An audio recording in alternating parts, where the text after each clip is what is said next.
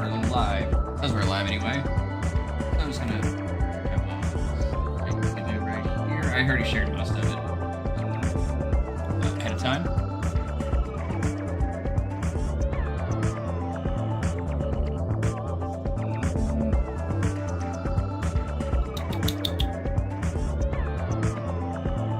I really gotta learn how to do these better.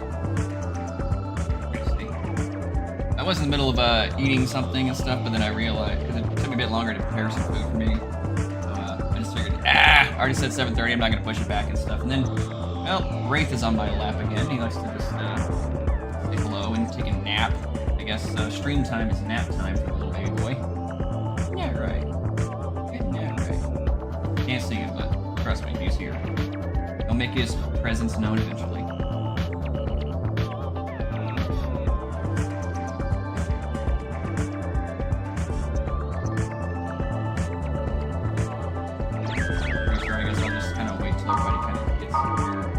I guess I can just do some other. I think next part of the game is I can't remember exactly what I do next. I know that I'm getting pretty close to the end of Mutation, because I know that you finish the game at level 50, or at least around level 50, and I'm in the low 40s right now.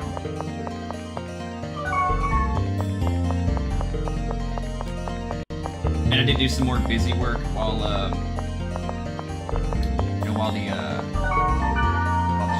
stream was off, just so I could just so I can make it a bit easier for everybody to kind of watch. I know I guess I'm grind a bunch of stuff out.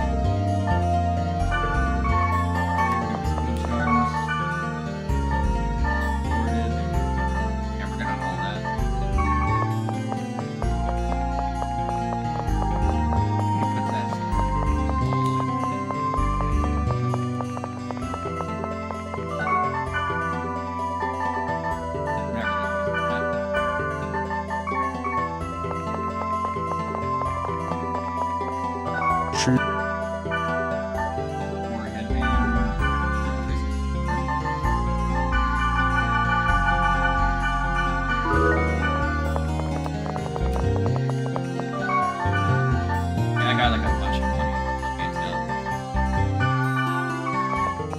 That's why I grind off screen and stuff, so I can make it a bit easier.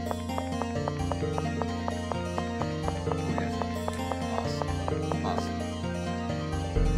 Everybody can hear me, because it's showing up that my audio is coming through just fine, but a little weird sometimes, you know.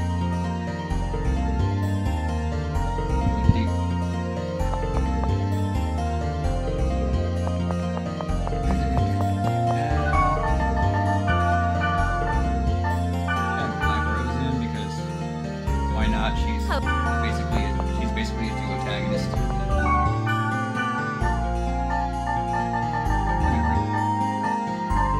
Can't bring Mia because Mia's MIA.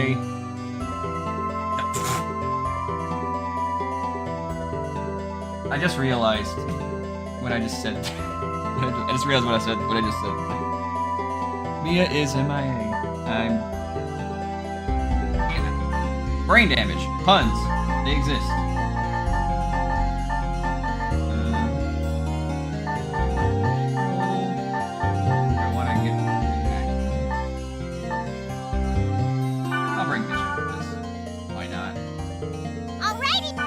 I know Mistral Ghost is absent from the third game for quite some time.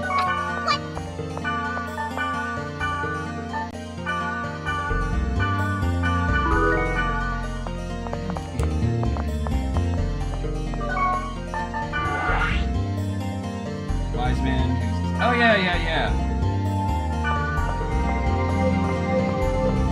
How you doing?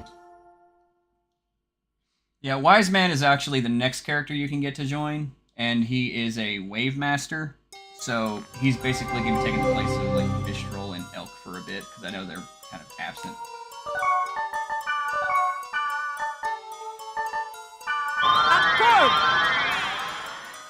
Should've hit crap. No skills.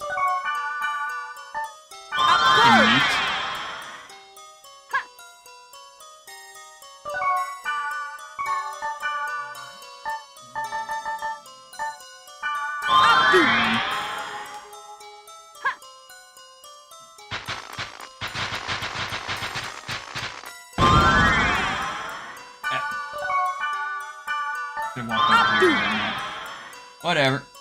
What can you do? Just getting all this out of the way real quickly because it's kind of what you have to do in this game.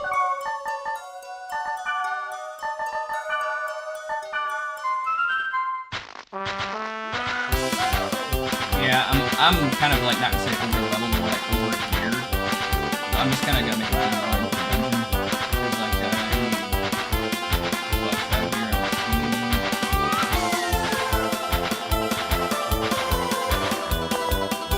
The grunty theme is wild to me. It's so goofy.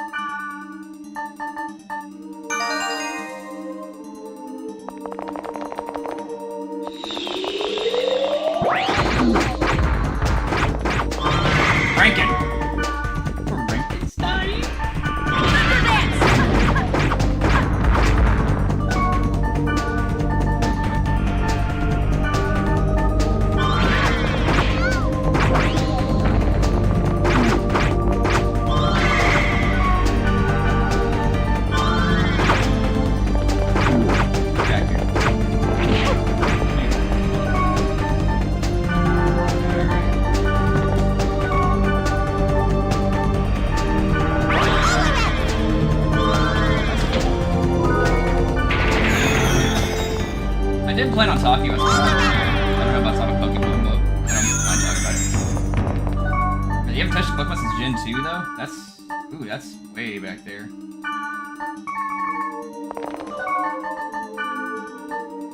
don't know what I got. Not really. I should drop my accuracy quite down quite a bit. So it does give me some dark attacks and increase magic and stuff, but I ain't too worried about that. Accuracy is great. Rank it!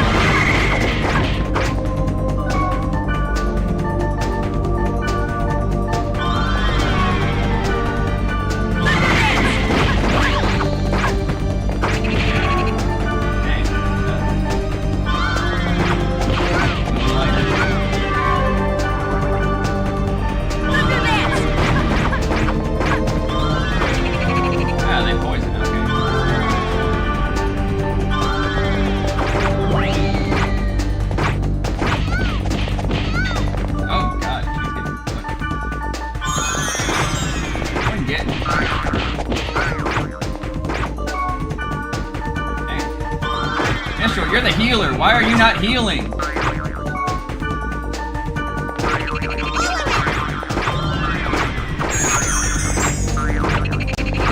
Thank you. I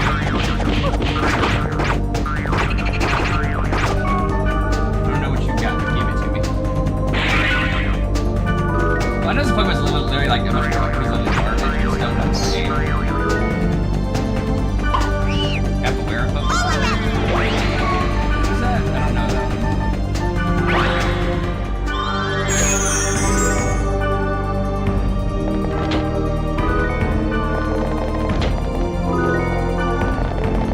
I haven't been into Pokemon in a long time. Like, I played Pokemon a bit whenever Pokemon Go first came out and stuff. And it was like, but that's really about the last time I was into it.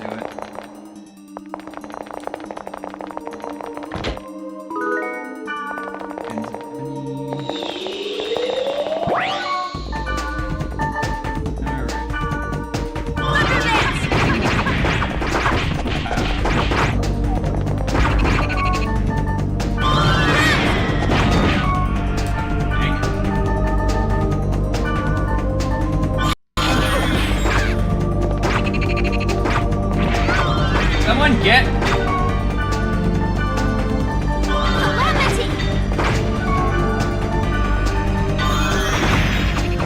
I got you.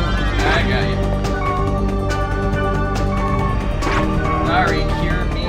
You're the healer. Heal. Ah, gosh, she is like Mistral's not healing right now.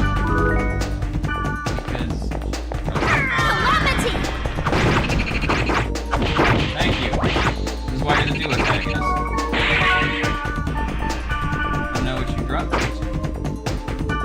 Another virus.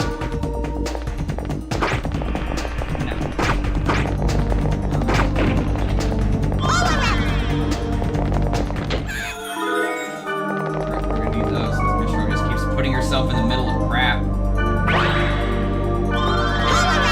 Standing there and trying to deal with an ogre who's like smacking her with a big hammer. Her, the squishiest one of the bunch. I can deal with it. Move then!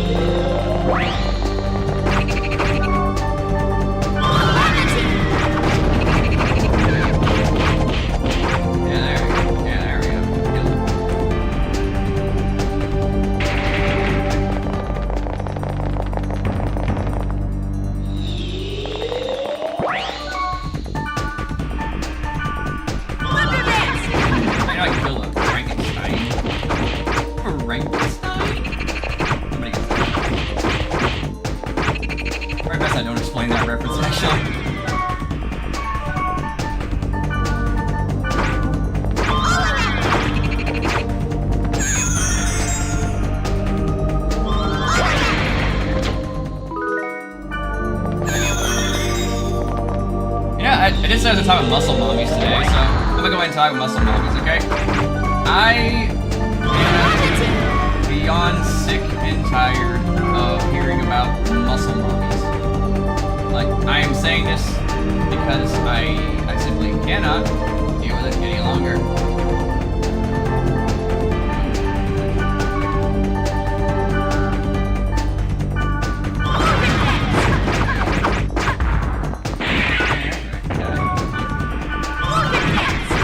Tired of hearing about muscle mommies because, like, what it basically is a lot of porn artists, you know?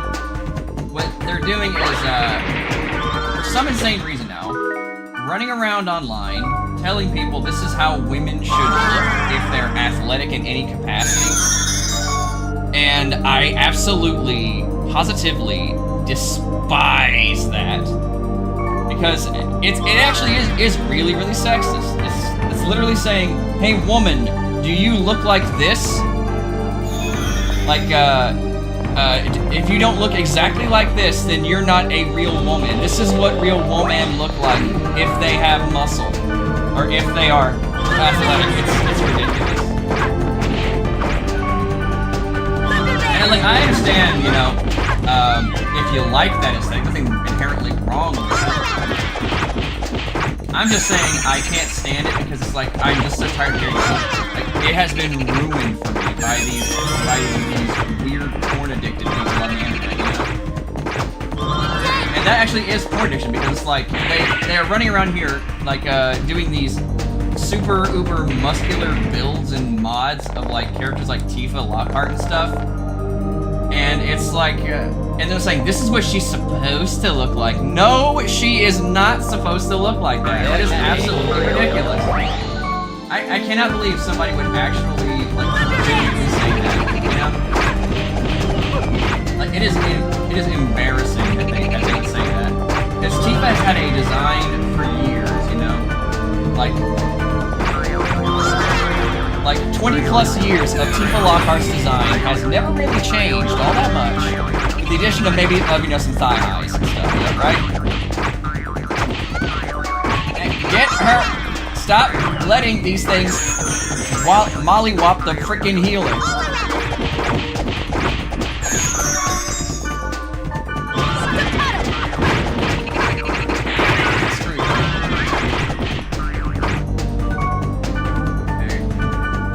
When it comes to, like, another thing that really bothered me actually is they're now, like, applying it to, like, you know, to real people, and that's where it's turning on my nerves. Like, listen, the new Red Sonja film was not that good. Spoiler, it just isn't. It's not a terrible movie, but it is not a very good movie, you know.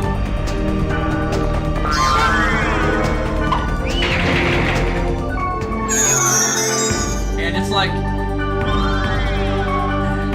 God, I just...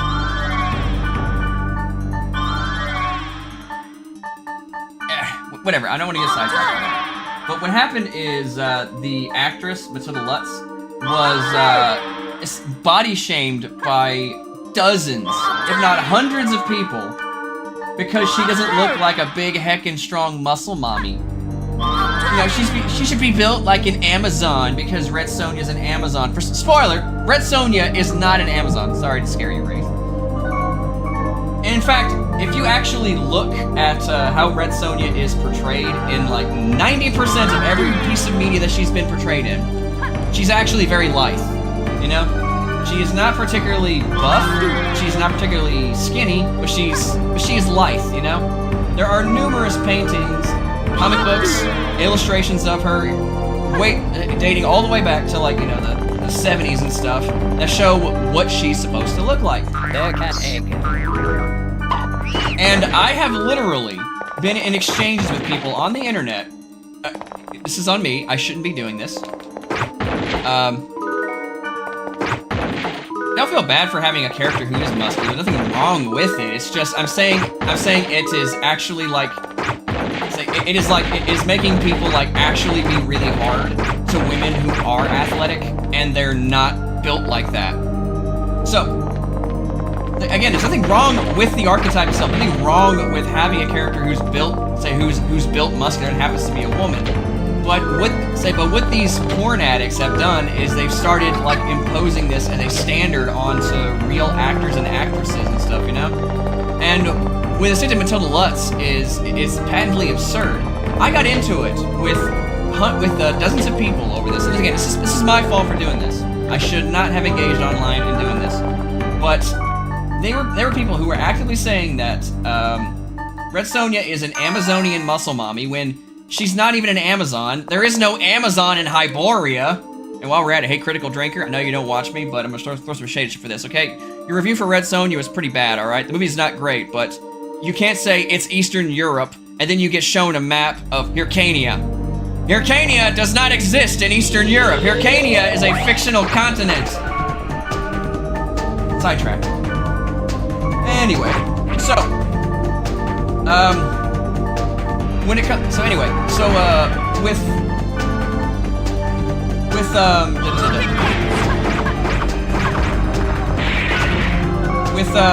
what happens with Matilda Lutz anyway, and Red Sonja in general, I got into with several people on a like a fantasy page and whatnot, you know, like for fantasy art and stuff. Because I'm a big fantasy guy, and what happened is I literally pulled out. I went to Dynamite Comics' website.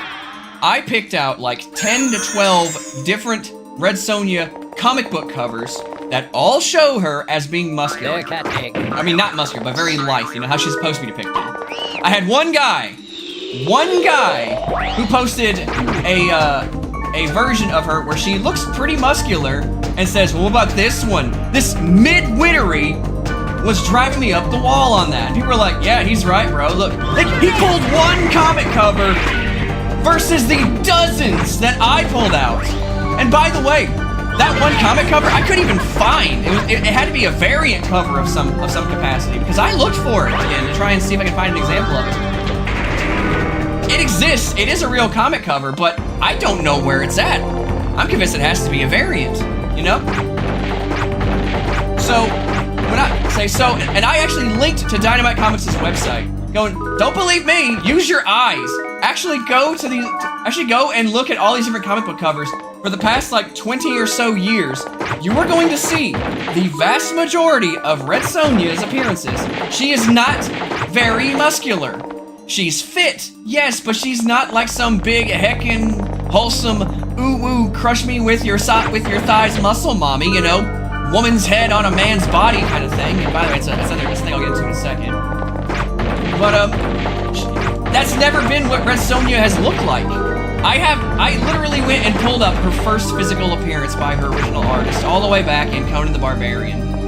Like, the Marvel series Conan the Barbarian, okay? This is back when she wore the, not the chainmail bikini or scale mail bikini, you know? She actually wore this, like, scale mail shirt and stuff. It's actually not a bad design, it's just I prefer her scale mail bikini. It's iconic, you don't touch bikini armor. Anyway, so I pull this out, and I'm like, tell me, is this a big muscle mommy? And then their argument was, oh, different times, you know? Completely different different times and stuff.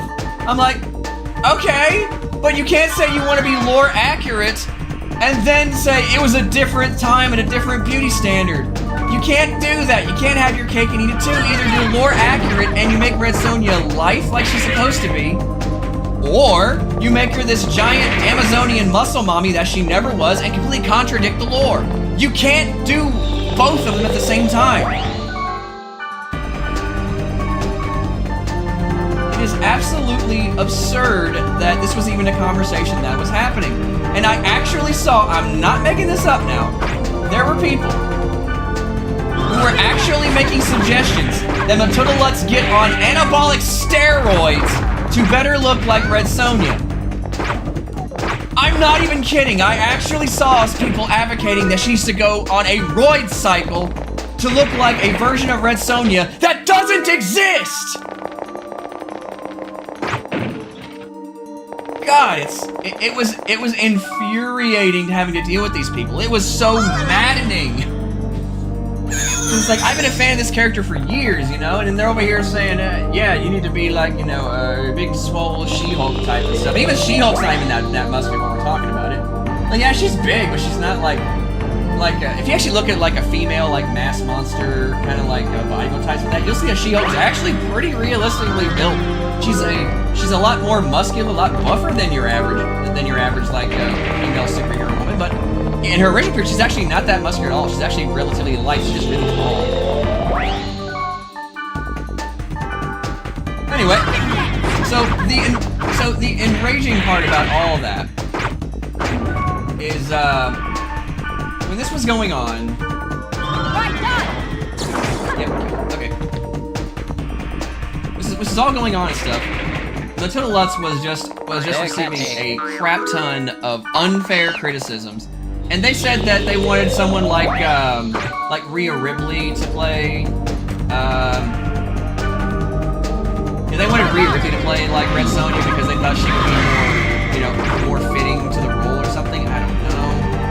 And the thing about it is this, Matilda Lutz is actually taller than Rhea Ripley. And if you actually look at how Red Sonja is depicted in all her appearances, she's about a head or so shorter than Conan. And Conan is a big dude. He is about, he doesn't have like an official like height and stuff, but I've always thought he was around, you know, he's around, the best example is he's actually about my height. He's about 6'3". My person would say he's actually like 6'6", he's 6'5" and stuff, but he's also depicted as like a head taller than most people, and most people are around, like 5'10" and stuff, 5'8", 5'9", 5'10" and stuff. A head taller is about, would put him at like he's a head is about almost a foot, I guess, so if you're like, someone's like 5'10" or so, one's a head taller, that usually puts them around 6'1", 6'2", I'm willing to say that I think Conan is definitely about 6'3", which puts him like happy medium between 6 feet tall and 6'6", the higher end of how tall I'm saying he is.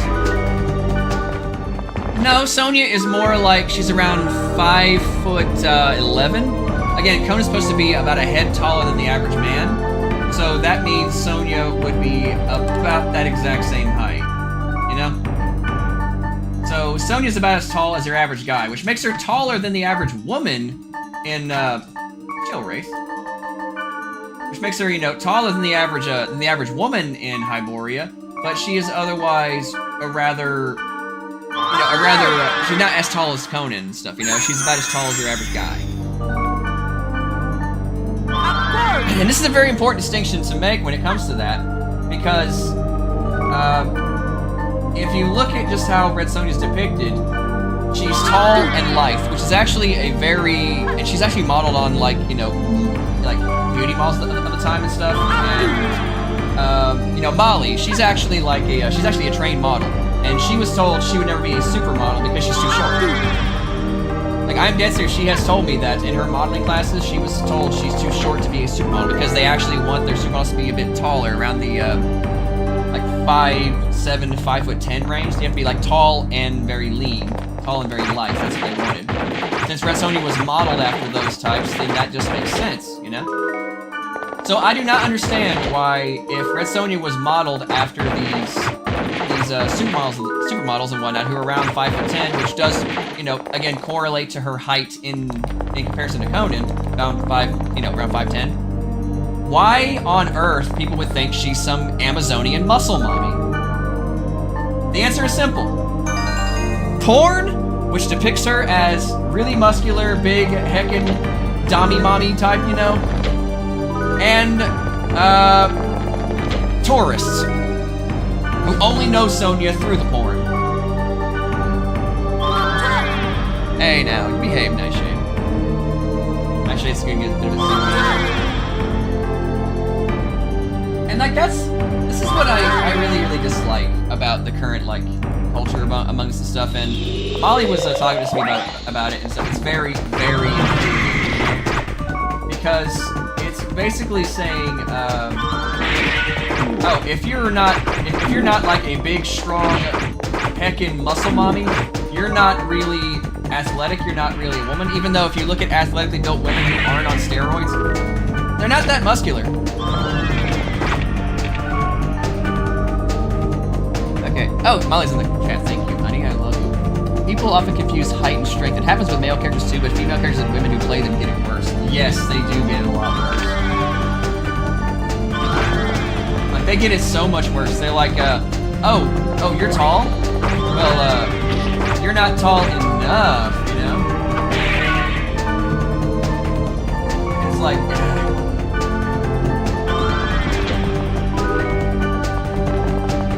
like, you know, you're not allowed to be a strong character unless you're like some hulking leviathan, you know? And the worst part is, like, I actually saw some people do this on with art, you know? Where they will take these characters and they will make them like really like muscular and stuff, but how they draw them is this. They don't draw them like muscular, athletically built women. They draw them like they are men who have women's faces. You know, you ever see that bodybuilder in Baki, the doctor? I actually think he's a great character, by the way. I don't dislike this guy at all. I think he's a great character. I actually really like him. But he has a very feminine face, but he's ripped. You know, he's very buff, very muscular, very masculine body, just a very feminine face. They draw women like that and slap a bikini on them and say, this is what women should look like if they're supposed to be strong and athletic. You know, as we all know, the only measure of physical strength and fitness is how muscular you are. This is totally not a fetish, bros. Totally not a fetish.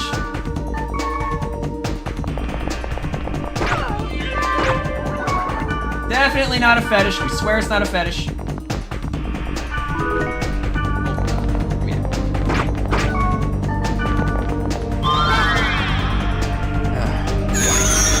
Yeah, that guy.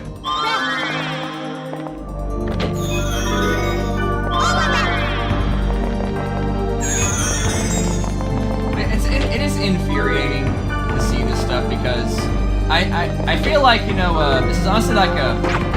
I know it's like has to do with woke media and stuff. I'd be able to say, yeah, a little bit. Because, don't you think about it, Grace? No. Stay away from that. You know, you hop up there and turn off my PC.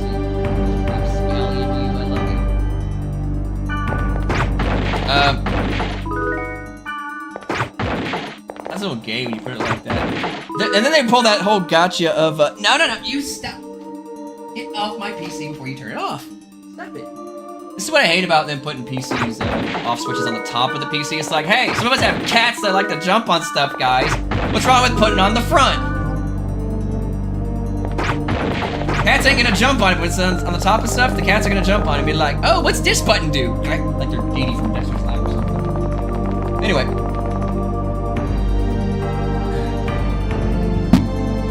This little rascal is giving me a headache right now. Look at his toes.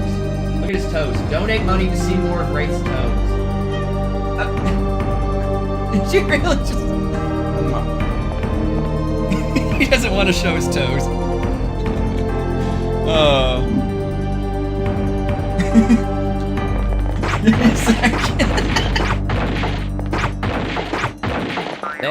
so many boxes.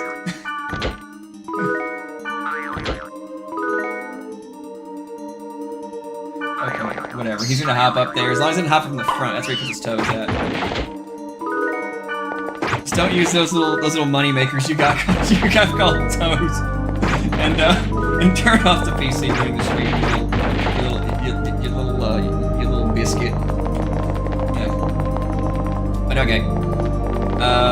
There's a cutscene coming up and stuff, but I'll circle back around the muscle atomic here in a second, alright? Because I've been sitting on this rant for like a long time, okay?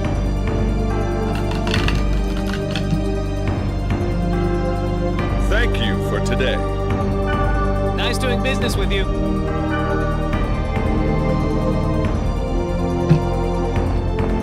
You want to trade as well? I want to ask about the Epitaph of Twilight. The Epitaph of Twilight. That information won't be cheap. I see Steve Bloom is pulling double duty today. This is business. Supply and demand. I'll give it on condition. What kind? Let me see. Give me some time. I'll give you the details by mail. I understand. We'll wait, so make it cheaper. Yes, exchanges are like that.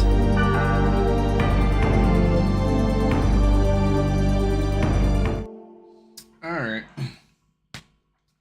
Bite. I got rice.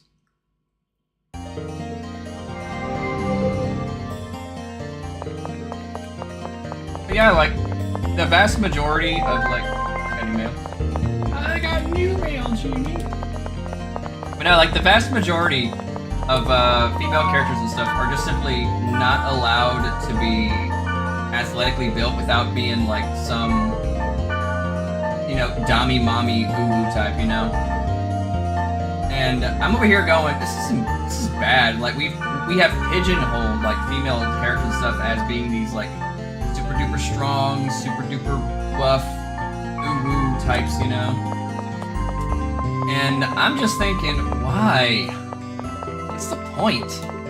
Why does it matter if they're like if they're like that, you know? Like, I mean, one standard did get traded for another. Thank you, honey. And it's infuriating, you know? Like, I, for the most part, do not care what kind of character that you want to make, what you want to portray, and blah blah blah, all those shenanigans. That's your business. Yeah, not every woman is built athletically as a Hulk with muscles. Exactly. The thing is too, it's like let's bring us around to talking about men designs for a second, okay? How many times have you seen this age-old frickin' myth that bodybuilders aren't really strong guys? You know who is strong? That real big fat guy with the big gut and the overhang and stuff, you know? Bodybuilders are just fake strong. They lift to look good. These guys lift for real strength and stuff. Yeah. Okay. Alright. Let me tell you a little story, okay? And I'm gonna have to pull it up because I cannot remember how. Oh, no, never mind. I'm good. I know what his name is.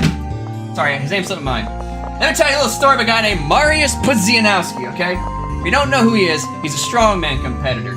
He is, in fact, the record holder for the most consecutive wins, maybe even the most wins overall, of the World's Strongest Man competition at 5. This guy is a mammoth. And when he showed up for competition, he did not show up with a gut. Okay, Spark sort of thing. Okay. Anyway. So, he did not show up with a gut. He did not show up looking very, he didn't look like Eddie Hall, you know? No respect to Eddie Hall. Eddie Hall is a mammoth, you know? But Mariusz Pudzianowski showed up shredded. He had visible abs. He had, like, veins popping out of his legs. He was often 100 to 120, 30, 50 pounds lighter than his competition was, you know? So this guy was like, so this guy had every reason to lose, but he showed up and he beat every single dude who outweighed him by almost 200 pounds. And he was lean, too, like, beyond lean. He's stupid muscular. He looked like a really, really tall, jacked up bodybuilder.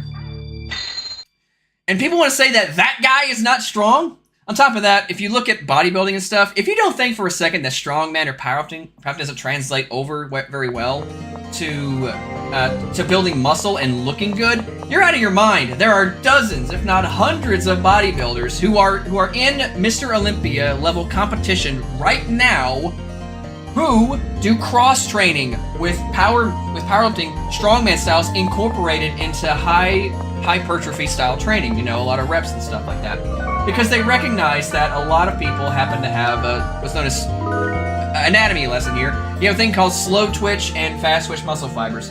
Fast twitch muscle fibers allow you to do more explosive energy. Those are very, very reactive. They do this, they grow a lot. Slow twitch is very slow to react. That's why they name slow twitch. Slow. But whenever you're doing slow twitch muscle fibers, whenever you're pushing and stuff, theirs are very hard to activate. They're more endurance-based. You can activate them, but by virtue of them being slow twitch, they don't tear nearly as much as fast twitch muscle fibers, and as such, they don't grow as much. How do you get them slow twitch muscle fibers to actually activate better? The answer is simple. Heavy weight. That is how you push those muscles to overload. So if you want to maximize the amount of growth and maximize the amount of muscle you're going to have, which is very, very important for people who are in bodybuilding competitions, you need to engage both slow twitch and fast twitch muscle fibers on a regular basis. Now, you're out of your mind if you think that bodybuilders aren't really strong too, because I guarantee, you take the average person who has the build of a strongman but does not train like one, you put him in a weight room with a guy who's a bodybuilder, only does hypertrophy training, not even like powerlifting or strongman, he's just a hypertrophy guy, that bodybuilder is going to outmuscle, outlift that big average dude on every single solid by virtue of him being trained. And I guarantee that bodybuilder is also significantly stronger than most people too. So the idea that bodybuilders aren't really strong because the strongmen are usually a lot stronger doesn't really mean a whole lot. Because, yes, those bodybuilders are not strong as like the 300 to 400 pound strongmen. Of course, that's a given. They have two different training styles. It's duh. But they both have an overlap with each other. And you can be a body guy and still be insanely strong. Now, I say this because I want to bring this back around to talking about how women are portrayed, you know, in like their physical fitness and stuff and whatnot. Because, pardon me. What? Because if you apply this standard to men and people who just don't understand body types and body structures, then you're gonna get a lot of people out there who think they know stuff about athletics, think they know stuff about how bodies work and stuff, and they think they're gonna know a lot about how it's gonna translate into an artistic field. When in reality, the exact opposite is true. They think big fat guys are stupidly strong when it's not always the case. They think muscular dudes are actually really weak, but for some insane reason, if you're a really muscular woman, you're somehow stronger, even though we just established that apparently muscular guys are not that strong, and it doesn't make any sense from any perspective you approach it, okay? That's why I find this whole topic being maddening, okay? Listen, I did not graduate from college, I'll be the first person to say that, but I did at least go to college for anatomy and physiology, and I've been lifting, and I'm a professional wrestler, and I know this stuff with like over 10 to 15 years of experience, trial and error, hard research, metadata, and it's like,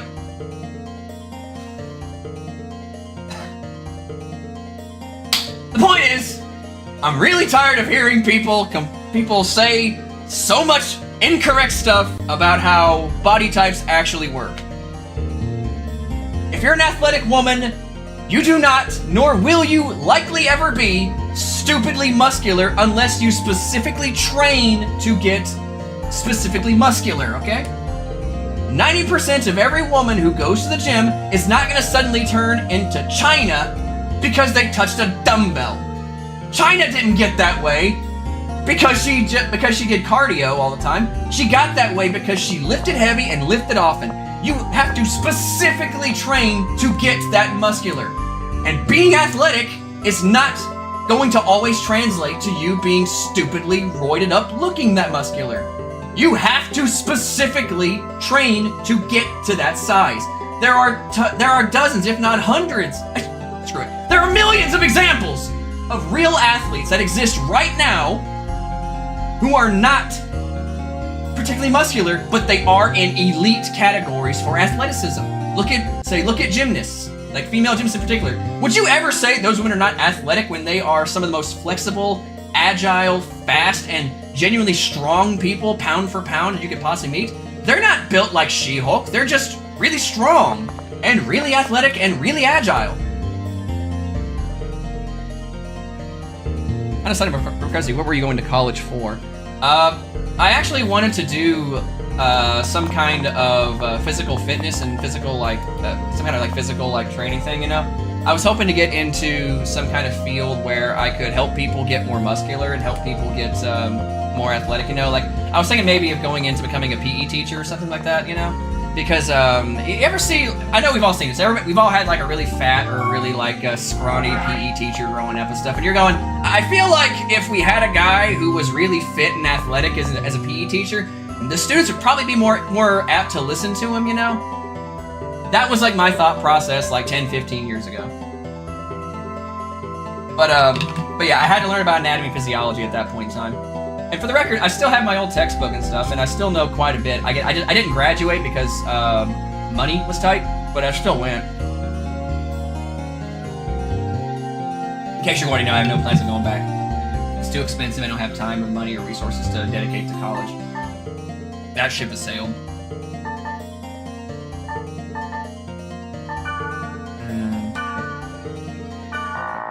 Oh, protected area, okay. Yeah, I could talk about this stuff a lot because it's interesting to me as a guy. And in fact, I literally worked out and showered before I hopped on the stream and stuff. Because I figured, I'm gonna talk about some athletic stuff. I should probably, hit the gym today and do some stuff, Boom. I'm still trying to get back. I'm still trying to get to 200 pounds of solid muscularity and whatnot. I'm not there yet, but I'll get there eventually.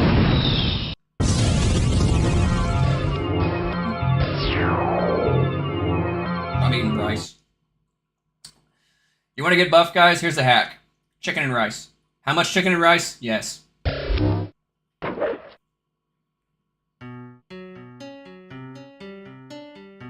The spark sword is in this dungeon.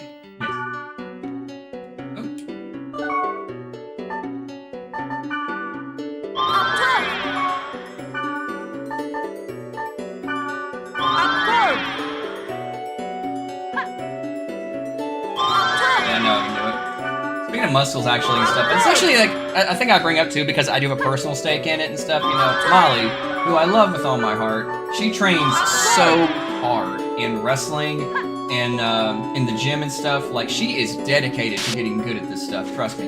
She is one of the most dedicated people I've ever seen in this. In fact, I actually feel kind of bad sometimes because I'm like, gosh, she's working harder than me a lot of the time on this. But I see that drive in her and that determination, that passion and all that and stuff. You just can't fake that. And then, then I see how people say, this is how athletic women are supposed to look and stuff. And I'm looking at the woman that I love the most, the woman that gets me up in the morning and keeps me going, And I'm hearing these porn addicted guys over here saying something. That's a new one.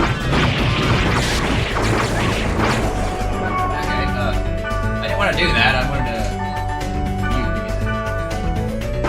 Alright, so and I'm seeing that, and I know for a fact they would dump all over Molly because she's not stupid muscular, Get back here.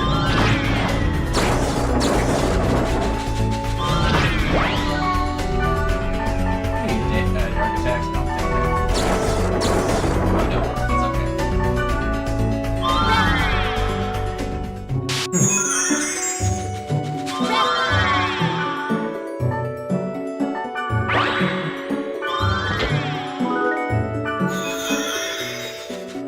I got a lot of these, I found out a trick, by the way.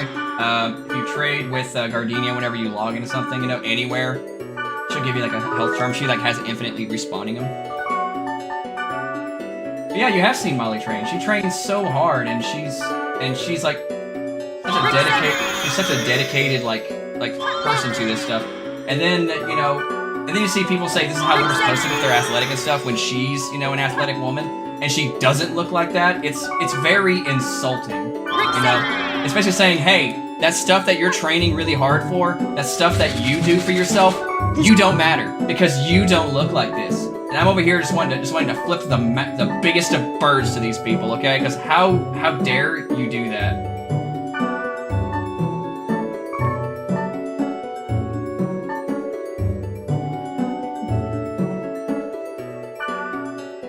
Oh, we'll need to level up a little. Oh, good, a grandpa. Was it? Yeah. What? Just Okay. whip you in? So, whenever I see people just do that, you know, it does actually bother me quite a bit. Whenever people like to, you know, dump all over women who are not like big, strong, heckin' wholesome muscle mommies. Ooh, crush me with your thigh types, you know, and they're over here just saying that about women who look like Molly, and I'm just like, this. I mean. Hey, look, I never have to pull the misogyny card. You guys know me. I'm not a big fan of the woke media. I'm not a big fan of that kind of accusation. Still not. But I do genuinely believe this does come from a place of genuine woman hatred. I think it actually is misogyny. It's literally telling women, you're not good enough because you don't look the way that I deem that you should look. It's revolting that even happens. It is insulting. And it is very, very, very stupid. That's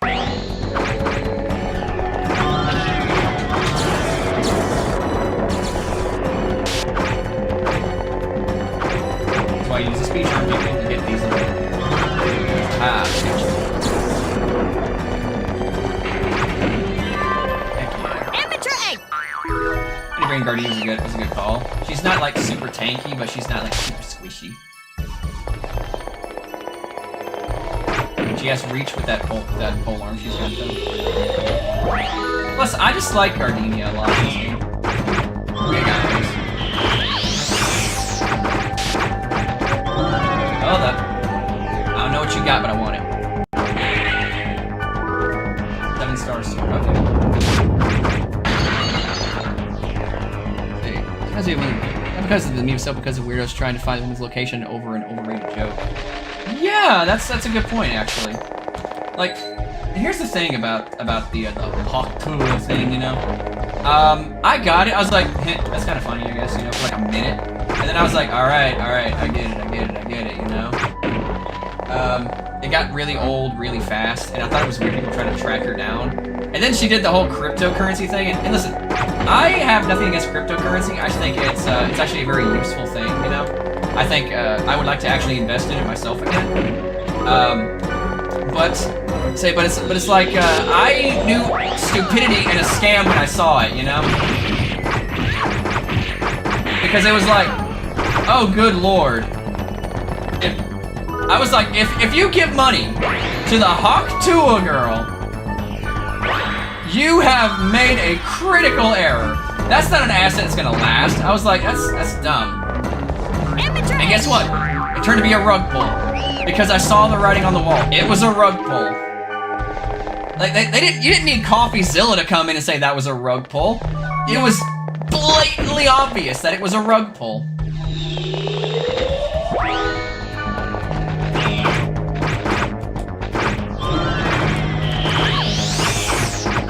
Yeah, I will throw hands though with people who want to, who want to, like, you know, tell women's bodies are not like worth it, stuff like that, you know. Especially if you work really hard at something.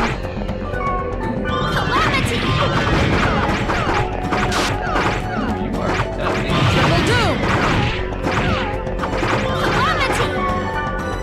I didn't mean to do that. You, what you got?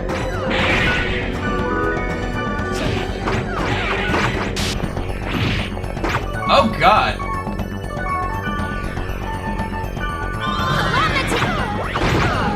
Okay, I got you. I got you.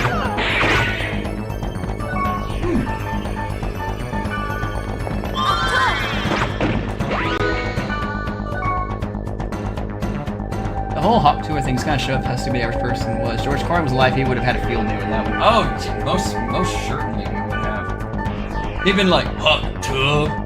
Really? We're making an entire gag out of blowjobs and stuff.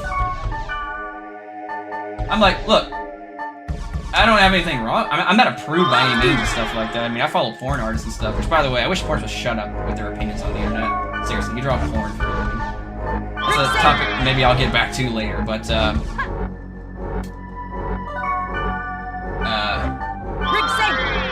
yeah, like, I'm just over here, just, like,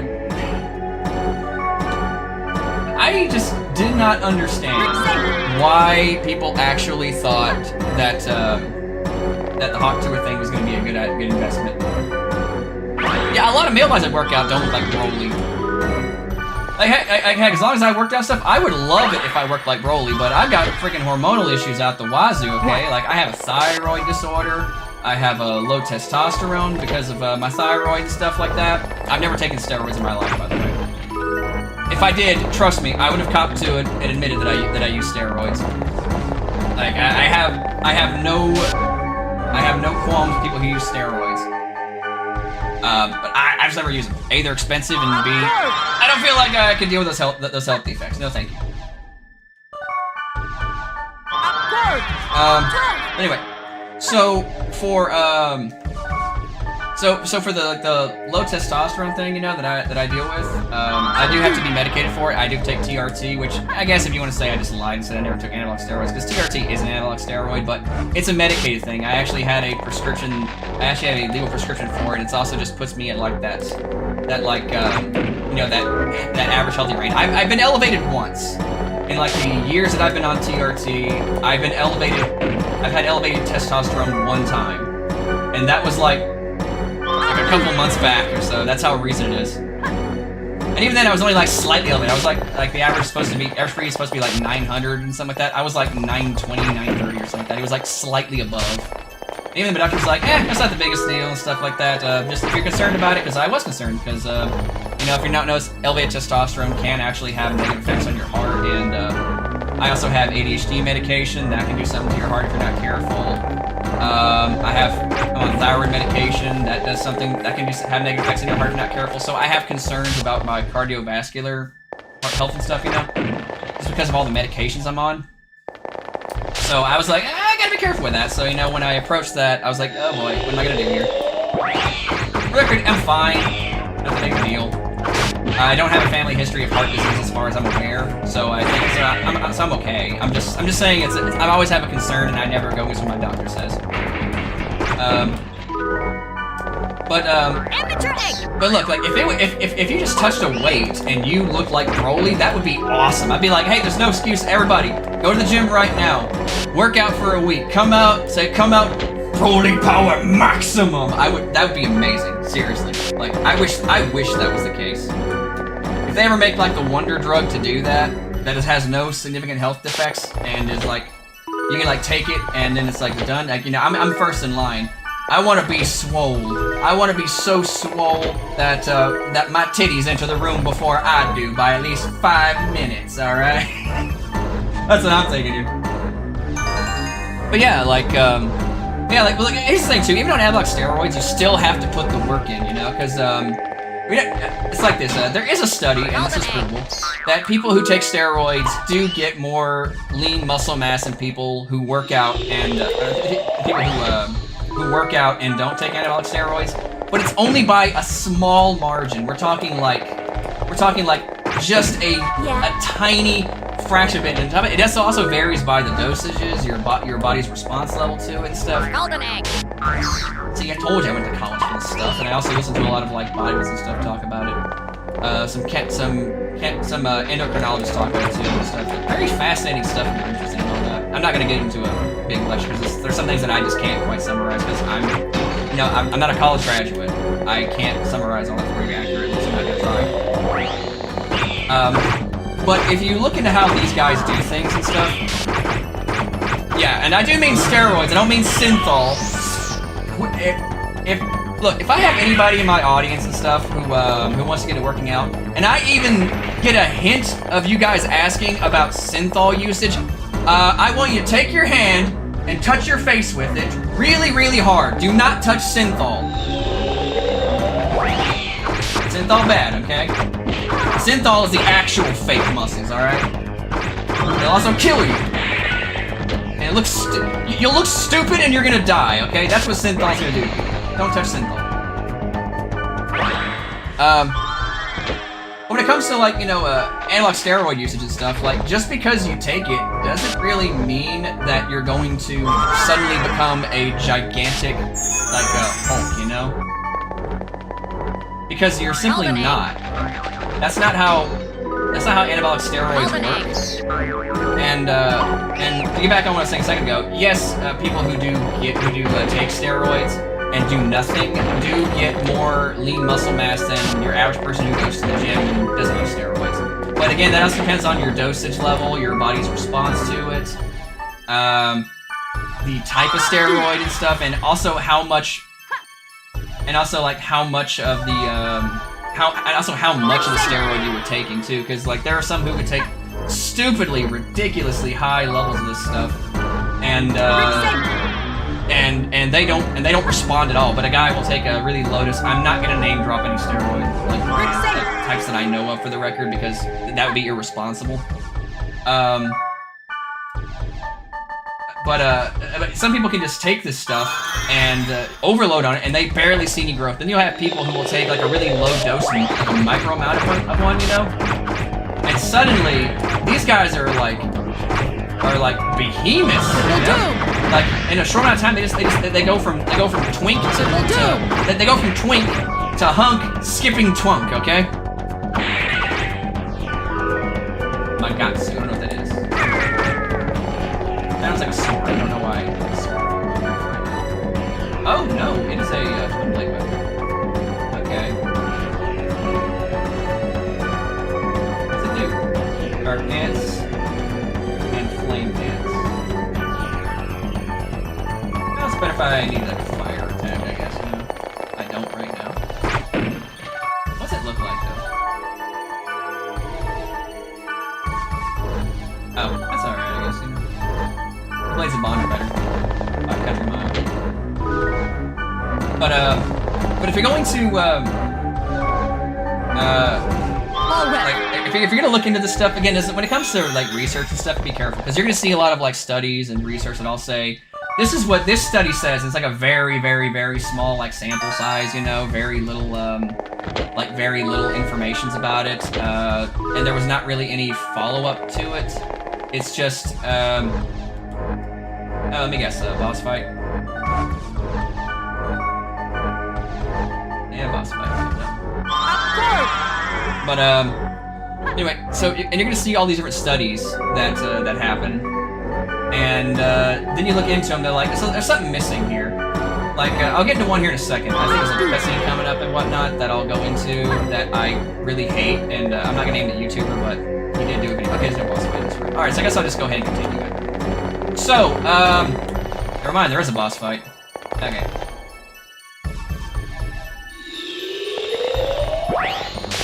Oh, that's a nasty one!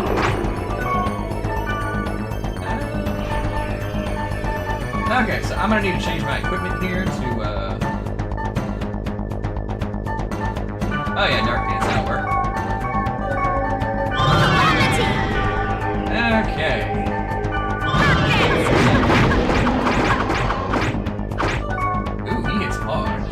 Oh, why you gotta hit so hard?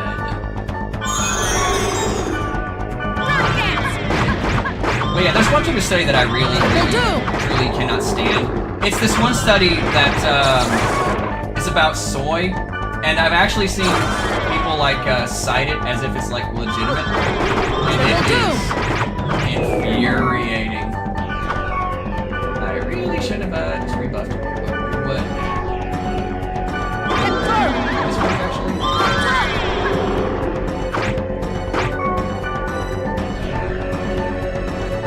Oh. Okay, that's not gonna work. Ah, got it! Kill Gardenia.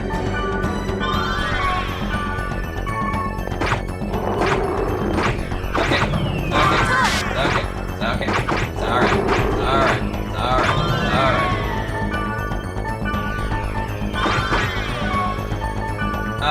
There's one study about soy that I really hated because it was so misquoted. Because if you look at, and you have to look at the wording of studies too, like the study I'm talking about said there was no direct impact on soy-based products and testosterone. Okay, that word right there is what kind of set me off.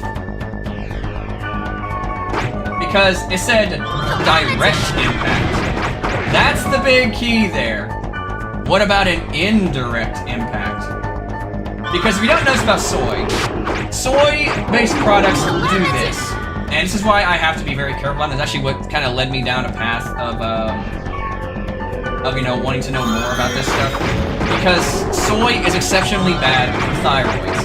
It is an exceptionally goitrogenic,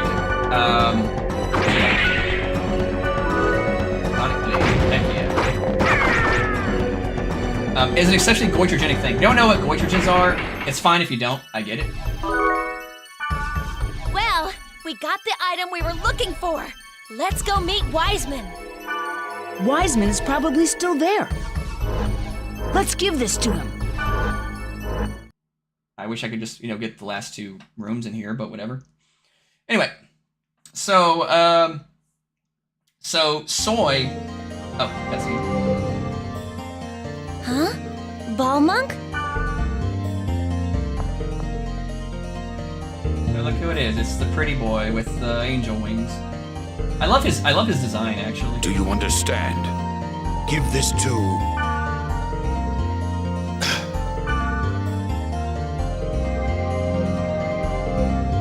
Yeah, public, I guess, you know, whatever. Anyway, so I really hate soy-based products. Is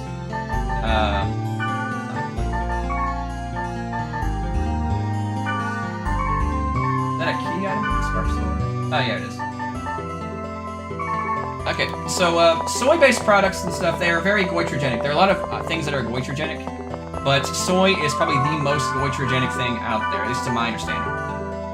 And what it does, it negatively affects your thyroid. Make sure I saved actually, because you know I'm one of those people. There we go. It negatively affects your thyroid, and if you don't know this about thyroids, they basically regulate your entire endocrine system. And what soy can do is it actually, in healthy people anyway, it can actually mimic a little thing called hypogonadism, which is what I have. What it does... that's a regular sport, okay. But what it does is it slows down your body's ability to like properly regulate your hormones and stuff by producing a particular hormone called I think it's T4, maybe T3. I don't know. I have to look into this again and stuff. But anyway, there's a thing called TSH, which means a thyroid stimulating hormone. And whenever you have an elevated amount of that, it makes your thyroid slow down and grow. Now, if you have hypogonadism, hypothyroidism, I have hypogonadism too, but hypothyroidism, what this does is it basically means that your body is producing an excessive amounts of white blood cells that are attacking your thyroid hormones. So your thyroid thinks it's low on this hormone, so it produces more. This causes a very nasty effect on the rest of your endocrine system because if it's producing this much, it's slowing everything else down. And what soy does is it actually mimics that in your body. How does it do it? I don't exactly know how, but by virtue of being a goitrogen, it does this. It will cause your thyroid to swell and slows down your body's production of natural hormones, which includes testosterone. So, in men anyway, consuming a lot of soy will actually drop your testosterone levels indirectly by virtue of it attacking your thyroid. Now, whenever you see people do blood tests and stuff like that, where their testosterone levels are normal after they eat a lot of soy and stuff, what they're not going to tell you is this. Although it has no direct impact on your testosterone levels, at least in the short term, in the long term, and indirectly, it does lower your testosterone levels, just by virtue of a domino effect. So whenever you hear these studies that says soy does not have an impact on testosterone, let it be known, they're kinda half right and half wrong. What they mean is, there's no direct impact of soy on your body, but there is an indirect impact of soy on your body. And it's actually significantly worse if you already have a slow thyroid like I do. So I have to be very, very, very careful with that stuff. I avoid soy as much as I can, because if I don't, it's going to offset how my medication works, and it's not gonna be a fun time, okay? Let's just put it mildly. It's not fun to do that.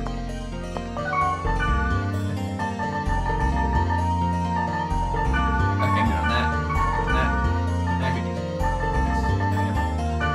You never know, you know? That's good. Sell some stuff, I suppose. Yeah, I'll sell that. Bone armor. I'll sell it too. I'll keep that. Headband.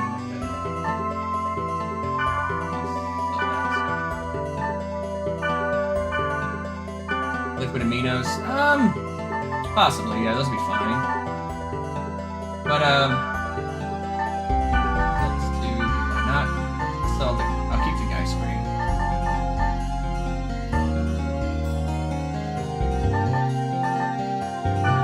I guess I'll sell that as well. Cause I know I have like, I think I've given those to, I'll put that away for right now. I might need that to give that to one of my Blade Masters.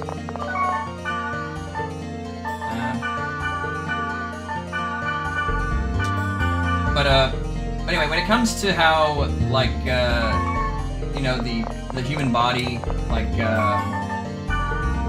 processes this stuff, it's very out there, so you have to be very careful. And whenever you read studies, just be careful of certain wordings and stuff. This is actually why I say, hey, listen, guys, if you're not sure what to do,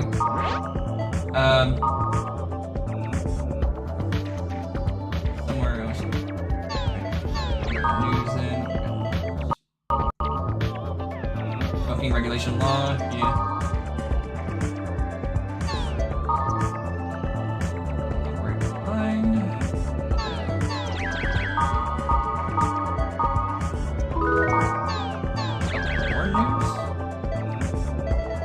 New news. Oh.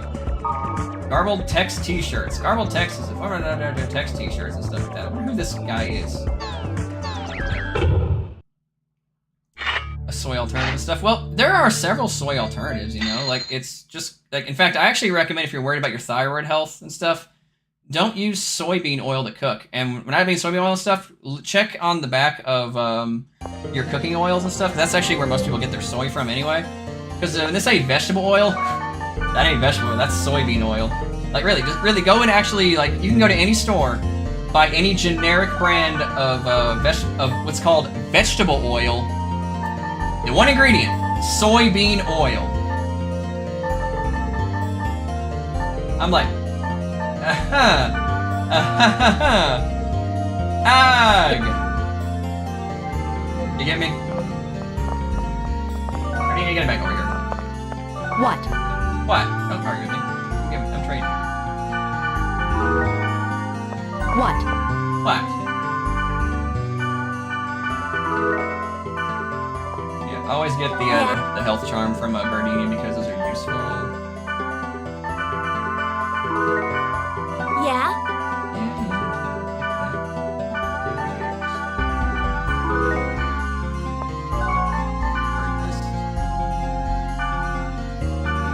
Back here then. But anyway, if you're gonna use any kind of cooking oil, I recommend using things like olive oil. Grapeseed oil is a good one. Avocado oil is a personal favorite of mine. Or if you can afford it, just straight up use tallow. Like, I mean it, like beef tallow and stuff. Duck fat. Oh god, dude, duck fat is awesome. Like, seriously, I don't know if you guys have ever eaten duck fat. I would highly recommend eating some duck fat, because duck fat's good. Tasty and will not mess up your thyroid. Oh, but fat's bad for your health. Wrong! So wrong. Tired of hearing that misinformation. Duck, say fat is actually not bad for your health.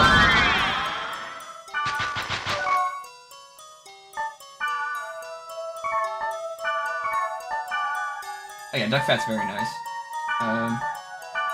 Yeah, like, I'm trying misinformation where they say, oh yeah, fat's bad for your heart. It's actually not.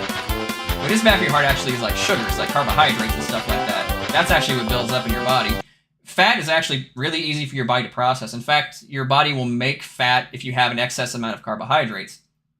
Because that's how it stores excess energy. The first thing that we actually burn in our body is through carbs. There are little things called a macronutrient. There's a thing called macros and stuff. There are 3 macros. There's proteins, there's fats, and there's carbohydrates. Now, this is actually going to surprise some people, but did you know that the only one of the 3 macros that you don't need in your body is actually carbohydrates? Your body has a process called crap. What's it called again?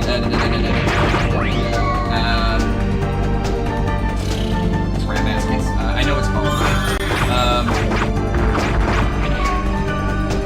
I know what it's called.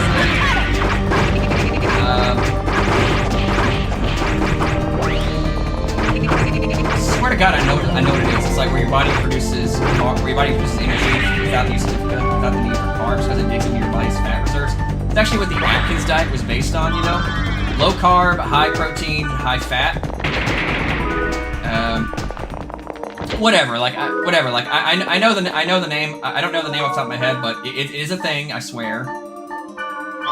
And whenever it comes to how this stuff actually, how it actually works and stuff, is the reason it works like that is because your body is like taking energy directly from fat and protein instead of carbs. Because carbs are very quick burning and stuff. In fact, it's actually a trick that I like to do before I wrestle. I like to eat pineapples. Specifically pineapples because it's like they're very nutritious. They're very juicy. You stay hydrated before your match and stuff. It's also good for just general health too. And kind of like after you're gonna do stuff, eat pineapples beforehand because it gives you like a big spike in your glycogen, it's like in your blood sugar. And because it's carbohydrates, it's quick burning energy that lasts quite a long time. Like just 1 can of pineapples and stuff that'll, diced, cubed, sliced, doesn't matter. It's good for you.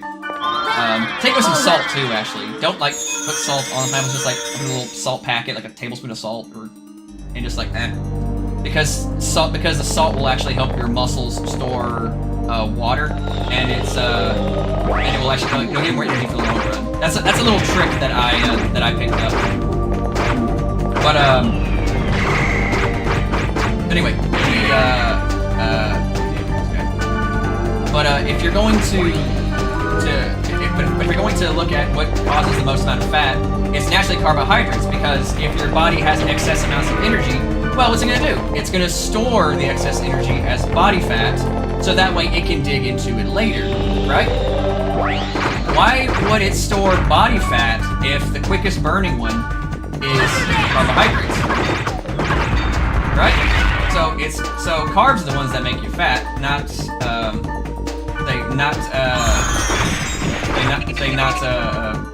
fat or anything like that. I made one.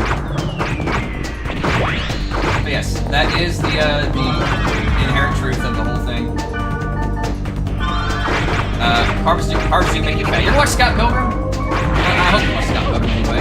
You know that scene with the whole garlic bread and stuff? Bread makes you fat? Yes, it does make you fat. Because bread is all carbs, baby. It's all carbs. Now, figure, carbs are not bad. Bread makes you fat? Exactly. See, she gets it. Again, carbs are not bad. Never get the idea that I'm saying carbs are bad, because they're not. Your body needs carbs. But you can go without carbs for a while. It's actually why I recommend that people do go on a low-carb diet if they want to lose body fat. Because studies are there that you will lose body fat faster if you consume fewer carbs and stuff. I think it's around like 100 carbs per day that puts your body into that little carbohydrate deficit that you need for weight loss, for fat loss. That's how I've always heard it and stuff. But that's been like it's years old. It could have been more updates and stuff. Because medical science updates all the time. They're kind of Anyway, so whenever you're, so whenever it comes to fats, if somebody says anything like, yeah, just don't eat fat, you know, eat everything else. No, doing it wrong, doing it backwards. Cut carbs first. I do low carb and fighting. I wouldn't do that. Like, unless you're doing a weight cut, you know, to make weight, I wouldn't cut carb. I wouldn't do low carb for that, because remember that carbohydrates are your body's quickest source of fuel, you know. So you do want to have that. If you're cutting weight really quickly, then yeah, definitely do that. But before you actually compete, carbo load the day before. I'm talking like eat as many carbs as you can. Pasta, breads, fruits especially and stuff, you know, something really, really high in those sugars. Because your body's going to need to dig into those reserves for the next day, whenever you actually do have a fight. That's actually a very common thing that marathon athletes do. Like, you know, like we're talking like marathon runners, bikers, you know, marathon cyclists, guys who have to do like long treks and stuff. You know, they carbo load the day before, so that way they can, you know, have that reserve energy when they start getting tired. Their bodies will naturally dig into those, and they'll last longer. So I do recommend you do it that way and don't cut carbs completely out before you fight, because you are gonna need those.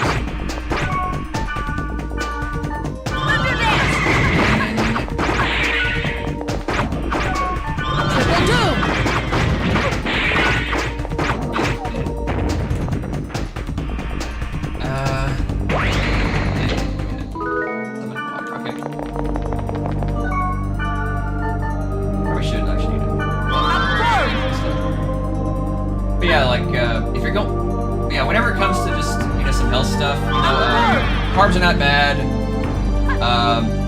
fats are not bad, protein is the best thing for you, but carbs and fats are not bad, not even remotely bad. Don't let anybody fool you. Your body needs those.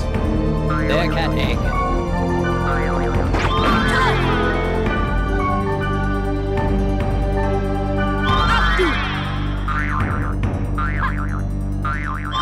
I was expecting this to be like a medical science stream while I'm playing games, I guess, you know, but I don't know, maybe people are kind of interested in what I'm talking about.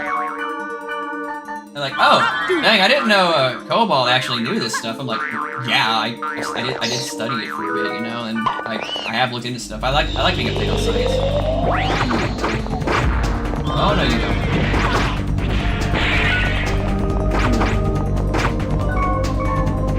Yeah, I got you.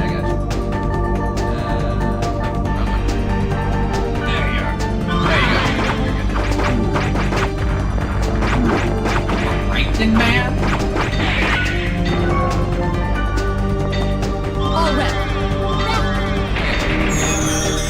Yeah, that's what your goals are in the gym and stuff. For example, if your goal is to lose body fat, I would recommend you go on a low-carb diet and do a lot of cardio. And I would also recommend you do some strength training, because like I said earlier about, you know, the slow twitch muscle fibers, those actually don't get so big, and they don't grow that much. So but because you're training them, they actually have a very long recovery process. And whenever you're training them, they still burn more calories for a long period of time versus say a cardiovascular training. Which I do recommend you do as well, because you will burn more calories in a cardiovascular exercise than you will by weightlifting. However, in the long run, strength training actually burns more calories than cardiovascular training does, because your body needs more calories to recover longer. So, how do you maximize your weight loss? You do both. You do cardiovascular training, which is good for your heart and mental health anyway. And then you do some strength training, so that way you can, you know, get that short-term burst of calorie loss actively, and then you have and you also have increased. Okay, so I guess it requires a turn thing, you know. So So you have two things. You have what's known as your basal metabolic rate and then your active metabolic rate. Basal metabolic rate is what your body needs to burn every day to maintain a thing called homeostasis. Homeostasis is basically maintaining all of your body's vital organs and stuff. And yeah, that's like a set amount that you need. And whenever you do weight training, that amount goes up a lot because your body needs to recover from the muscle tearing that you were doing. And by increasing your basal metabolic rate and stuff, you burn more calories over the long term than you do over the short term, which during the active metabolic rate, which is your cardio, your high intensity workouts and stuff, you know? In fact, it's actually one reason why whenever bodybuilders do a lot of weightlifting and stuff and they're not trying to cut weight, just trying to build muscle, they actually don't do a lot of cardiovascular stuff because they control their basal metabolic rate a bit more easily than they can their active one.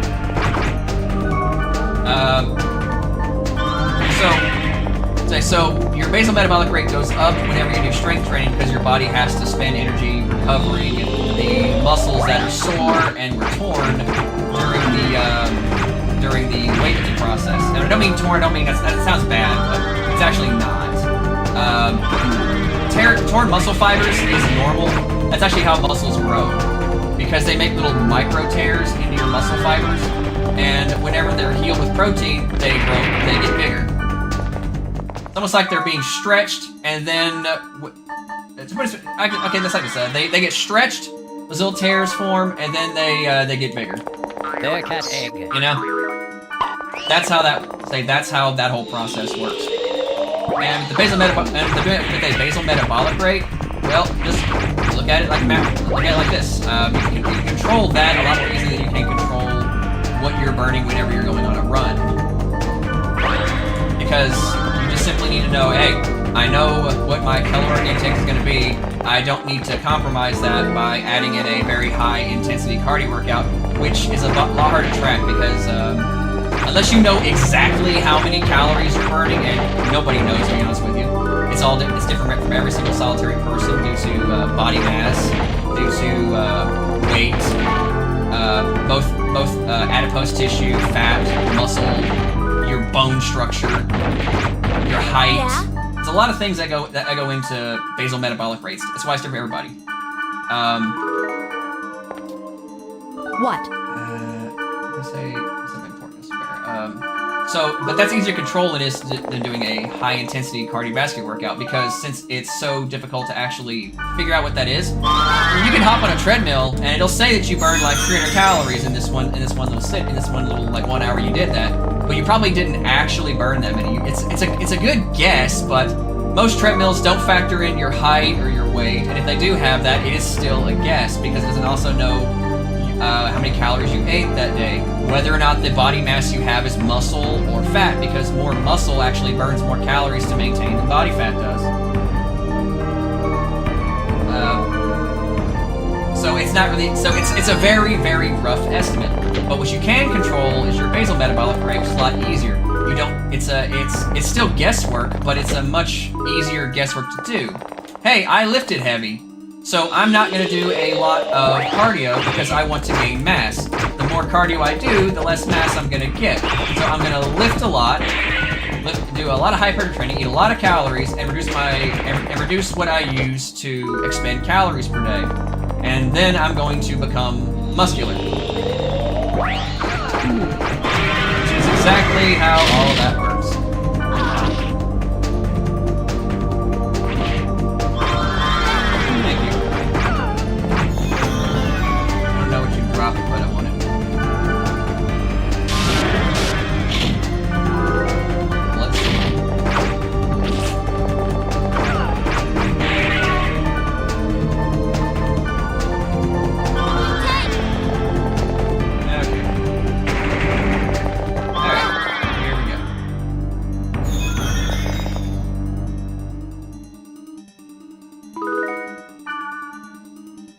It is indeed the Spark Sword. Isn't it?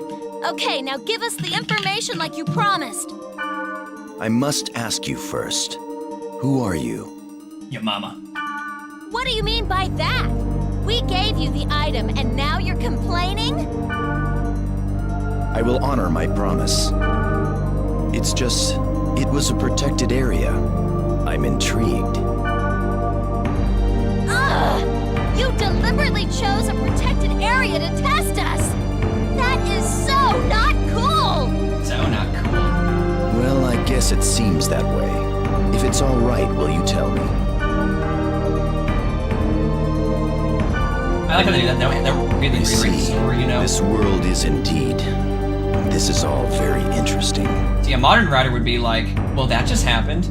And they repeatedly reiterate the plot, you know? And I'm like, Zach Cadell, we know the fucking plot! I didn't know Orca they do the of the brain Azure speed, Sea right? was in that condition. All right. If that's the case, then I will help you. I apologize for testing you. I will send you the data that I have on the Epitaph of Twilight by mail. And take this. What?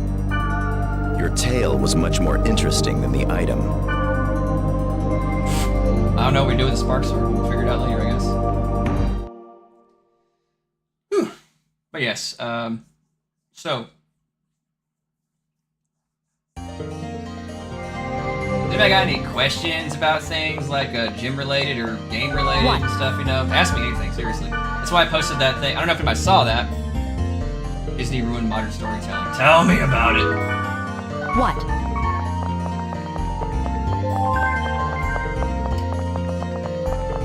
Like, I can complain about Disney if you like, if you guys want and stuff. You know, I don't mind. I love complaining about Disney. I can do that. I can do that all day, every day. But I don't because I have better things to do. But I could do it because I hate modern day Disney.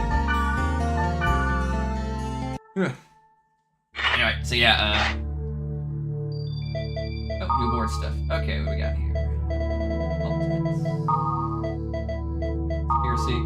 Here's the ultimate. Dude, I probably should have been recording the story parts like that, but it's whatever. It's fine. I'll just say that, you know, Wiseman joined stuff. You know, I wasn't recording that. I may have to get it from for my breakdown. I'll have to get it from my. But it's fine if I don't. I forgot to do that. I got so caught up in what I was doing. Oh well, it's all good. Author Amy. Okay, Austin Powers. At all. Alright, cool. Yeah, well, let's dunk on Disney, shall we? We're gonna dunk on some Disney. I hate Disney. Dang! Unknown when the curse was born, and the seasons across the sky and stuff, you know. I guess I'll just record this part here. Come across this guy, what? Well, there's a man, and he joins you up too. I didn't record the footage because, whatever. The curse wave was born after right in the wake of Skeith. Or Skaith. I have a friend named Keith, so seeing S in front of that's like throws me off. Raja to see Innis betrayed with the flawed image of the wave. You did that by the power of Magus. I was saying Magus and stuff, you know. That went by for many years. They dropped for the wave, the author reaches the heavens and creates a new wave. When the wave hit shell, future spirit roars, screams, Notches uses the sweet trap wave, which is never escape Tarbos. Still push. Arrives Corminic.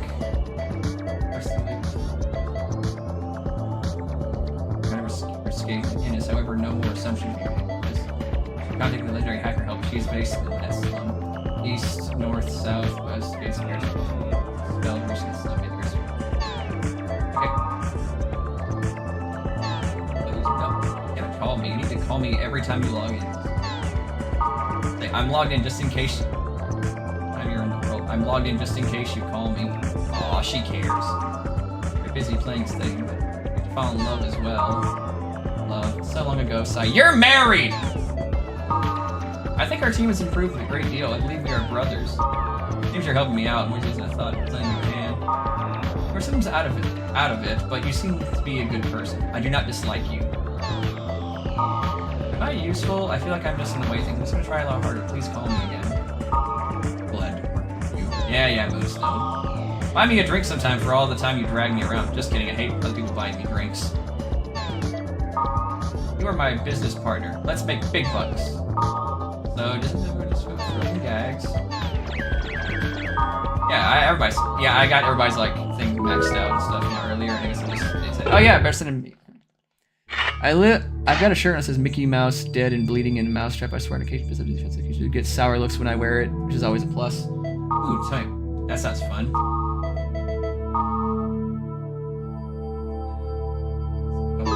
Okay. That's slump part. Is there anything else on the board?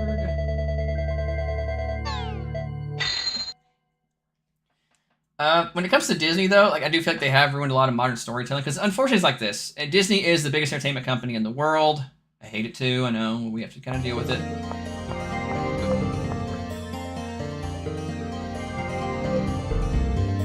Lambda, scattering fossils milestone. Lambda, scattering fossils milestone. Yeah? What? Do you have ammo yet? Probably not. Nope. Yeah, I will bring Wise Man with me because I have to, but I'm gonna trade with Gardenia real quickly. Because I need those health charms. What?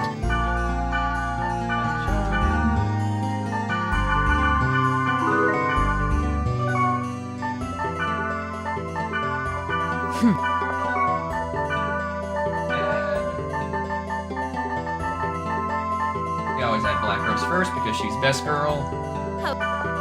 Yeah, when it comes to Disney though, God, I just hate Disney. Oh, really? He just joins and I can't even use him. You son of a... Whatever. I'll just rehire Gardenia. Or rehires, whatever. Yeah. Here's the thing about Disney stuff. So as I was saying before, Disney's the biggest one in the world, you know, and kind of like how every company in wrestling tries to follow what WWE does, you know. This unfortunately has a like a wave effect, you know, wherein they end up mimicking what they do without really knowing why they do it that way. And since everybody's trying to mimic what Disney's doing, it has that really unfortunate effect of, well, everything's kind of becoming the same, you know? And, pretty easy quick here. Lux goes 2, Bouncer goes 2, okay. And the unfortunate reality is, by virtue of them doing that, it's kind of led to a very bad stagnation. Because it's like, stories aren't allowed to end anymore. They are all setting up for a larger cinematic universe, or a new franchise, or a new thing they're trying to do, you know? Like this story, that story, this story, that story, you know? And the unfortunate reality of it is it gets really boring really fast, you know?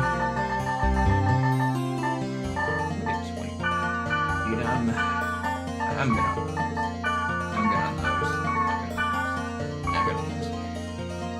those. A copy of a copy. Bingo! That's what it is, a copy of a copy. Is some spark story in this? Or is it like a... Oh, it's an actual item, huh? Oh!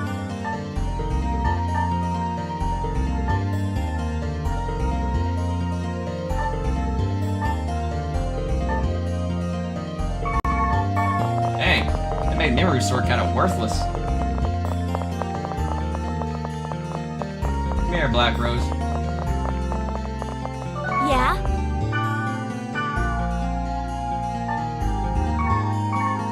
Yeah? I don't really know if, oh, I think I'm good. Do I have enough fortune wire, actually? Oh, I'm good on that, then. Yeah? Yeah, I also wish they had, like, a beginning and end, you know? I hate it when that, you know, everything is just kind of, like, continually Yeah? going on, you know?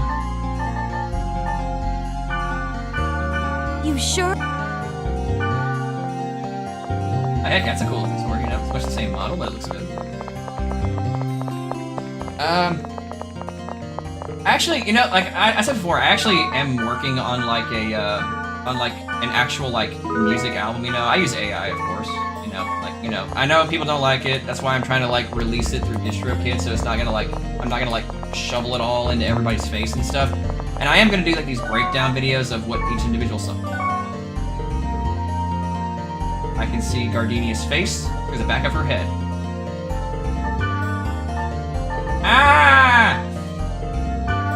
Anyway, that's a spooky.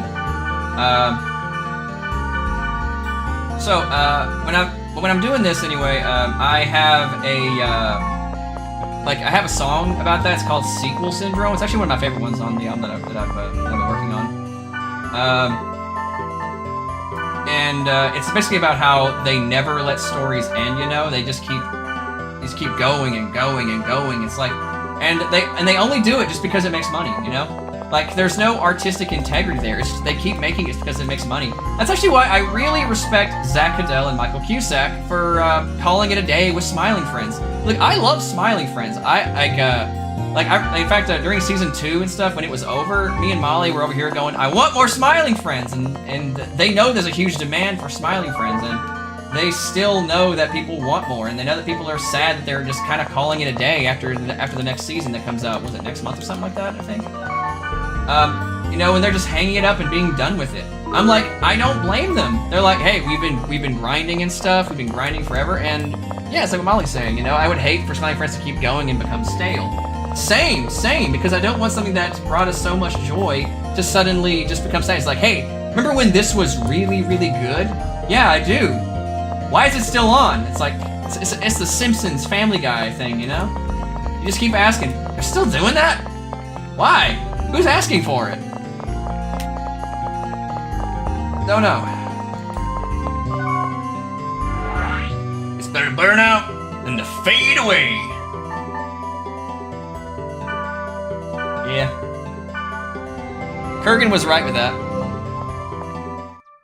I mean, just look what happened to Highlander. Actually, it's a great example. You know, the Highlander franchise burned out hard, and we're only just now getting like a new Highlander movie. I wonder where the weird guy mentioned on the board is.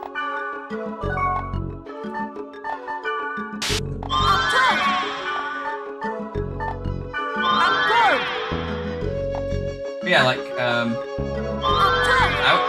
yeah, it's like if you look at how Highlander started off, you know, really strong, really great, and then as it went on, you're like, oh boy, it got real bad real fast. Starting with Highlander 2: The Quickening, you know, like Highlander 2: The Quickening is, ooh boy, it's bad. Tune to the Cell Saga. I don't know about that. I get why people wanted it to end the Cell Saga. I think it was a great conclusion, honestly. But I do think the Boo Saga did bring us a lot of cool stuff, you know? Like, the Boo Saga wasn't as good as the Cell Saga, I admit, but it's not to say the Boo Saga was terrible. Ooh.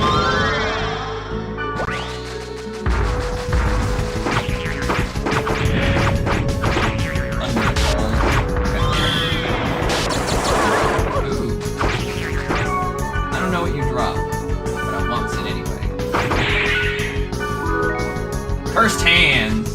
I'm Danhausen now. Aw. Can't equip it. What is that? Ah, is that? Okay. Yeah. Okay. I'll trade you that. Cursed Hands. What? Give me your health chart. Mind. Thank you.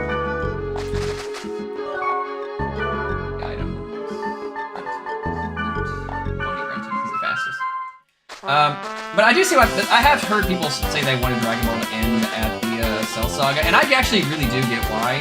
Like, truly, I do. Like, it does make sense as to why you wanted it to end there. Brandon left.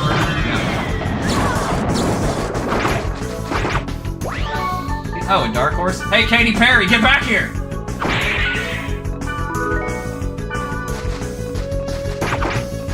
Uh-huh.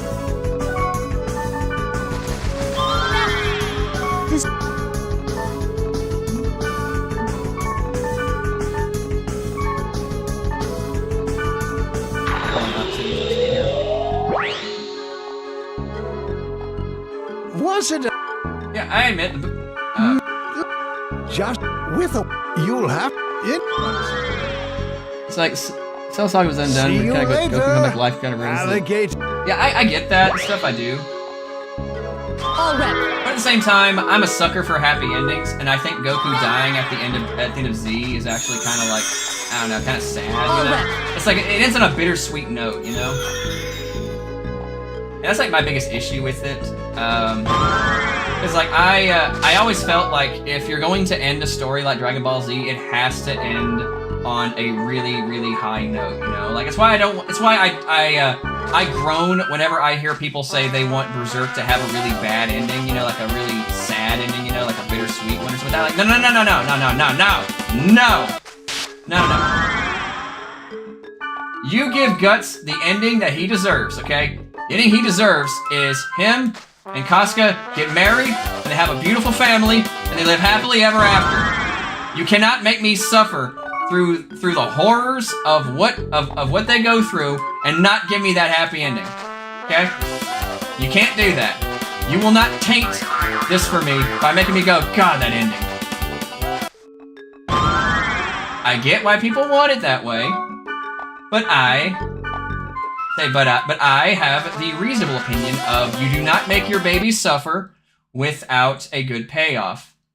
You give me a happy ending, and I'm a happy guy. You don't give me a happy ending, I'ma find you, and I'ma shit in your mailbox.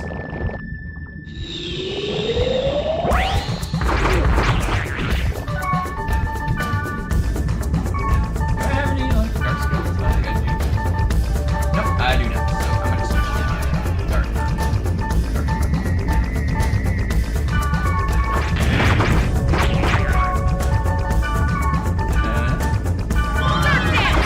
Yeah, that's right.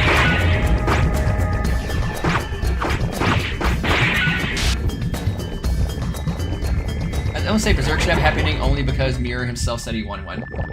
I'd be like, even if Miura said he wanted a bad ending, I'd be like, with all due respect, Miura, love you. May you rest in peace. No.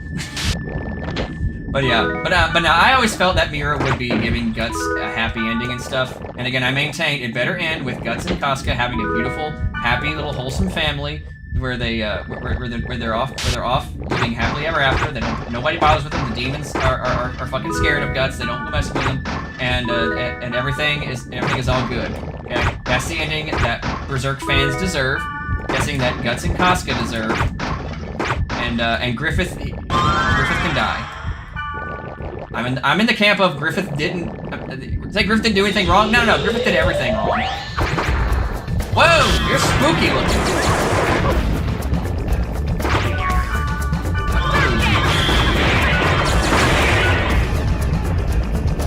Oh, he's dead. Ah!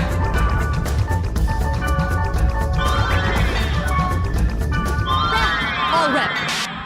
I got you, don't worry. Woo. All rep. A couple of main casts there.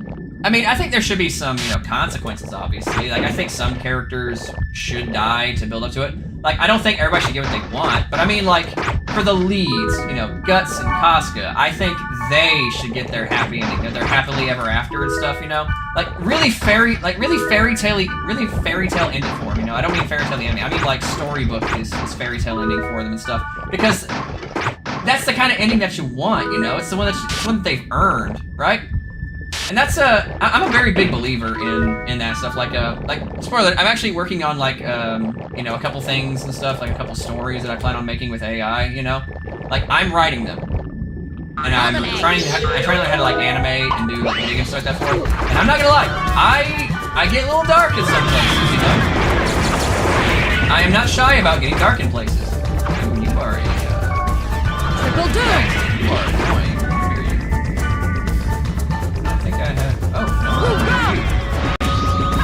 Oh, you are immune to magic, okay. Triple doom. I don't know what you drop it on. Revelation. What's that? Oh, it's a staff, okay. Anyway, but I make my characters suffer quite a bit, and I'm a firm believer in you have to make your baby suffer in stories. You know, if you don't have any stakes and everything is all like happy and go lucky and stuff like that, then there's no stakes. There's nothing to drag people through. They want to see characters struggle. You need to have conflict. That's the core elements of writing stories, you know?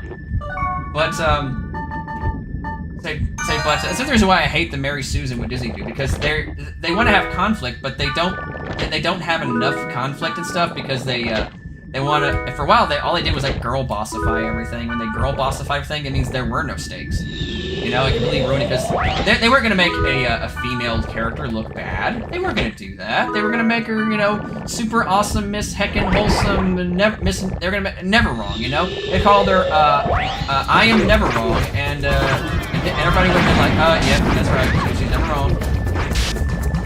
Ah, you look.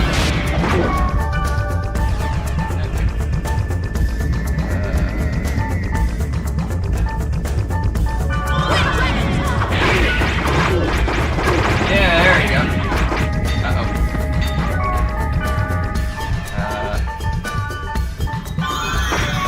Ah!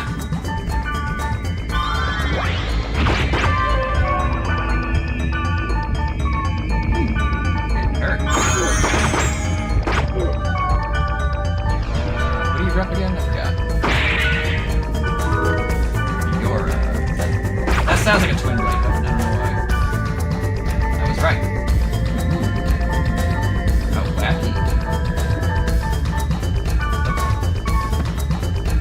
Same model as the Blaze of Bond, but without the little white fire thing that comes with them. But anyway, so whenever you're making your character suffer in fiction, you have to do that. You have to make them go through hell and back. Because at the end of the day, if you give them a happy ending, everybody's going to be like, God, they earned that, you know? You have to earn that happy ending.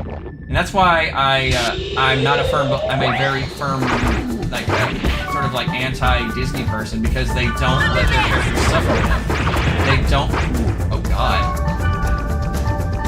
I blinked and my tank died. Okay. I don't know what you dropped, but well.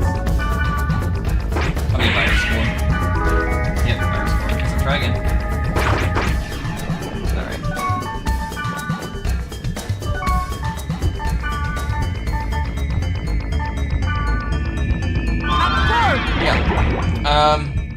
Whenever you do, but if you make your characters suffer, you know, they eventually get to a point where the ending is well deserved, you know. And I really hate it when like you have like these morally gray kind of authors come out, and what they do is they you know, they make everything really bleak and meaningless, and the ending is really bleak and meaningless too. It's like, well, thank you for joining No Moral Theater. If the message was everybody sucks, and then you die, congratulations, you've accomplished that.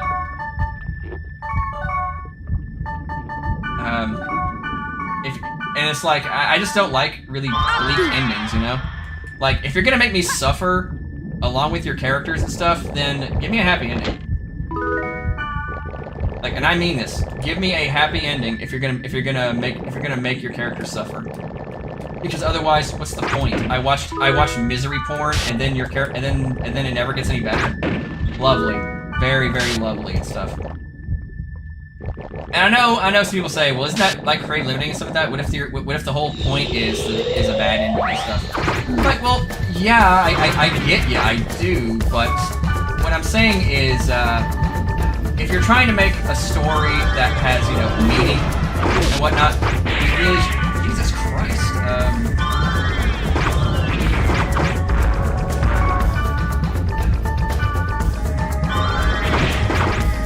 dang, I guess he has like a instant death ability? That's nasty.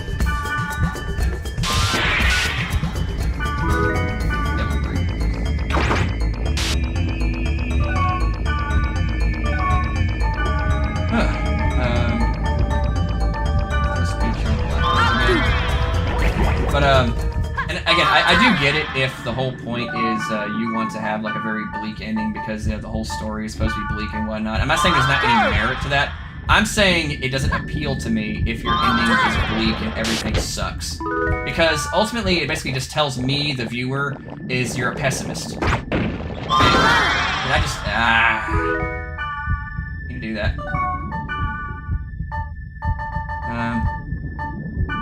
And I hate pessimistic writing, you know? Like, I really hate pessimistic writing. Hey, fire.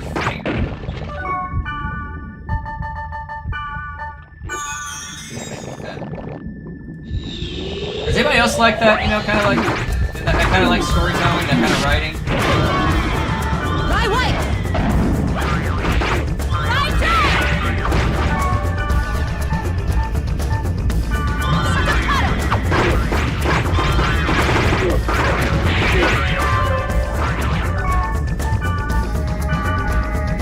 What do we got? Ooh. I got you. I got you.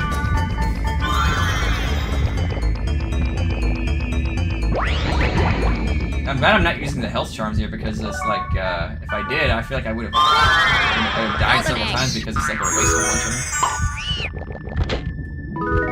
All right. But no, just look at from my perspective. I know nobody's arguing with me and stuff. I'm sure a lot of you guys are just kind of listening, going, "Yeah, I kind of agree with that," without really saying anything, and you know, that's nothing wrong with that. But what I'm saying is, really bleak stories and bad endings don't appeal to me. Like, oh yeah, I would really love more optimistic storytelling, right? Because I do Jesus. God, they have like an easy.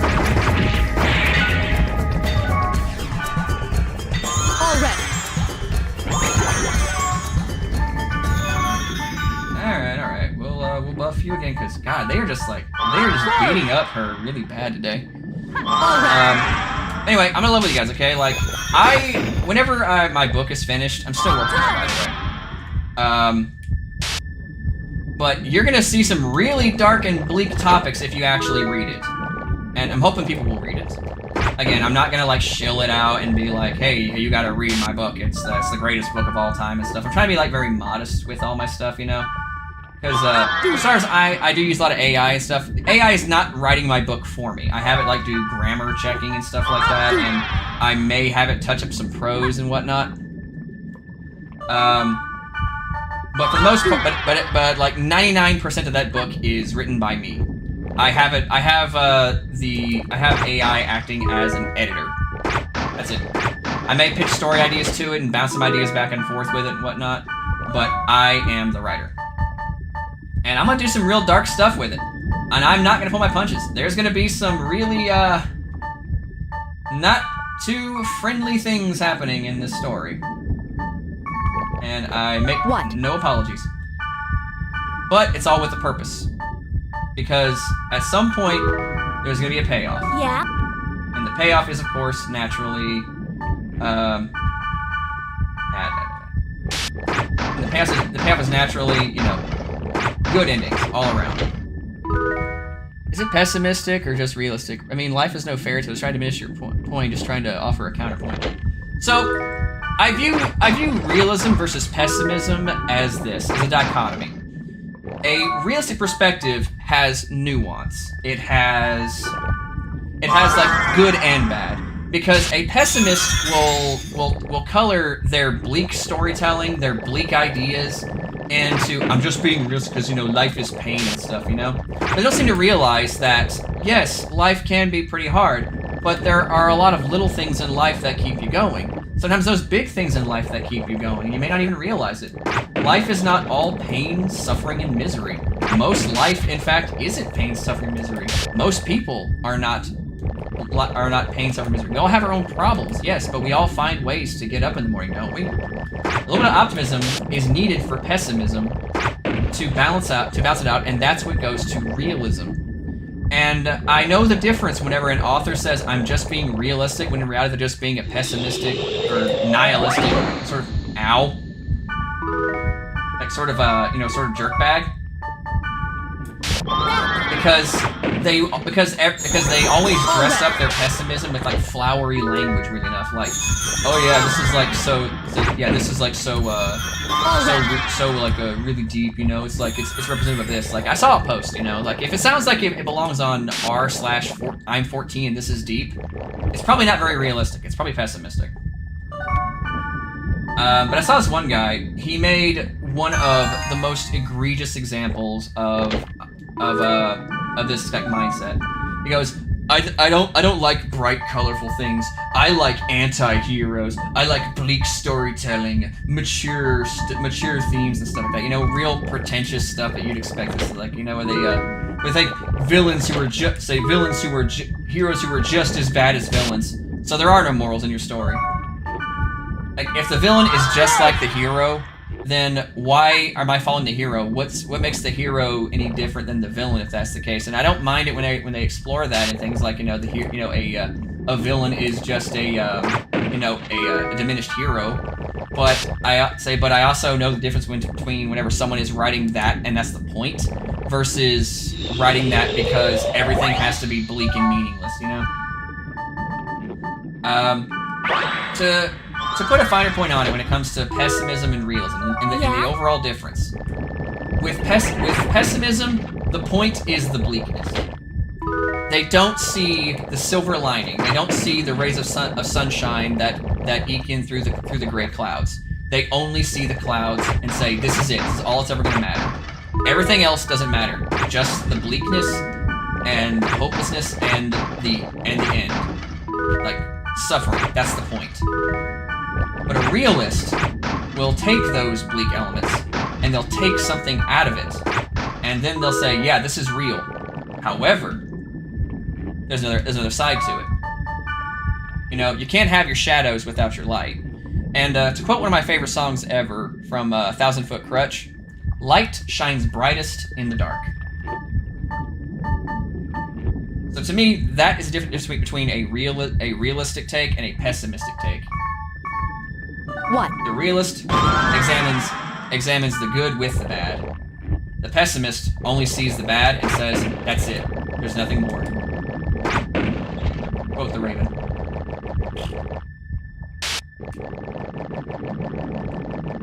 Got a little philosophical there for a second there, I know. Golden egg. But I suppose ironic enough, I hate pessimistic and I hate nihilistic storytelling. You know, if nothing matters, then why am I reading it? What? Why am I watching it? What is up? Why am I even putting up with this story? I'm just gonna give her these. Got it. What? Clear some stuff out.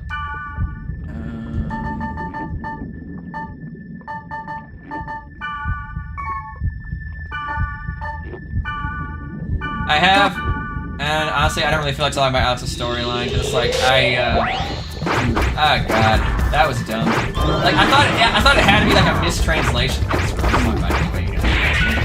I thought it had to be a mistranslation, like, there's no way. Nope. It's not a mistranslation. It's actually a really bad contradictory thing, you know? Because here's the thing, like, if you for years when it comes to Alex's storyline, have they ever established that that Tom was his mother's cousin? The answer is no. They pulled this out of their butt in one little thing in his world tour mode. So I'm over here thinking, wait a minute here, so that's an easy fix. Just go in and remove that line. Just say Tom was a friend of his family. There's not even any voice acting in that one little image, you know? So I'm just like, go and fix that. That had to be an error that went through somewhere, you know? They had to, like, miss that. They didn't really think about it. Some people are trying to chalk it up to, like, you know, Japanese sensibilities and stuff where I think legally you can marry your cousin over there. I don't know. I don't care. It's not really a thing I'm probably looking into. But I was just like, when I just saw it, I was like, oh, that's cute. You know, Alex and Patricia got married. You know, that's adorable.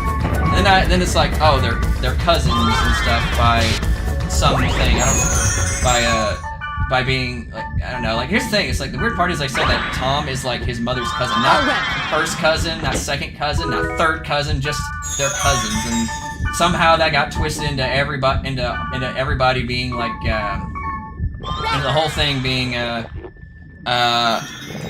Alex is like second cousin twice removed from his wife or something like that. I'm like, huh? No. We're not doing this. Oh God! We are really not doing this.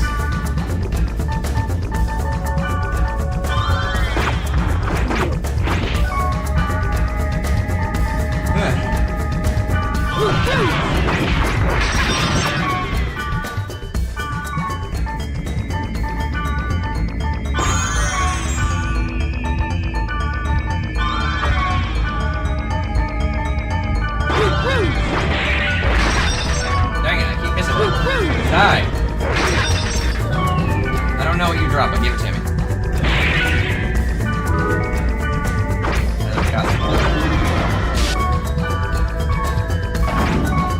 Triple doom!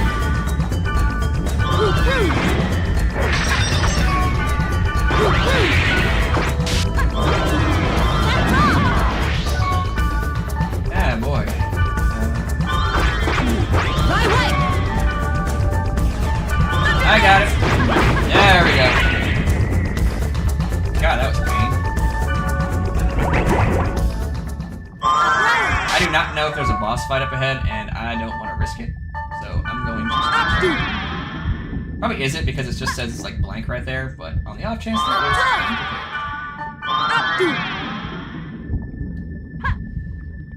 I'm prepared. But yeah, I do think Capcom should probably go in and patch Alex's thing, you know? Because it's a simple fix, you know, just alter some text, that's it. All rep. Yeah, it's a messy retcon.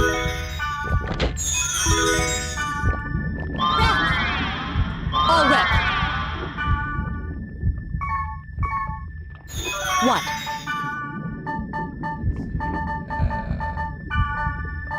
I'm gonna give you these. Yeah? I'll give you these two. Yeah. Okay, good, I got enough.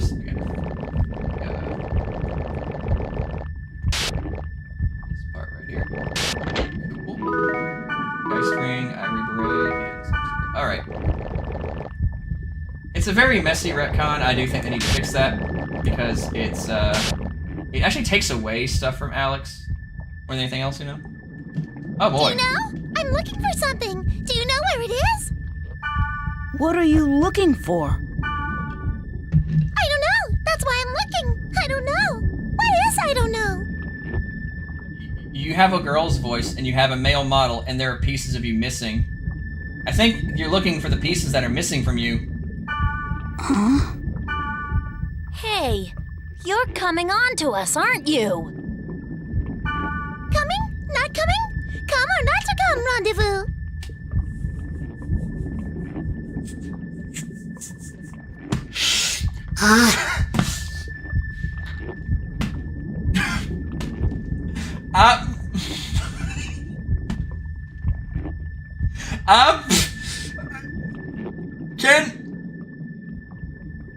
So...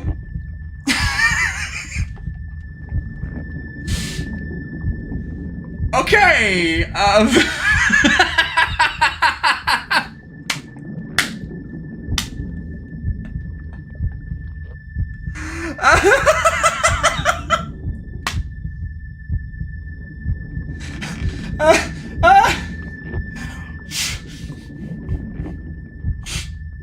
phrasing!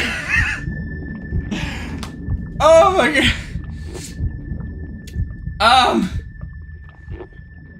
Alright.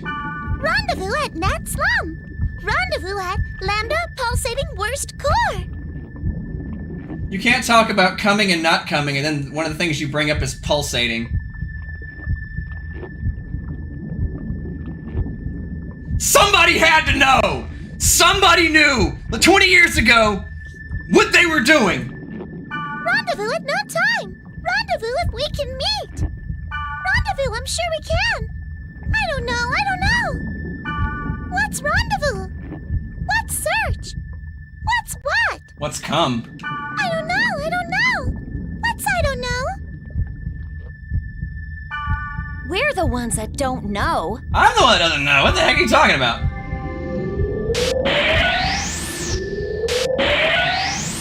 What are you...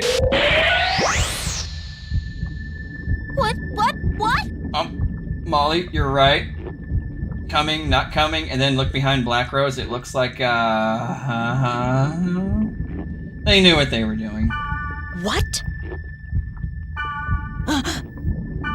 Trash data. Leos, what did you do? Debugging. Deleting worthless data. This is also my job. Trash data. I told you to stay put until ordered to do otherwise. I'll do what I want. Seems you have friends. But if you don't want to be deleted like him, obey my orders. That is all. I'll do what I want. You're not my dad! Lambda, pulsating worst core. That's where the net slum is. I like that Gardini just had a line there, because sometimes they, she's an optional character, you don't have to get her. So, oh, Balmo. What's up, pretty boy? Use it. Thanks.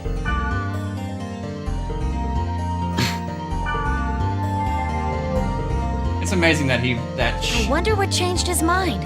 Oh well.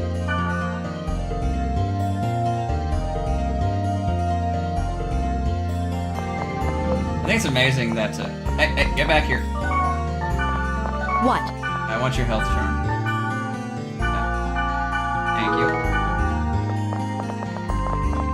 Imagine that Balmung's voice actor also voices Shadow the Hedgehog, so he's voicing like a really hyper good boy, but he's also voicing the edgiest of edgelords. What did I give that? A Geist ring? I already have that. Koski. He likes cats. Big guy likes cats. I relate to that. Whatever.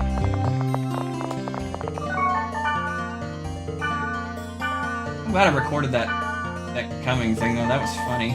That was hilarious.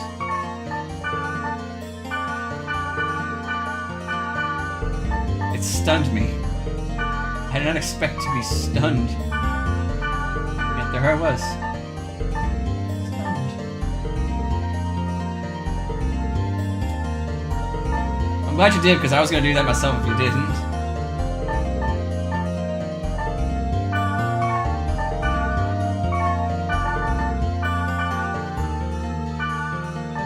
I'm going to save that.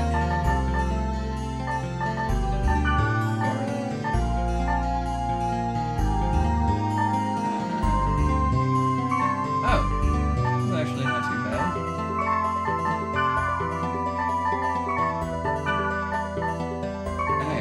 It's not as good as the... What is it? 17. Inaccuracy. Dang! Oh, so they're both really good, but... I'm gonna log out and check the emails if I have any, or the board if I have any. No boards. Let's check the email. No mail. There's no mail, Cobalt.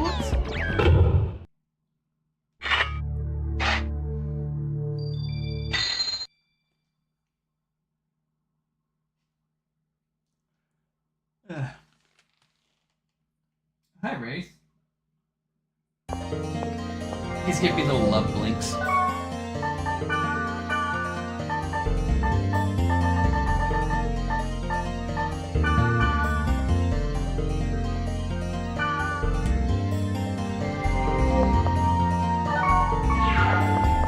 What? I want your health charm. That's the reason I brought you.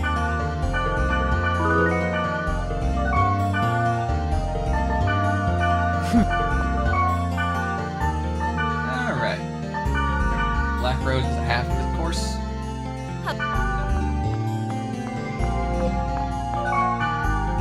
Is Mia available now, or is she still her name? Nope. She's still okay, how about you, wise man? Darn it! What are you in here for?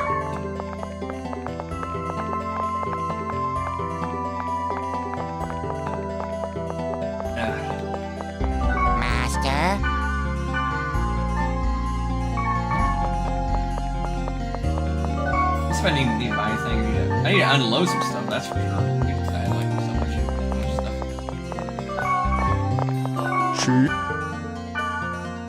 Library groups. Yeah, let me try some stuff with you, because I don't know I'm gonna do all this stuff here.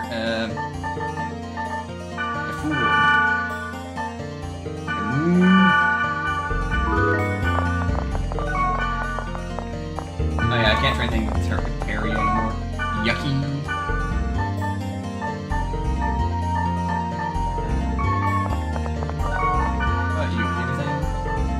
Oh yeah, you do. I have to try and get that though.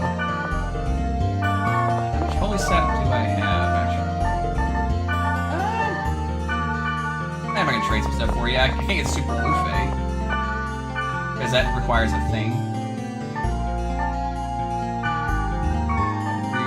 You know, I'll give you the double actually. Holy sap for that. I'll take that. Yeah, I'm gonna store some things here.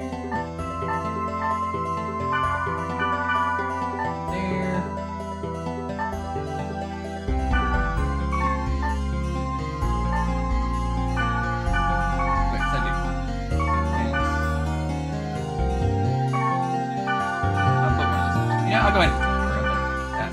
And of course, get the golden axe up and the sword axe too. That up. That up. That up. And put that up. Yeah.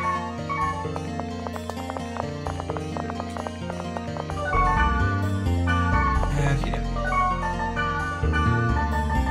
I'm gonna bring Gardenia again just because I think Gardenia and Black Rose are my favorites. It's you. Like, it's not just because they're pretty, but also because that I like Gardenia because if you look at her email exchanges to you, she's so blunt, it's actually kind of hilarious. How many, I'm good on Fortune Wire. How many, scrolls? I'm good on that, I got speech herbs too for right now. Oh dang, yeah, she has like a yellow one there.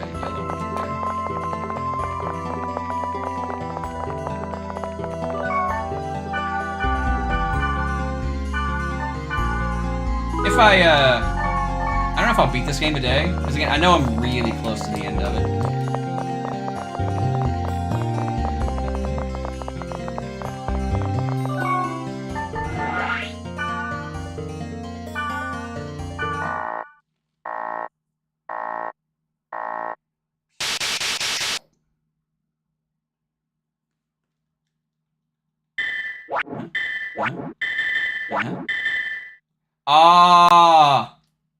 Oh, I'm short one. Wait, hang on. What? Okay, what core was I short of? It was like a F, right? Because I know how to farm for it, but it's not hard to get. Okay, so yeah, I've got the Q. Yep, I need an F.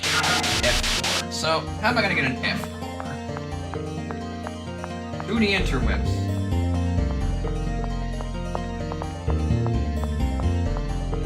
Virus core F, not F.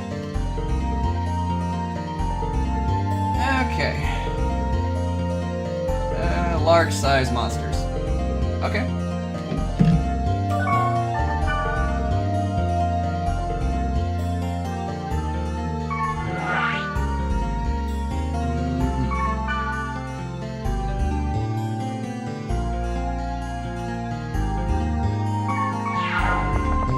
You know, make it fun actually. gotta go farm for that anyway. May as well try to make it a game. Because let me give it to Gardini anyway. Okay, hack. Because I need the code for that one here.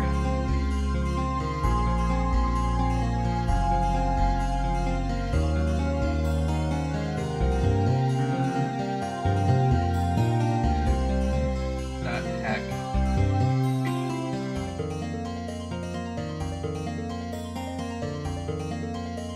God darn it. Okay, so let me go and find out what I need. I think it's like a box lunch I need for it and stuff. Where are you at? I know you need like the ice thing for that. Is that you right there? Yeah. Ah! Alright, alright. Chinese food. Let's see. Chinese food. Location.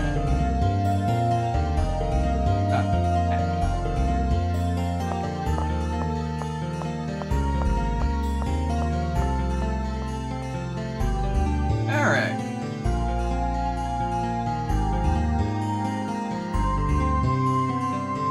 Lambda, capricious, unending corridor. Okay. Go there.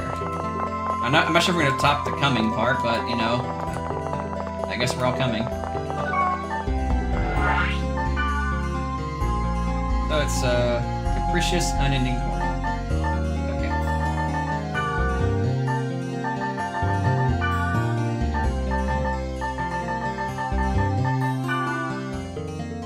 38? Oh, that's nothing. This will be a cakewalk. This will be a long fight, won't it? But nope.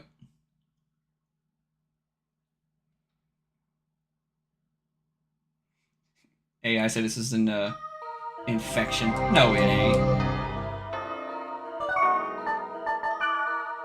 What? Yo, health check.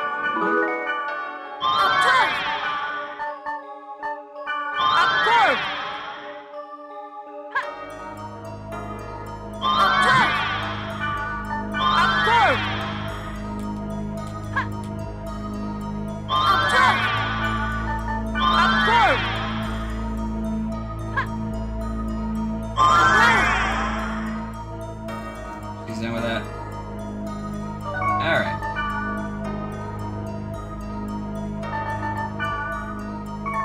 I did not do the speech. Well, I'll just do that when I get to the actual dungeon.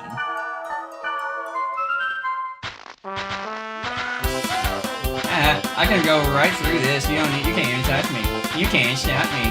Yeah, yeah, yeah, yeah. I have a grunty. I have a grunty. Yeah, yeah, yeah. You can't stop me. Oh, fuck.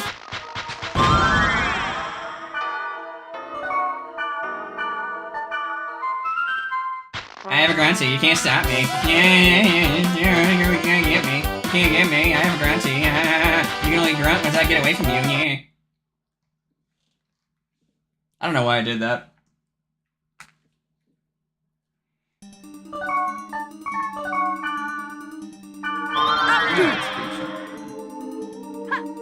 So am I saying Chinese food is in this location?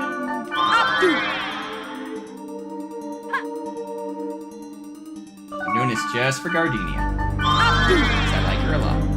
Gardenia's cool. She's so standoffish, but she's like trying to be a nice person, but she's just not very good at it.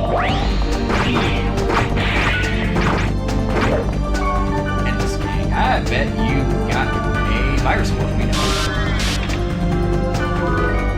Yeah, you are not good.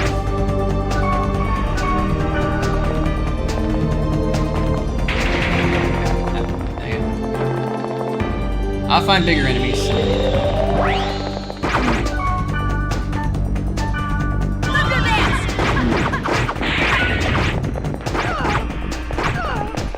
I know you don't drop anything useful.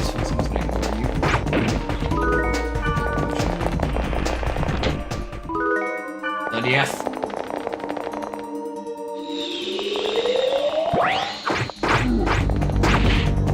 Oh god, I didn't know you have an instant kill.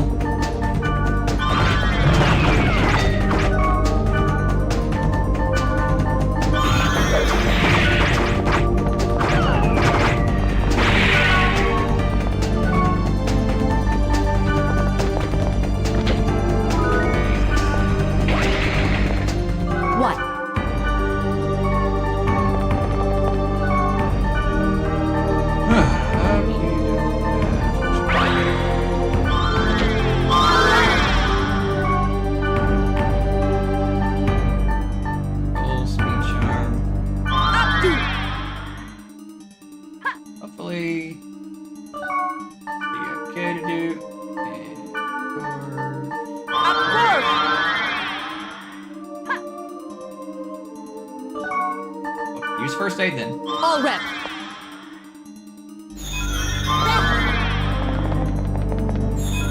All rep.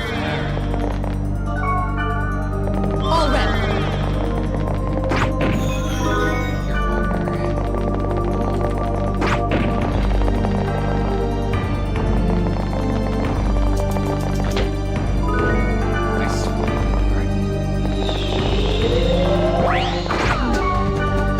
I'm not letting you do your instant kill full crap again either.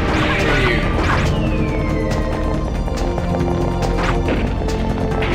That's right.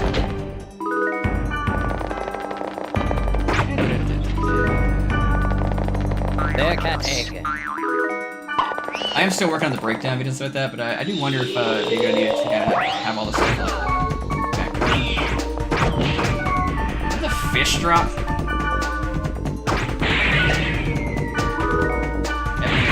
I think it's a big sword. These scissors. I don't want to imagine mummies scissoring. I'm pretty sure the character from earlier, you were talking about coming and not coming, would like to see some mummies scissoring up. Yeah, there are dummy mommies and then there's dummy mummies, you know?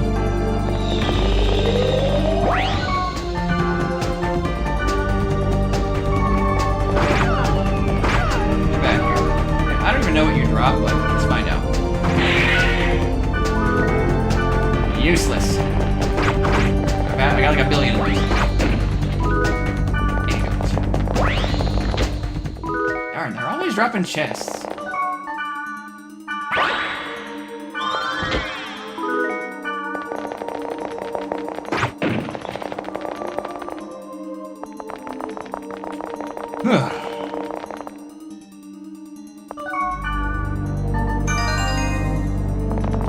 Yeah, I gotta wonder, actually. I never talk about Disney stuff earlier and stuff, but this is just like... Picture. Oh, they're dead. Neat. You know, I gotta wonder, though, we were talking about Disney earlier. How much, Disney stuff do you think is like on the back burner from like COVID era, where they were you know, trying to make all this like media, I guess, you know. Again, I don't like talking about the culture war and stuff. I'm just wondering if like how much stuff do you think have like COVID era backwash, because they did a lot of like hiring to work from home and stuff, like a lot of game development studios did and stuff, you know. And by virtue of them doing that stuff from home, they have basically like all these different like movies and stuff that are like kind of like in the post-editing process, you know, or in the or still being edited, you know, still being made, but they're just not released yet. I gotta wonder how much of those are left before they actually have to like start like cycling into like the like their new mission statement, or do we gotta deal with their like their like the current girl boss media for a bit longer? Are they running on fumes, or are they officially like out of those? Is what I'm trying to ask. Because I saw earlier that they announced, I'm dead serious, Lilo and Stitch 2, a sequel to the live-action movie that nobody liked. I don't understand it. Also, I'll put this out here, okay? Like, this is another thing I hate that Disney's doing and stuff. They did it with Spider-Man, and both Miles and Peter, and now they're doing it, and now they did it with Nani and Lilo and Stitch. Go to college! Oh, Haname's gonna hand you over to the state, XD. Yep. Well, I go to college because I'd be a marine biologist. Even though I live in Hawaii, next to the water, with lots of marine biology, for some reason I gotta go stateside, away from Hawaii, to do studying there. But they don't have a freaking college for marine biology in the state that's literally surrounded on all sides by water? I guarantee if I look it up right now, marine biology is one of the most commonly enrolled things in Hawaii colleges. I guarantee it. Guarantee if I looked it up, if you looked it up, they'd be like, yep, there it is.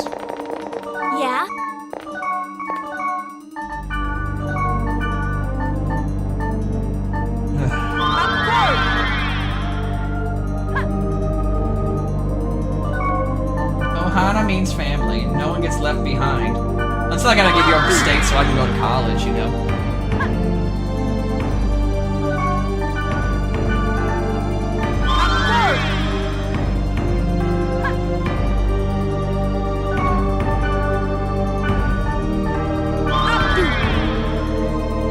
Gotta give him to college. Gotta give him to college.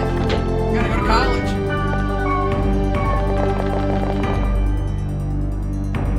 It made so much money because people love the original, you know?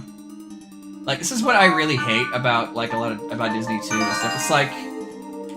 I never want to hear anybody talk about AI slop ever. Alright. Whenever people keep going to see Disney movies.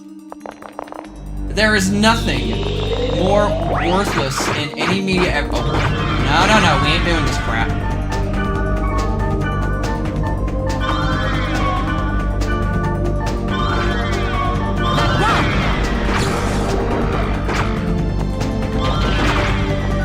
I hate the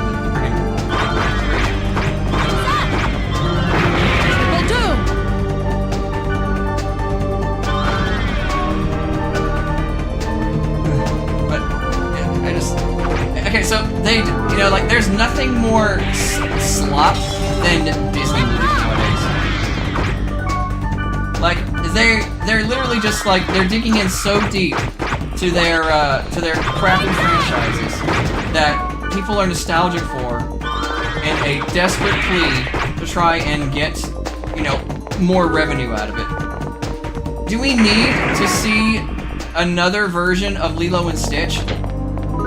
Do we need to see a sequel to Lilo and Stitch? And I mean serious now, do we actually need that? Was anybody asking for, oh, I gotta see a sequel to Lilo and Stitch, the remake? You know, like, who was asking for it? Who was asking for it? And people keep lining up to see it too. Like, I know Mufasa apparently earned quite a bit back. I hope it doesn't make money either. Yeah, Chinese. Awesome. Yeah, I hope it doesn't make any money back either, because it's like, I think it needs to be sent as a message. It's like, this is, yeah, I got...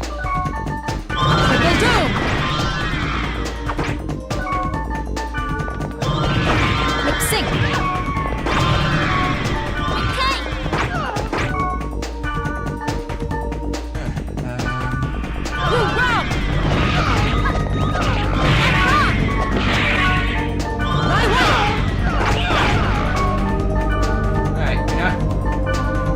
All of you.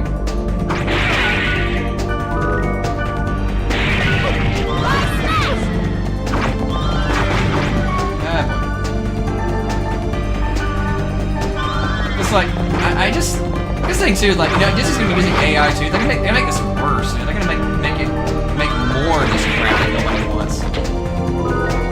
And the thing is, like, they're just gonna be like other people out there who are like, oh, I don't like AI, it's all slop, you know, now I'm not gonna do it. All that crap. And the worst part is, it's like, okay, well, if you actually want to work in the industry, you're gonna have to. They're hiring people to use AI, so you're gonna have to learn how to use it eventually. So what's the point? And the worst part is, if you don't learn how to use it and make your own stuff and kind of build your own empire, you're gonna be learning how to use AI tools to make endless remakes to crappy Disney live-action sequels for time immemorial. I'm over here going, I can't imagine a worse fate as an artist than repeatedly working on Disney sequels. Not even the animated ones, the freaking live action ones. I'm over here just this thing is like, God, just shoot me now. Gemini Soul, what the heck is that?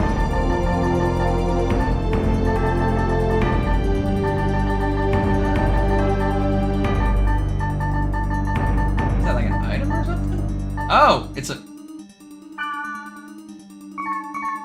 Oh. Okay. Neat.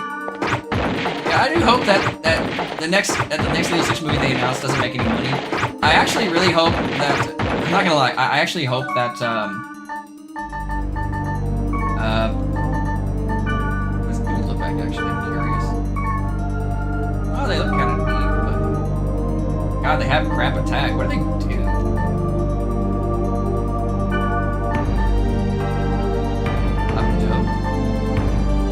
Ooh! I'm gonna keep that. That's a free speed scroll right there.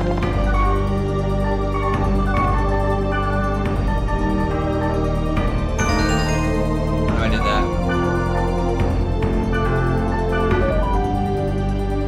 Yeah, some of the DVD ones are actually direct-to-video ones are actually okay. Like I maintain that Aladdin 3 is really good. Cinderella 3 has no right being as good as it is. Tarzan 2, the midquel, whatever you want to call it and stuff, that has moments. I like that. I think that Little Mermaid has good. Little Mermaid 2 has good ideas. Okay, I gotta find that Henri girl. I don't know if she's gonna be here. What? Probably not. Yeah, I didn't get. I didn't get a virus core, but I'll get one. Don't worry. Heaven and Earth, let's rock!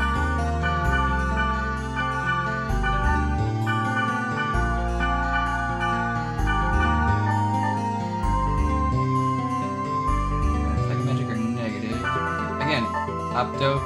Speed up target. Temporarily increases the speed of movement. That's a free speed scroll.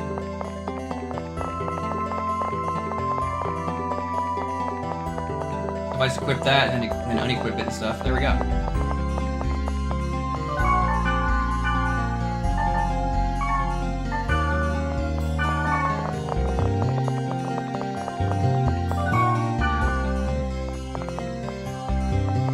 Alright, so better upgrade you for that health charm we got.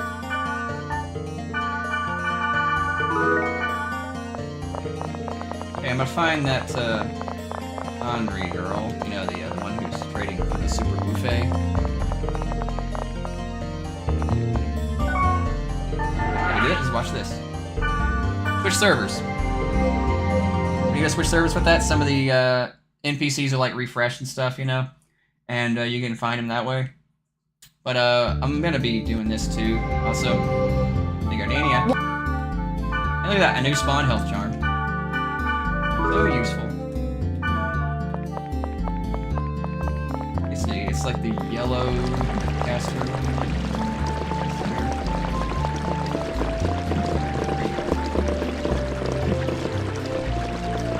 That way.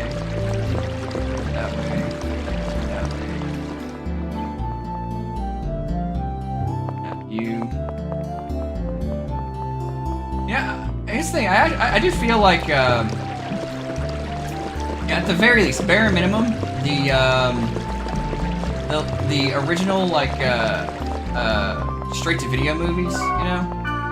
They, at the very least, they tried to justify themselves, you know? But a lot of the times, there were none that did so. And the sequels, the live-action ones, what are they? They only exist because Disney made money off of the previous ones, you know?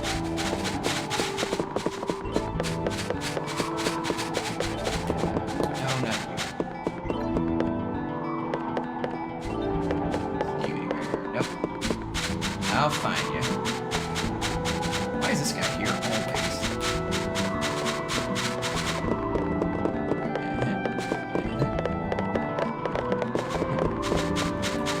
Sell. Okay, so not here. Oh, almost forgot.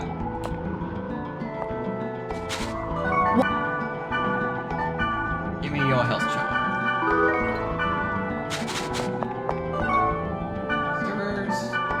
Server, just kind of keep bouncing back and forth between them and stuff. Eventually, you know, they'll pop. The ones NPC you're looking for will pop up.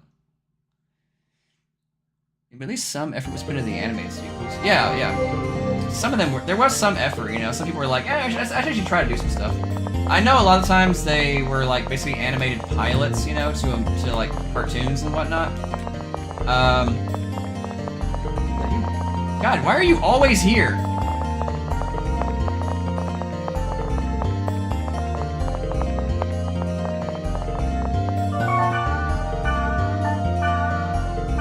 Oh, Hunchback of Notre Dame is terrible. Hunchback of Notre Dame 2 is terrible, yeah. I think Mulan 2 is also up there with how bad it is. Like, they're both just awful. The worst part is that I think Hunchback of Notre Dame is probably the most egregious one, though.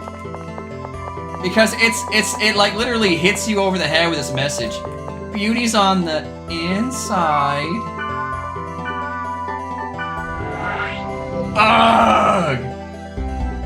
Oh, that hurts. That hurts. That's so cringe. That's so cringe, Disney. So bad.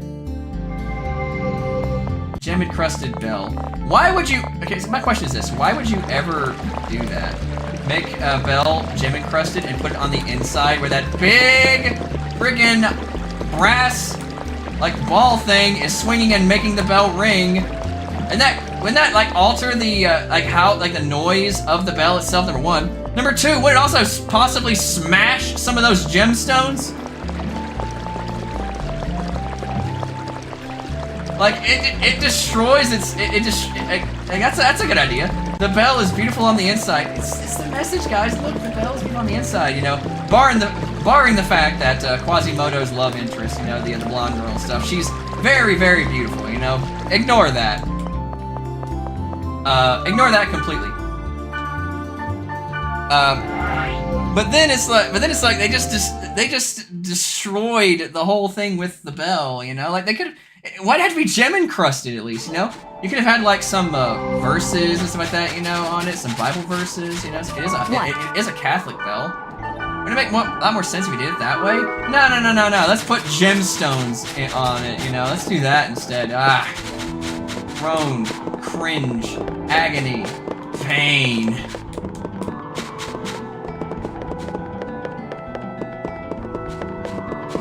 God dang, where is that chick?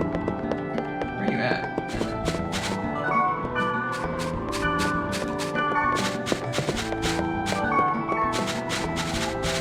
There's another one there. He has like an axe and stuff for it. I'll probably just do it just because like I know that there's another character. She joins in a bit later. Is that you? No. I think this curse thing. Master? What is it? Ribbit? Ribbits. It's pretty cursed.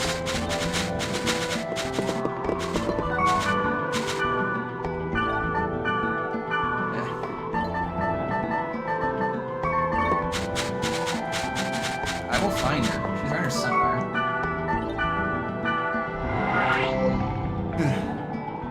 Again, I just can't get over how in 100 Notre Dame 2 they had like the bell, and then they had like the gems on the inside, and I'm just thinking again, isn't that thing just gonna smash the gems?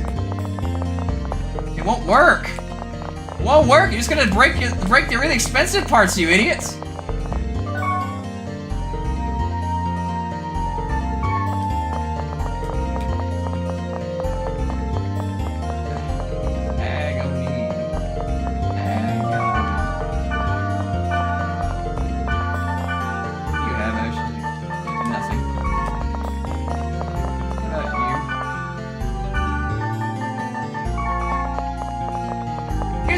On the inside, do you get it?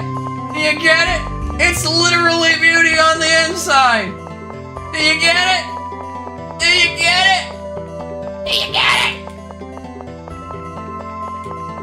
I get it. Oh, I get it. I get it, you know? I was trying to think, this is exactly why a lot of people say, you know, they pretend to be media literate because they get like surface level crap like that. And then they're like, yeah, I'm so intelligent, I can like read like subtleties and nuances and stuff like that. It's a kid's movie, and the subtleties and nuances are the bell is beautiful on the inside. It's metaphorical for inner beauty. Do you get it? God, these are the people that who made these? Why is it all the same? Where the heck is that armpit chick? Where are you at? Where are you at? Where are you at? I have your Chinese food. Come on. Darn it. Waffle?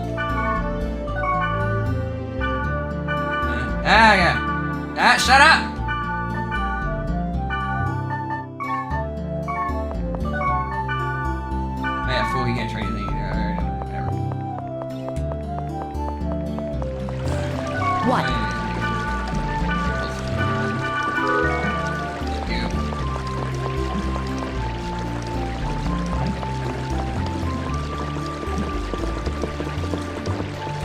thinking who also sells. Not you, Wing. I don't need you. No, not you.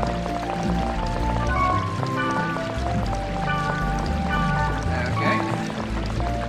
Not you.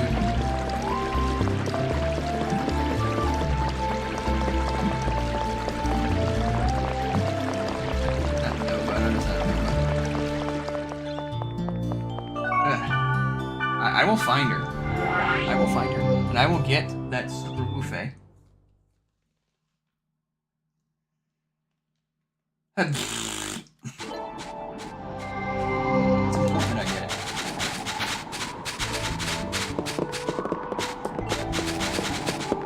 Find you.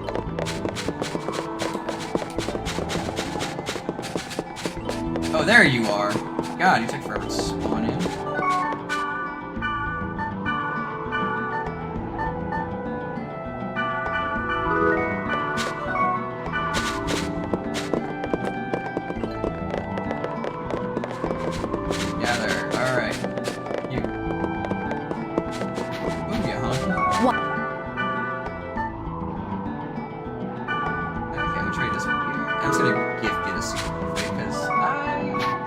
What?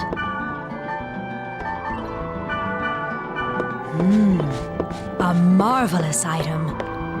I accept your sincerity along with this gift.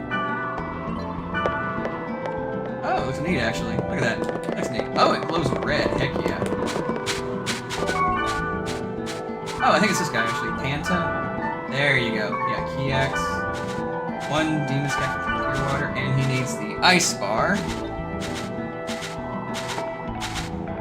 I don't know where the ice bar is, but I'll find it.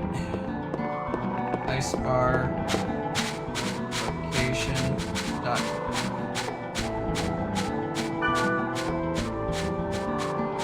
The Delta Hideous Organ Market Scaffold.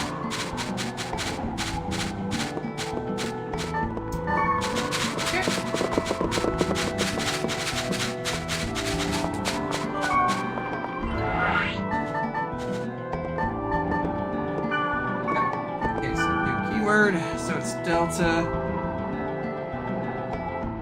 Hideous Organ Market. God, what a name. Hideous. It is Delta, by the way, not Lambda. Who names these things? Like, who said Organ Market? Scaffold. I hate scaffold matches. I'll never wrestle one. This looks stupid. Level 18? Really? Alright.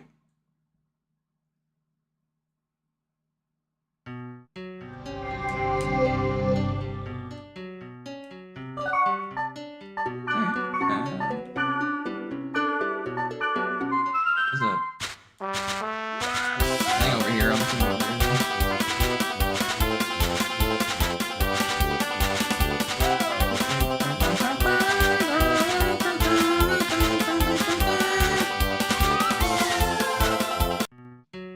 This...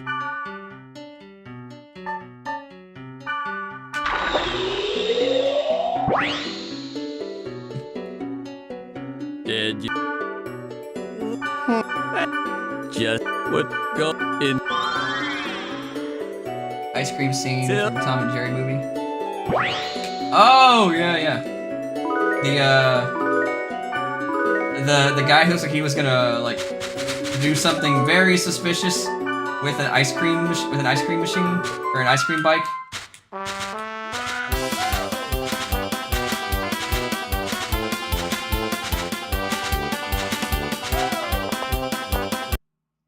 Why do you look at that like, I'm gonna get me some ice cream? He's gonna add his own. You ever heard of soft serve? He's gonna make it a hard serve. I'm not apologizing.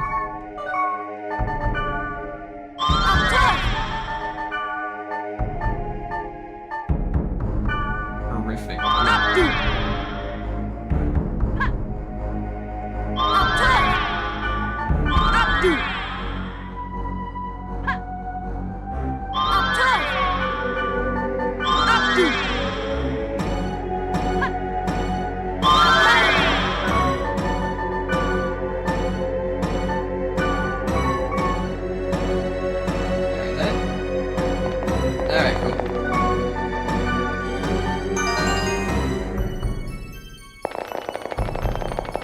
it's like a Delta server, it probably should be a very short dungeon.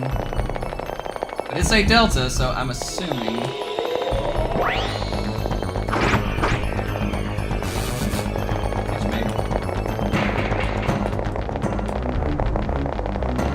Yeah, this again, that's such a low level dungeon here, so it should be good.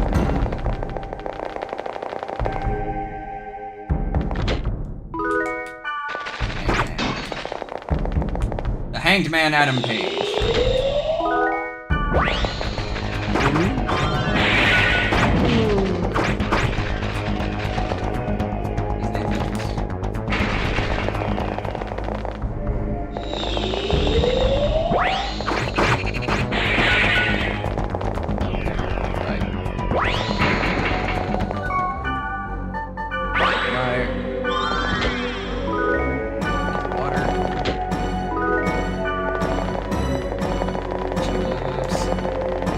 I'll encounter at least a giant enemy here, but I probably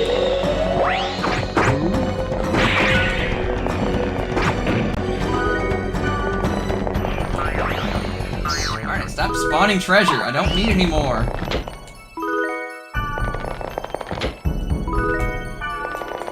Usually I'm all in favor of big loot fest, but it's like, God, I don't really need any more.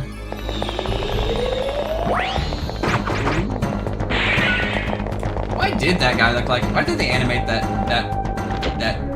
pound vet doctor guy look like he was gonna do something unspeakable to that ice cream bike?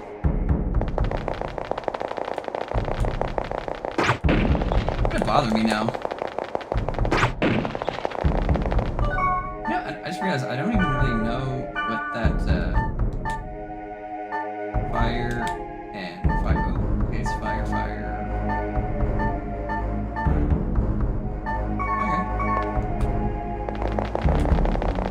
Fire spear, so it glows red, that's neat.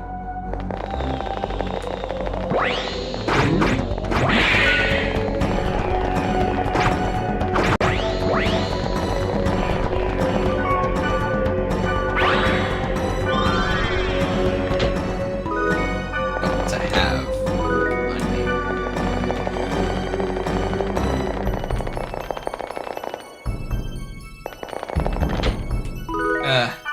Only Tony J can make that scene iconic because he has a cool voice.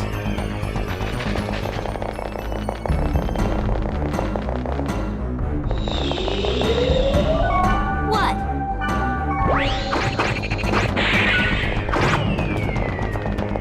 Yeah.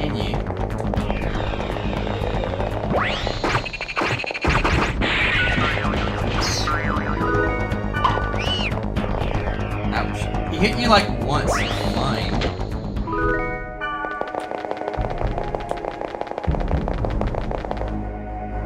Lickboot. Character's name is Lickboot. What kind of name is that? It's like, you know, this is one of those media literacy classes that I'm missing, right? See, this character is a bootlicker, so his name is Lickboot. You know, this is emblematic of the fact that he's really greedy and wants money and will lick people's boots to get that, you know, metaphorically, not literally, of course.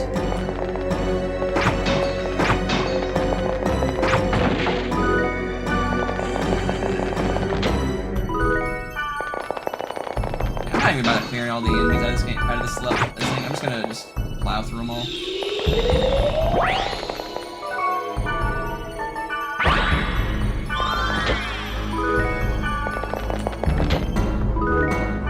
What?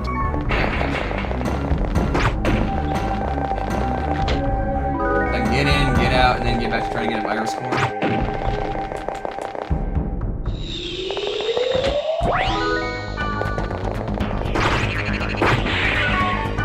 Pretty big.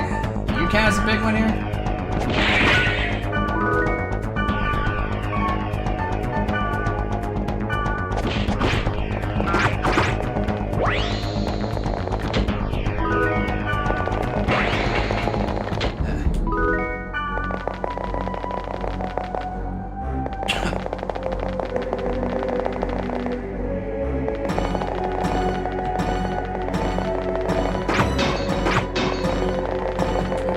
Why would you ever name a character to lick boots?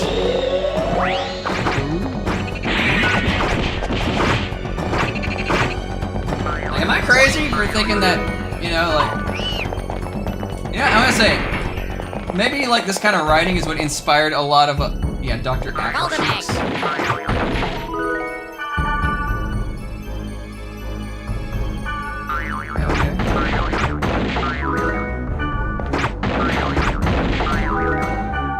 What?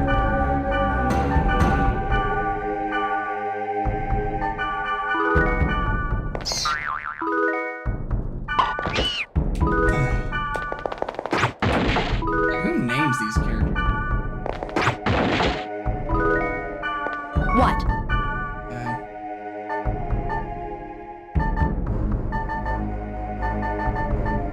You know what? Here, I have this.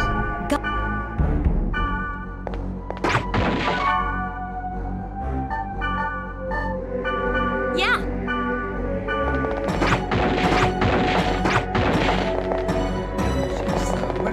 I think that some people who were writing and stuff nowadays get a little too much inspiration from those kind of movies, you know. Because I feel like, you know, have you guys ever felt like a lot of modern media kind of insults your intelligence, you know? Like they keep reiterating the same thing over and over and over again, like they're too stupid to figure out what they're doing.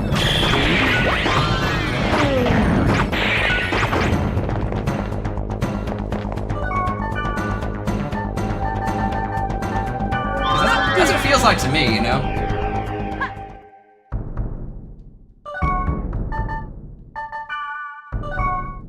Yeah, like they're all like they treat us all like we're idiots, you know? Like, oh, you just can't understand the complexities or the nuance of the hurtle-burtle, dingle-burtle, you know? Because I have to keep explaining it over and over and over again. It's just like, again, you know that album I wrote is actually another song example of that. It's called, one song is called Expo Dump. The song is literally about how characters don't shut up and keep explaining everything that you just saw because the creators think you are too stupid to understand a simple plot point. They keep repeating it over and over and over and over again. It's like, again, this is a Zach Adele clip. We know the fucking plot! Everyone's just like, oh, that's just very similar to, like, you know, Marvel movie writing. I know, that's what makes it bad.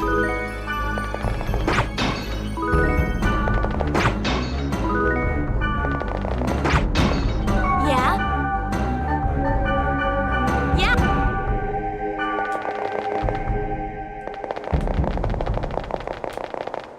It's like that, that's a game, Forspoken, I think it is.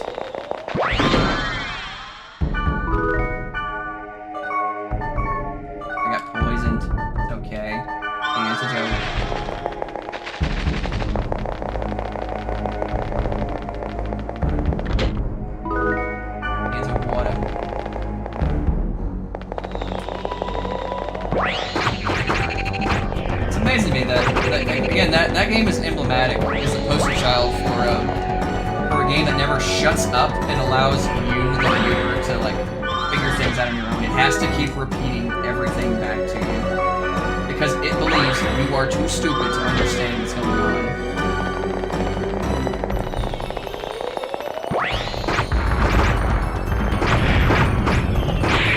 Did I just do that with my help? I did not just do that. Yeah, with my help. Yeah, we got you the first time.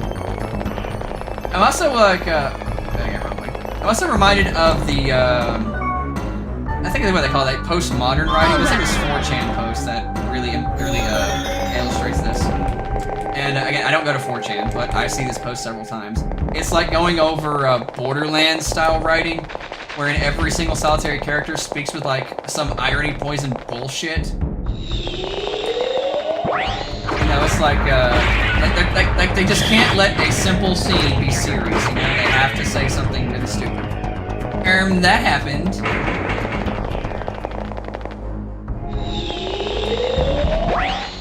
It's like there's a difference between quirky characters and quirky writing, and exposition dumping because you believe the audience is too stupid to follow exactly what you're doing.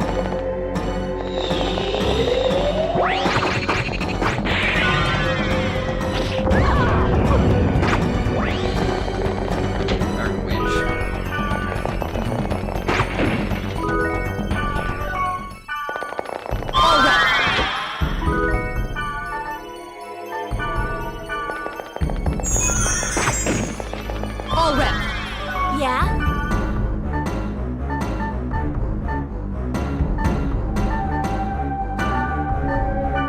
Yeah? Yeah? Yeah?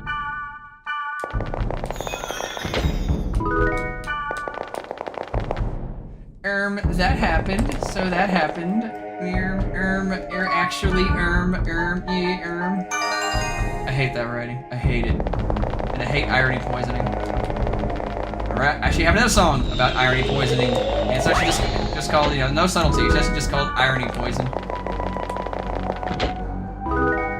Like, I hate irony poison writing. It's so inauthentic, it's authentic. It's like, the writers are too insecure about their storytelling abilities that they can't do something in earnest. They have to make it like, this is actually a self-satire. A self-satire of what? It's a new IP. It's a new story. How do you satirize the thing you haven't even created yet? Well, I'm just letting people know that I'm in on the joke. I know it's silly, and I'm not taking it seriously. You know, I'm respecting your intelligence. No, you're insulting my intelligence by thinking that I am not smart enough to understand exactly what you're doing. You are afraid of being authentic, and as a result, you are not being authentic. Yeah? Yeah? Hey, what the? I was misled.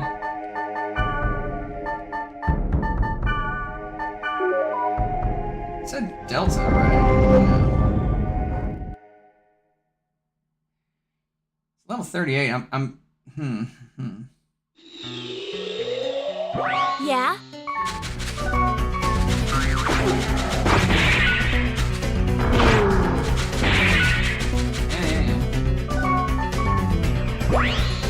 Whatever. Wham. Okay. I'm sure it says Delta, or is that Lambda?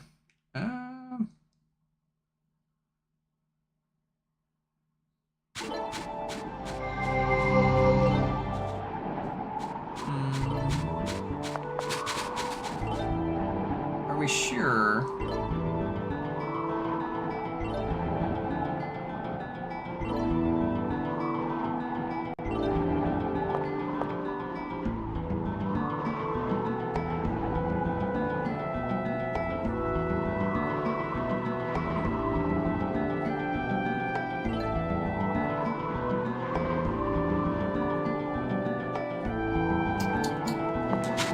Actually, maybe I have to go to a different server to find it. Something beats the heck out of me. It could be like the first part. Who knows? We'll figure it out.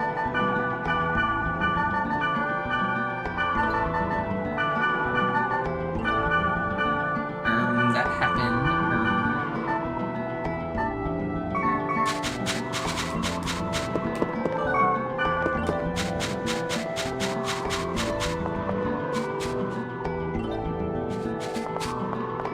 Yeah? What's up? What? Give me your health charm.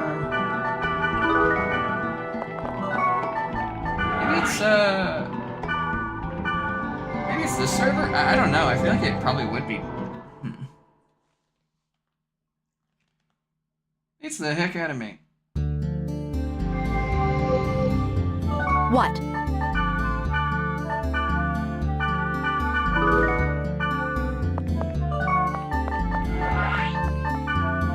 Okay, so let's find out what it is again. So it is,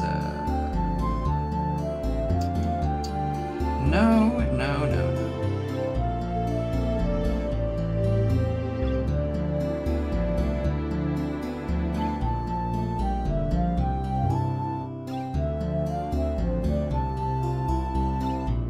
Okay, Delta, Hideous, Organ, Market Scout. Okay, let's see if it's that.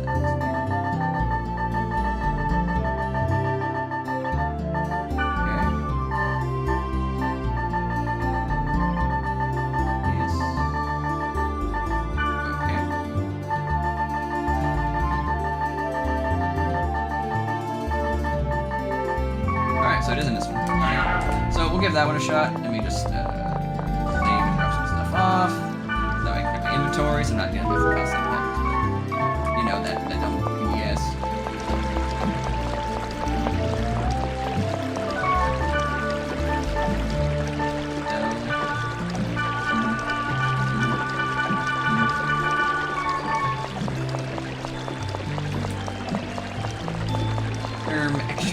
that, like, wow, you know, like,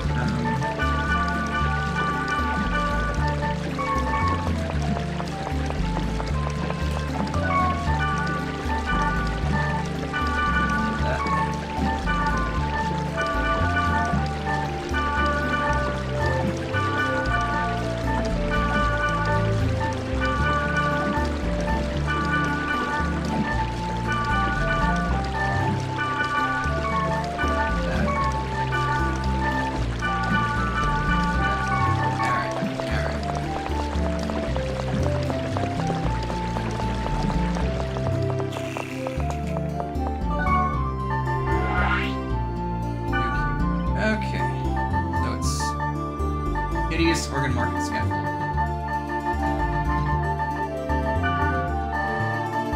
What kind of names are these? Like, organ market?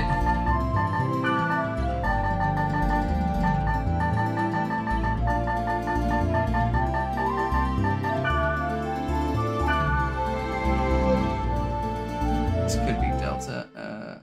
Again, we'll find out.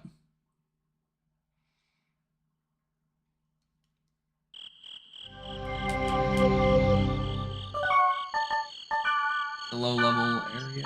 Oh yeah, I don't have any grudges. I'll just do I didn't mean to do that, but whatever. It's fine. I'll just try it. What?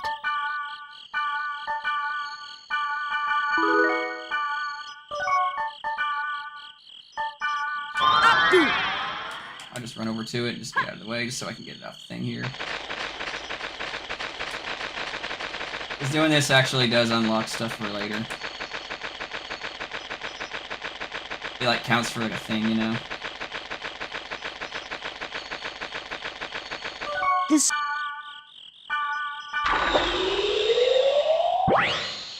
Yeah, you can't do anything with that now. Just what go in Yeah. to Hurry up, get out of here. There we go.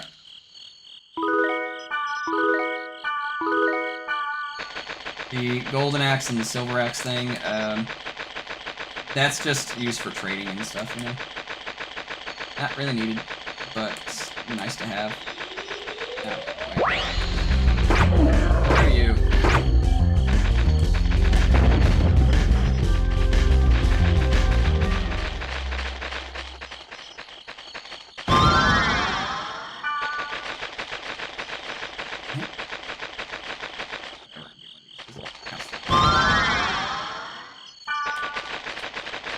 Alright, so I'm just gonna beeline to the end of this dungeon here so I can get that ice bar. I hope this is the right server anyway. Otherwise, I don't know where it's to be, because everywhere I look says Delta. Because, unless it's not unlockable in, Mutation, it might not be. If it isn't, well, that sucks.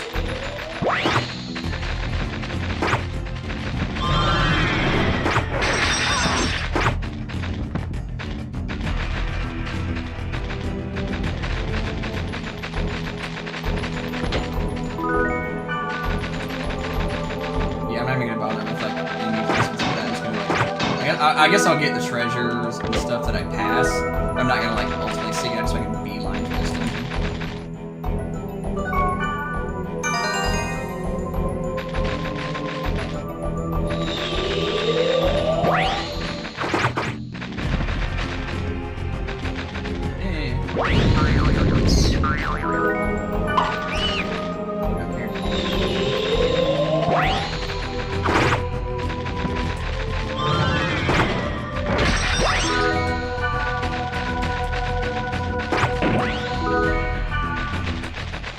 Bother with like the trap ones, I'm just gonna like ignore them.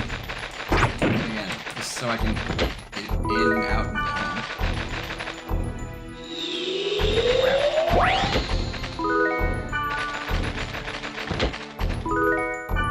That's not the right way. Round.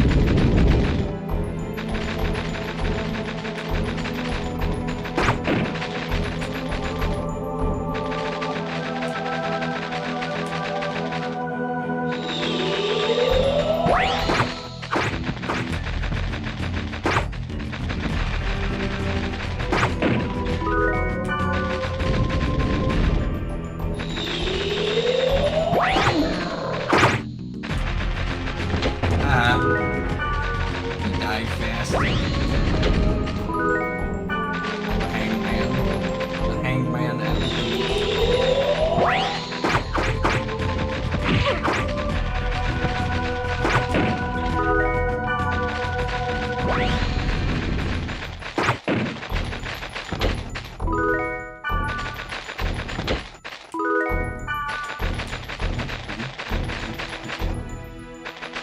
Yeah, it's really low level dungeon, so it's like pretty easy.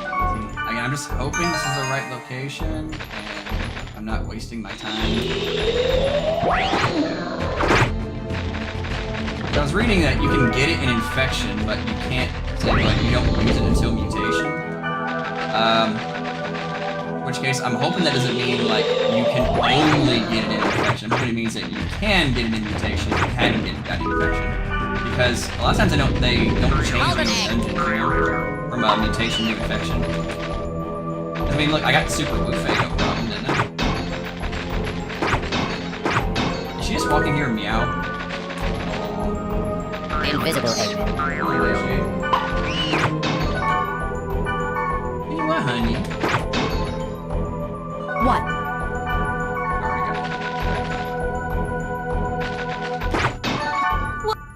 I didn't want to talk, I just wanted to get this.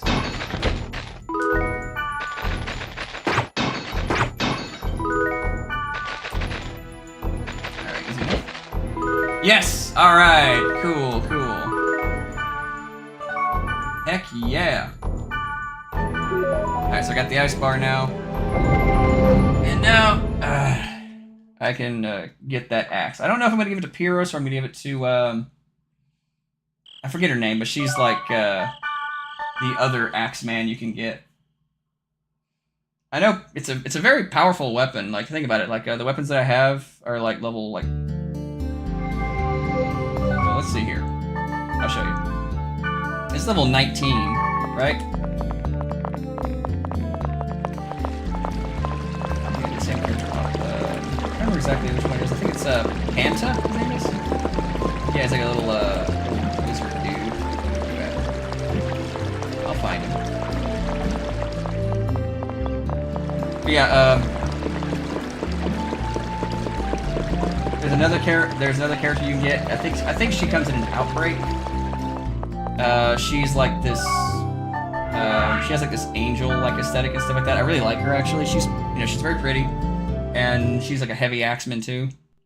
I'll probably just give the this weapon to her instead of Pyros, if I can. What? Oh, I almost forgot. Give me that. Thank you.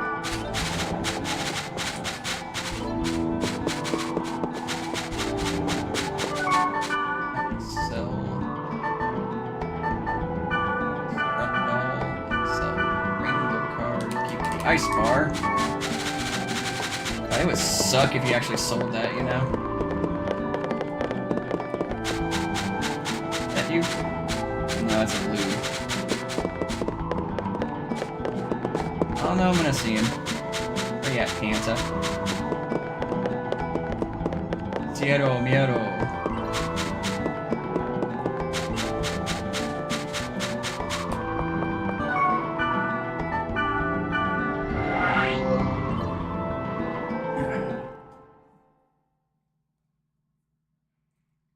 Hoping they'll be here so I can just go ahead and move on and try to get to another. Because all I gotta do is just find a really big enemy and then data drain him.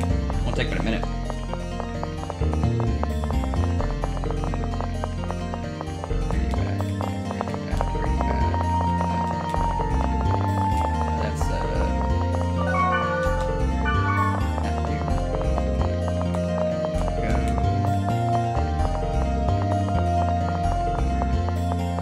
What? What?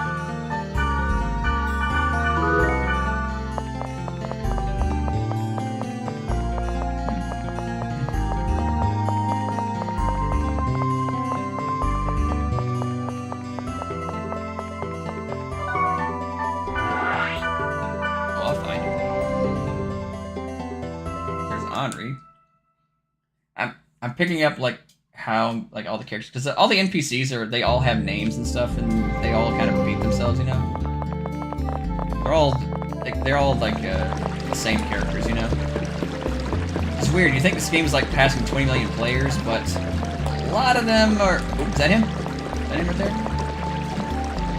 No, that's Yucky. I hate you, Yucky. Your name is Stinky.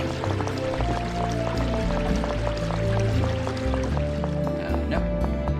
Again, like, the game, like, boasted it's supposed to have 20 million players, but you only really see, like, you know, like a few of them, right? What? I get it, you obviously can't code a 20 million NPCs and stuff into one game, especially during in this time. Because good lord, that'd be nuts. But, I don't know, maybe with AI development you probably could do that if you think about it. Like, you know, like a procedural generation or generative AI and stuff, you know? You probably could do that. I'm gonna go back and forth from this server to that server and stuff, because it's like, it doesn't really matter where he spawns at. He spawns on one of them.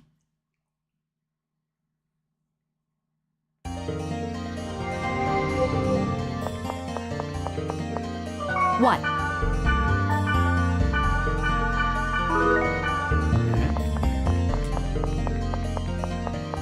Where you at? Where you at? Where you at? Where you at? Where you at? Panta. Your name's Panta. You're not no Panta bear.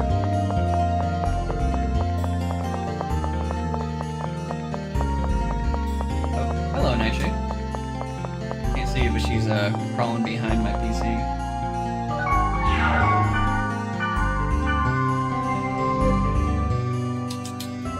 Hello, pretty girl.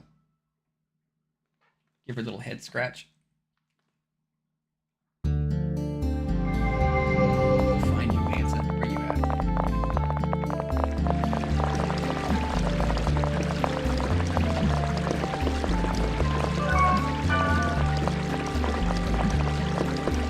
What? Got it. Your health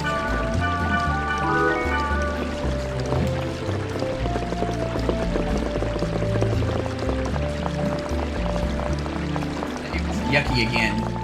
Get out of here, Yucky. Nobody likes you. You're Yucky. How come the one NPC that you want to spawn never spawns in?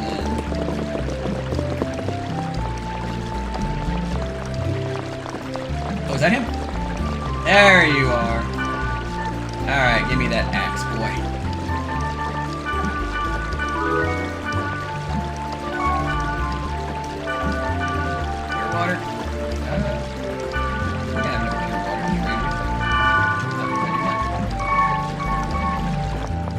Whatever. Alright, so I have this axe.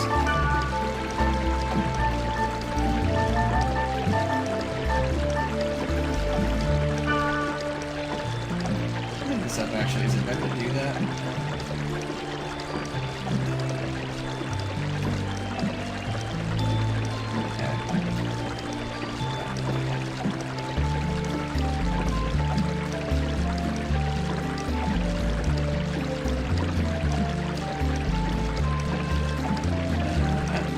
Card. I want to know, like, if it's good to just give it to Pyrrhus right now.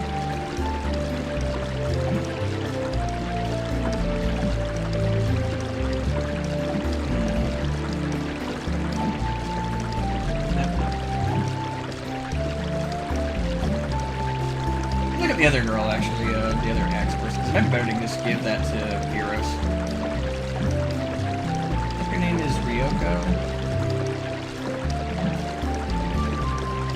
Yeah, Terrajima Ryoko.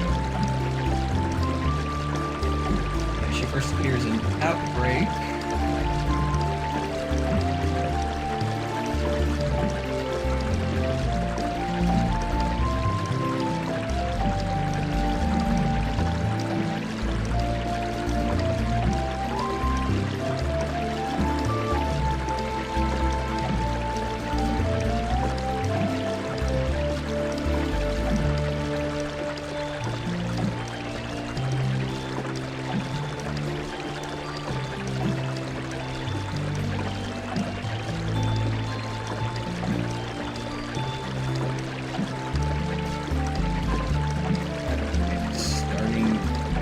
because she comes into the next game, so it might actually be beneficial if I, I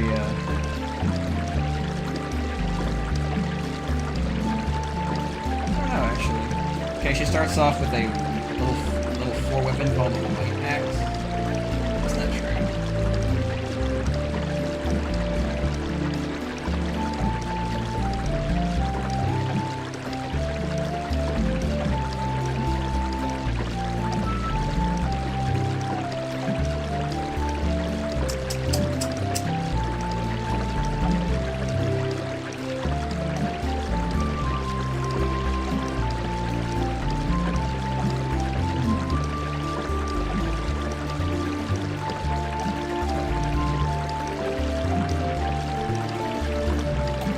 Hang on, I'm trying to figure out exactly like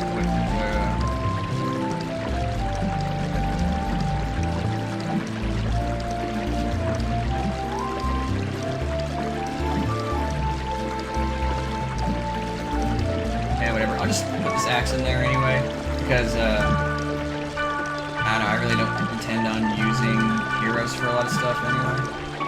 Again, I don't dislike Pyros. It's just I prefer.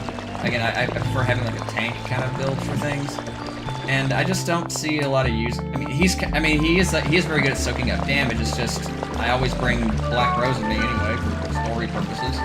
So it's like I don't see the need for a secondary tank unless I actually really need to have like a very heavy melee focus group. But I'd really rather just bring Gardenia, along then.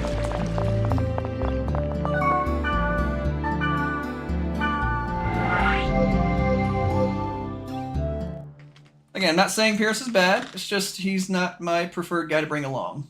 He's a very good meat shield. But I don't know. I just feel like yeah. What?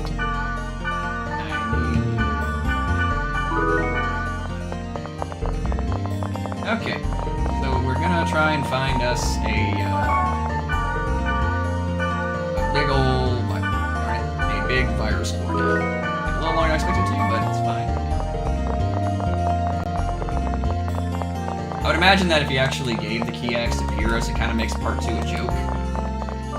But I actually like this game a bit more challenging.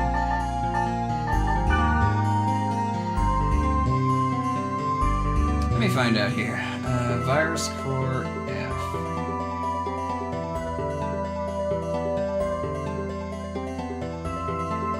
Monster type. Over level 30. Lambda, shapeless, his sand trap. We'll try that.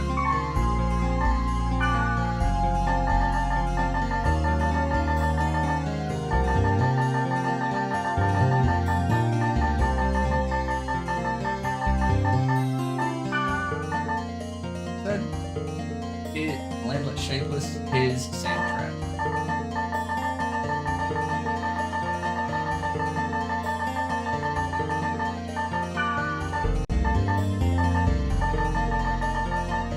A lot of sand. Don't tell Anakin Skywalker, he hates sand.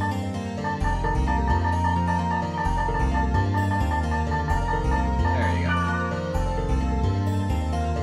I don't know about that one.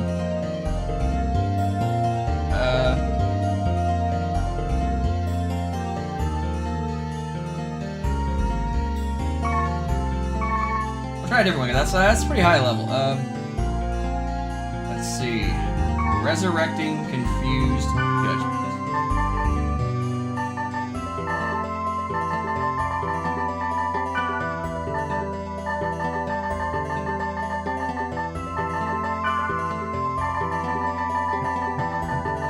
There we go. That's easier. We'll do that one. Like, 50 is not that bad. It's just, I don't feel like trying to, like, deal with leveling up and stuff as well as these guys. Oh boy. Oh, that's a big boy. Okay.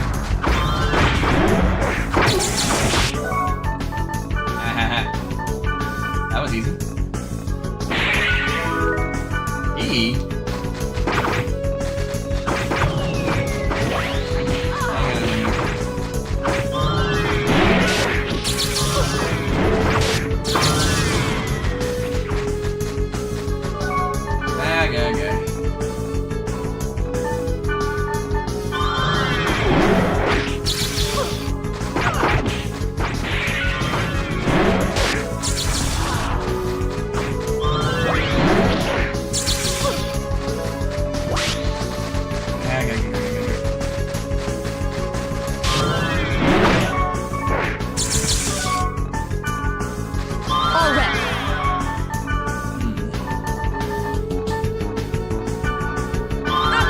get something bigger? I don't know, we'll find out.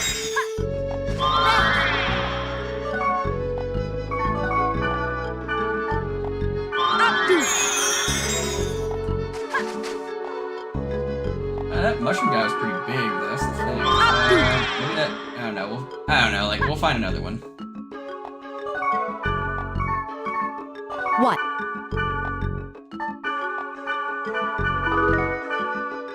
Probably not around here. Okay. We're not going in the dungeon, we're just gonna, like, go outside here.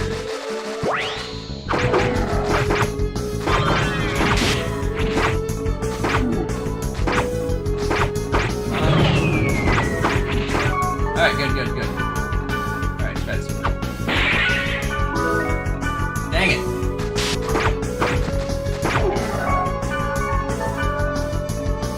Like figures.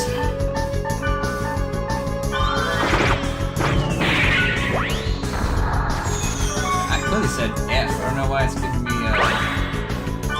green stuff. I mean, that's, it could be, that wrong about virus core F or something like that. Typo. I don't know. We're gonna find out, because there are some smaller enemies here too, I guess.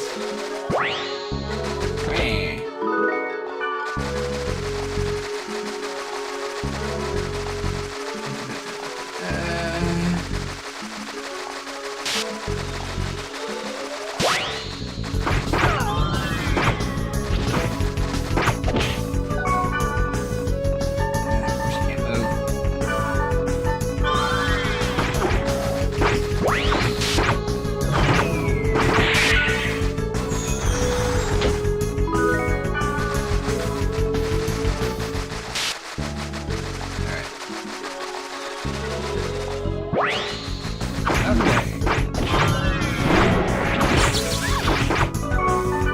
Let's try this again, shall we? Dang it!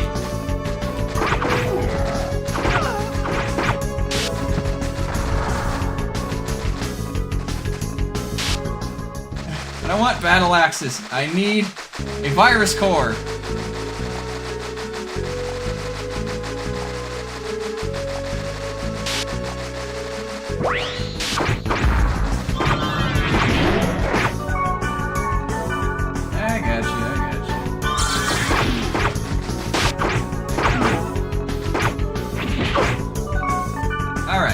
Virus core, please. Are you freaking kidding me? Are you freaking kidding me? Did you even not drop a virus core?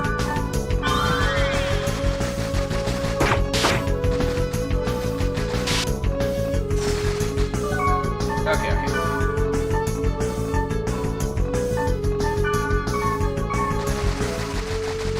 I'm gonna try something here. It'll suck, but I'm gonna try it.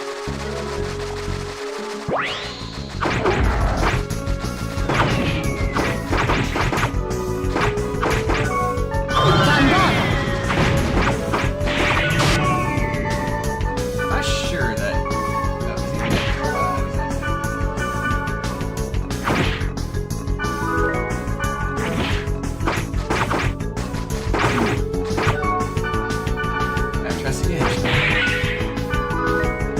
I think they only drop axes.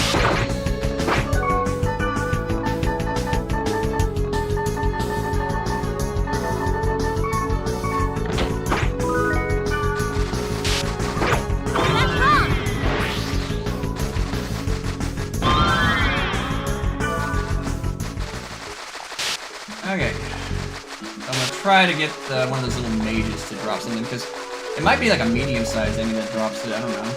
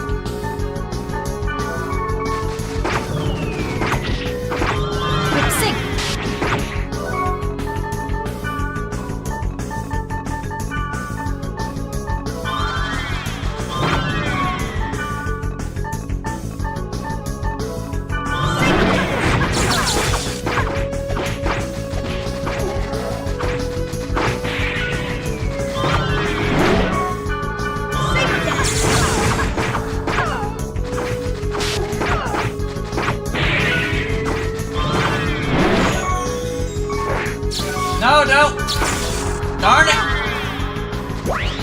All ready.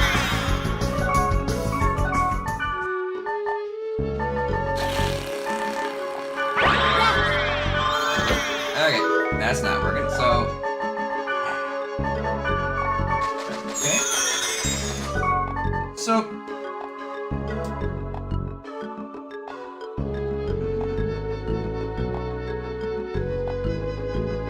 Are we sure it is that,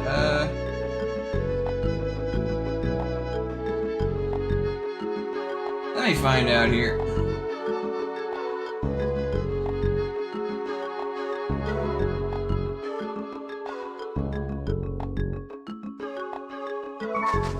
Okay, so it is that, but for some reason they're just not spawning here. We'll try another one. Bottomless, hopeless footstep. Because they were just not dropping. I'm like, this is bullpucky here. What's going on?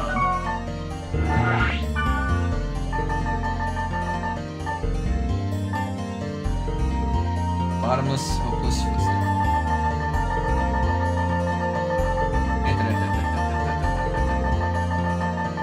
There it is. Very bottom.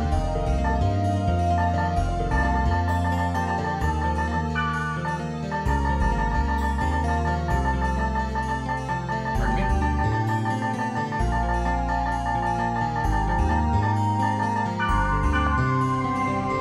Alright, here's the shot. I was getting E, you know? I need F.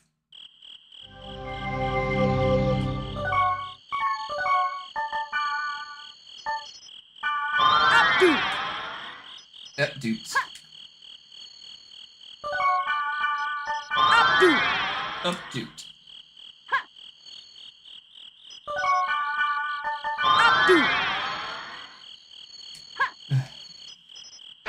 What? Yeah. Give me a health charm. I see a thing over here. Come on, big monster, big monster. These ain't big monsters, these are bitch monsters.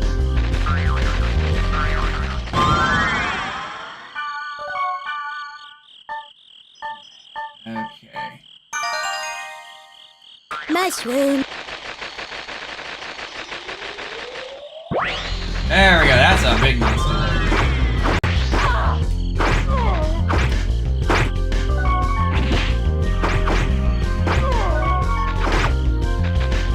there. Didn't even break. Okay. Alright. Okay. Alright, there are more.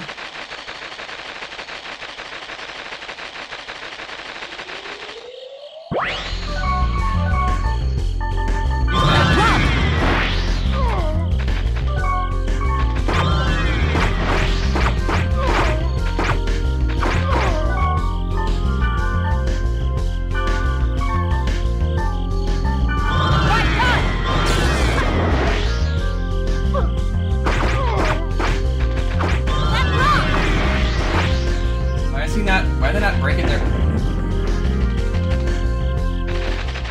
Alright, we'll try it. We'll keep trying. We're gonna keep trying. I'm gonna get this friggin' virus core. Oh, wait. Everybody likes you, mummy scissors.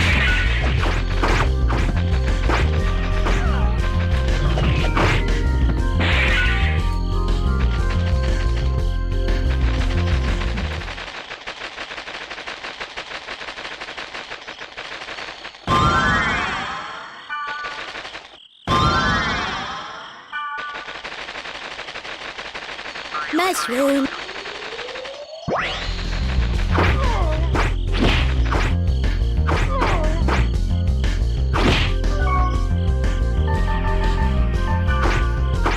Decor.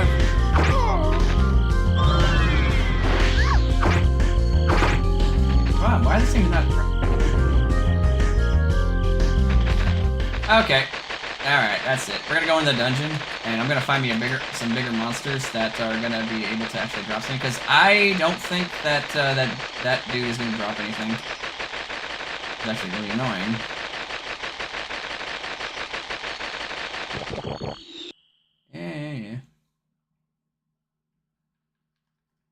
It's like I killed what 3 of them, and not a single one even had their data protection dropped. I'm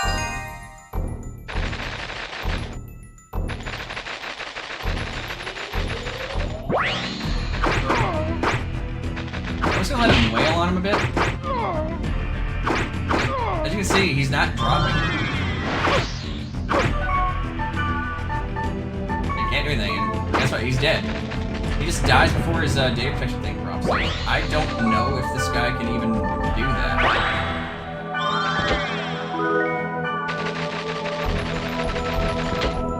Okay, I'm sure there are other ones here. I did not want to spend this this one grinding. I actually thought I'd be able to finish it today.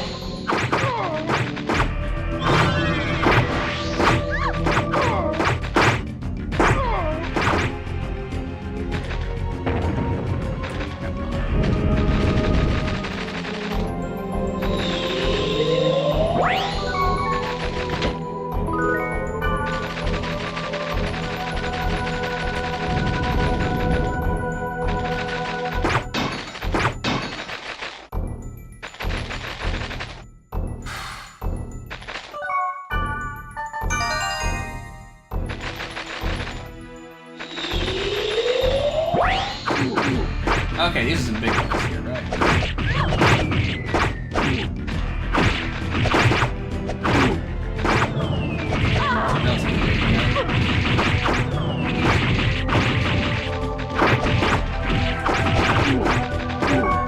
Alright, come on. Fire score F, please. E!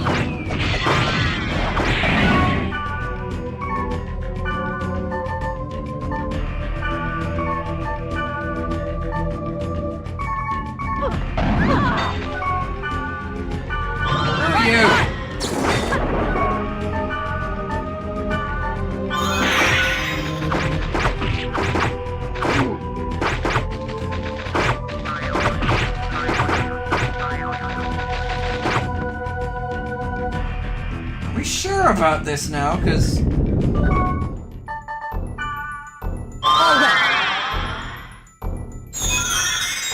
land him some large size monsters.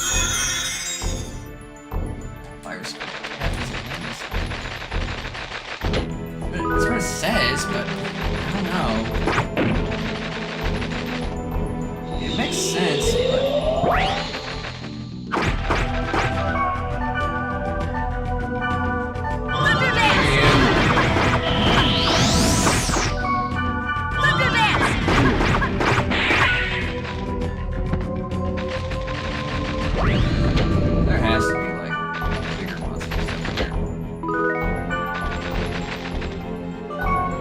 okay, I have a better solution. Forget this area. I'm gonna just go to that little 50 area that was recommended earlier and just find something. It says an Orochi can do it, but I can't drop the Orochi's like freaking thing, you know?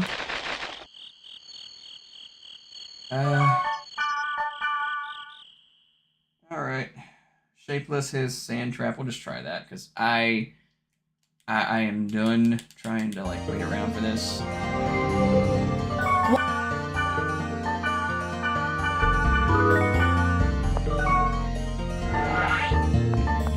Keyword shapeless is sand trap.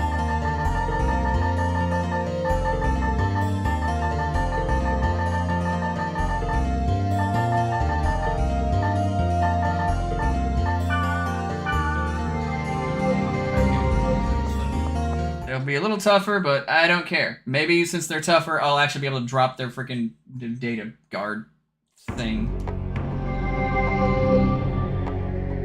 What the heck is that? Yeah, you're pretty big.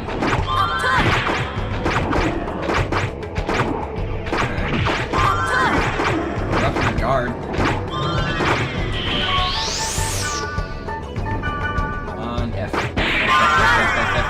Yes! Aha, finally.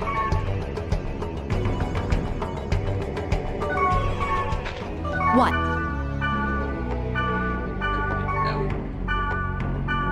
Health charm. Okay. So that was a pain in the butt, but I finally got one. Should have just gone there in the first place instead of trying to fight the other ones. Alright. So we have that one.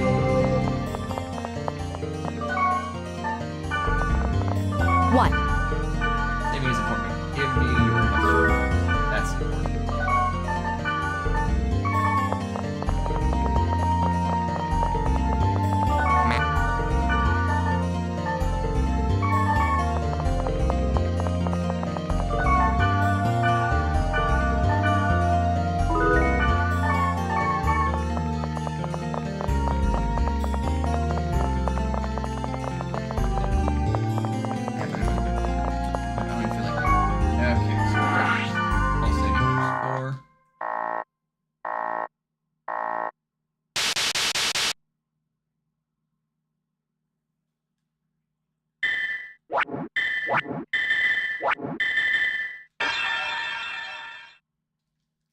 Alright. Now we're going on with this. Rising and Bang.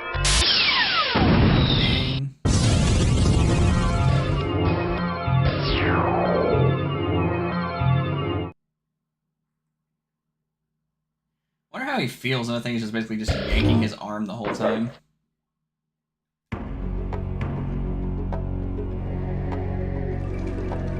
East, north, south, west, north. Gates to paradise will open. Right. East, north, south, west, north. I'm not gonna remember that. I'll look it up. I know it's probably like a... I guess not. Don't smile and think.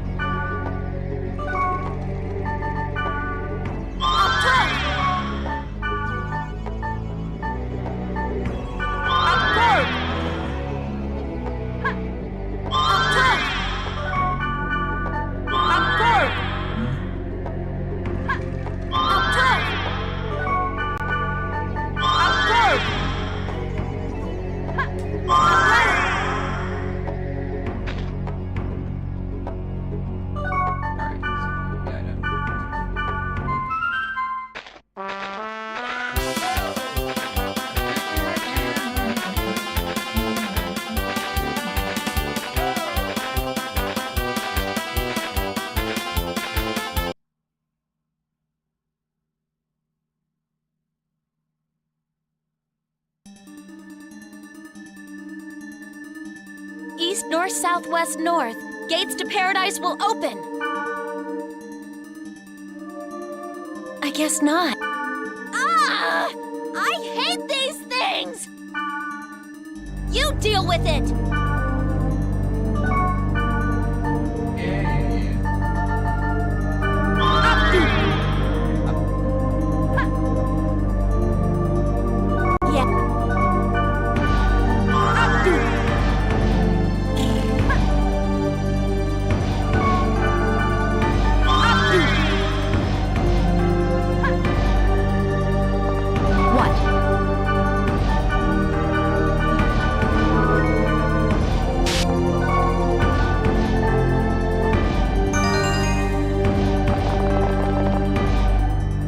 Southwest north.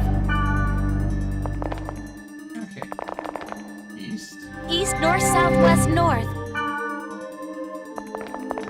North. East, north. South.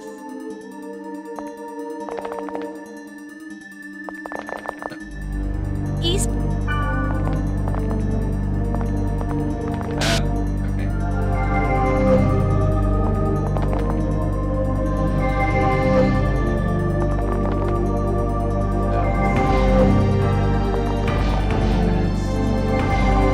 Okay, there we go, yeah.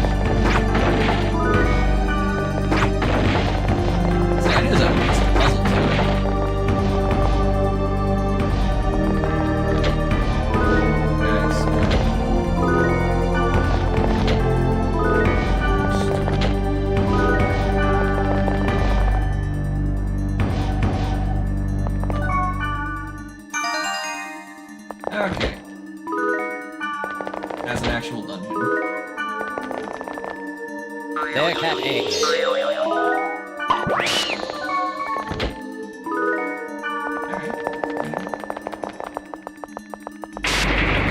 on.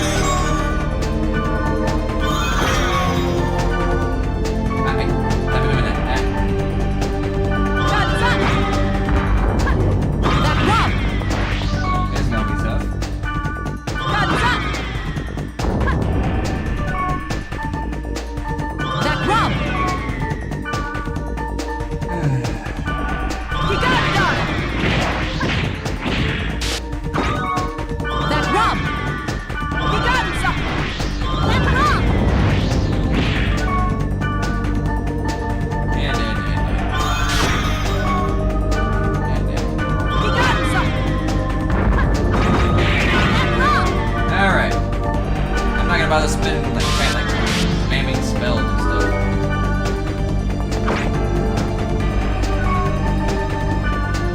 All rep. All rep. All rep. Ring safe. How many years? Ring safe. This is gonna be a tough one. Because I don't have, because none of us here like dedicated. Like Black Rose is a tank, Gardini is like a hybrid, and Knight's a hybrid too. So it's like we're like.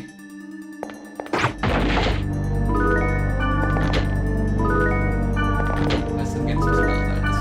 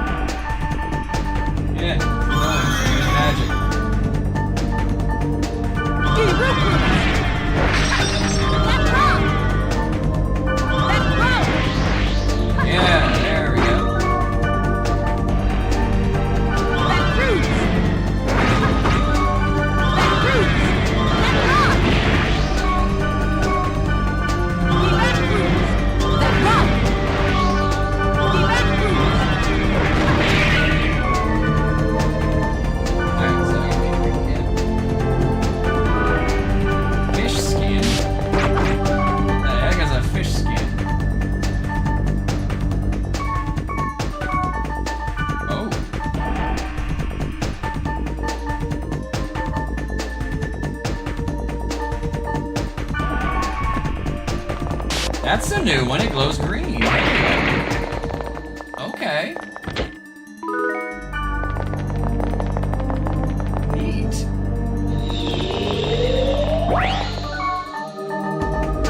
I'm going to use that spell. Arrows.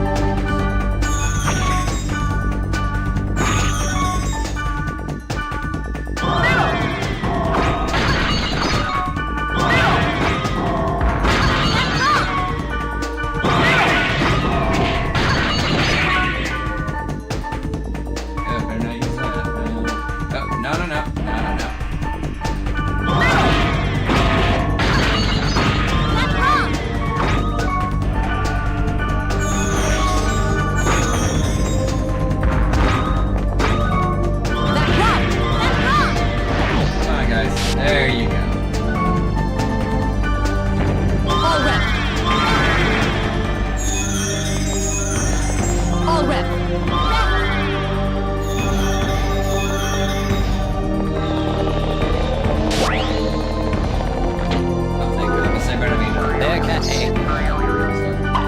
Man, these weapons here are very powerful. For this anyway. Most times they have like skill drain, so it'll like restore spirit points if I just whack people with it.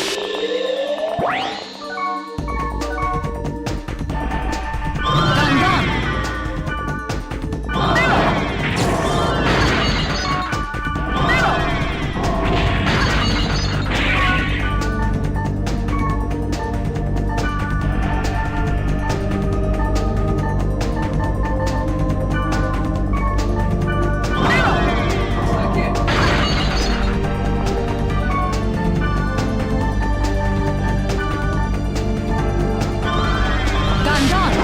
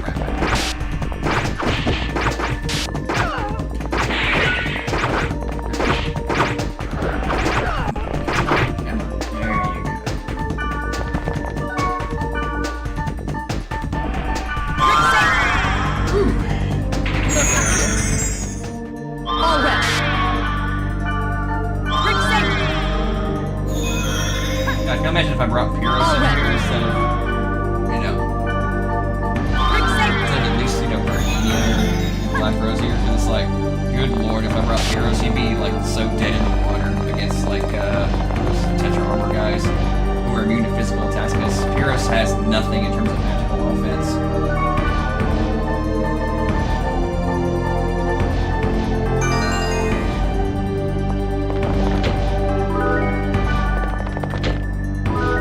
This game gives you like scrolls and stuff like that to kind of give you a chance.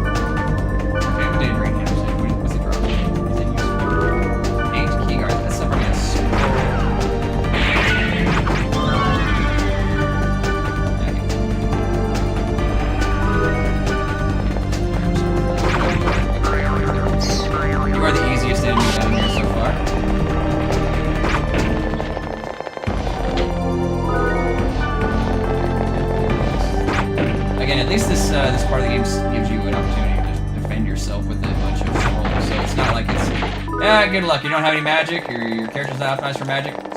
Sucks to be you. They give you like summon fire and stuff, you know. And of course these weapons have a chance to drop. I don't know if they're guaranteed drop or what.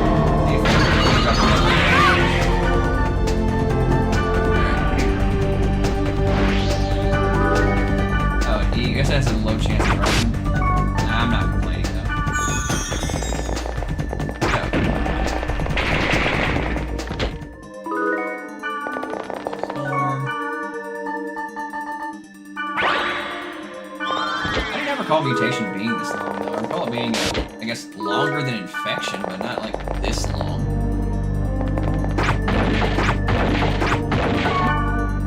And because it's like, this game's a bit harder, so you have to do a lot more grinding and stuff.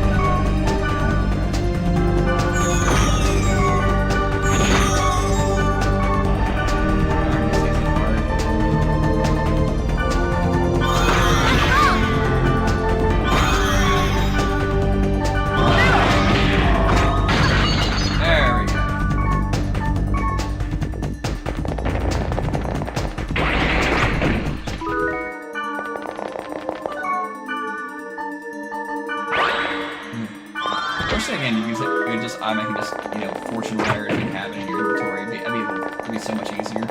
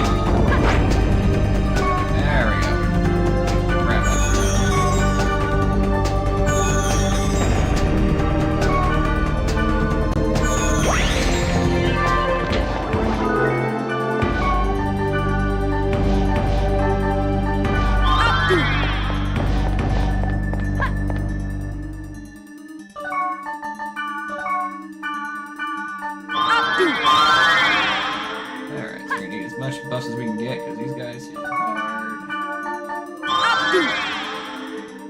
I'm using this speech up so I can get my inventory since I have those twin blades that just give it to me once I equip them.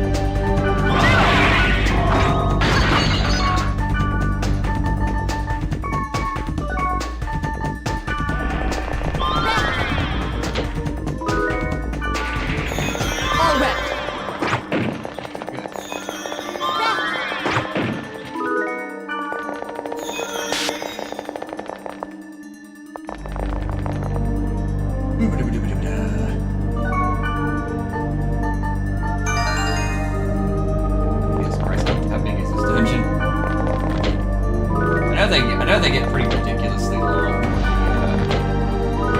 in the other ones, but I don't recall them being. Oh, that's a big boy there.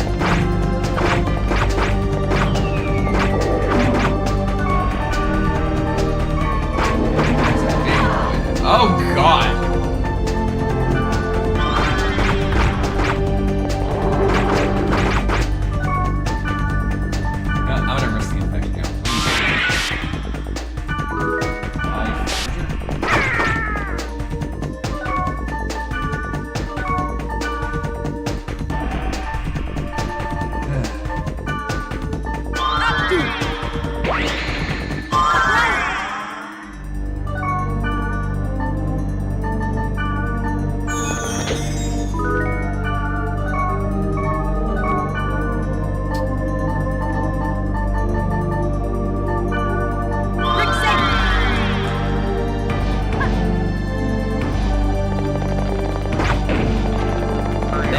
egg.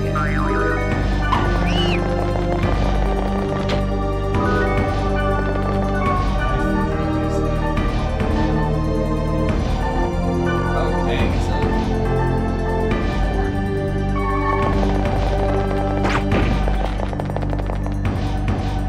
Yeah. I'm sure that whatever she has is better though. Yeah. There, cat egg.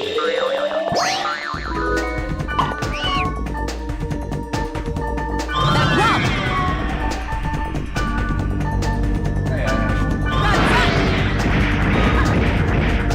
Hey, Run, run! That rum!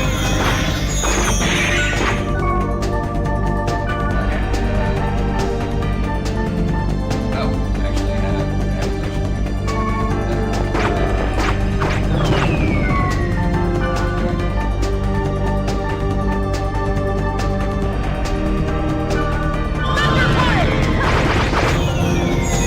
That's wrong.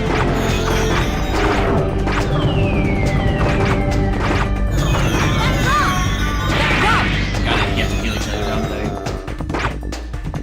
That's wrong.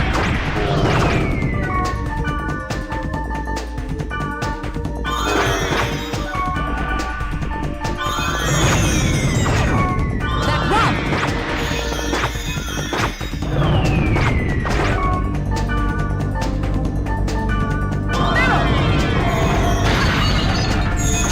That's wrong. I'll have to drain these. Blade 3000? I think I may have missed a few blade sequences.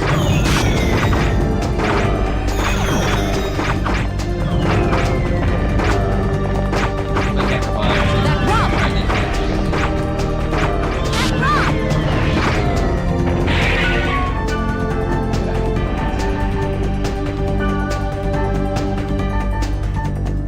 Hey, I want to give that to Sandro, because katana. Ugh. Jesus Christ, these things.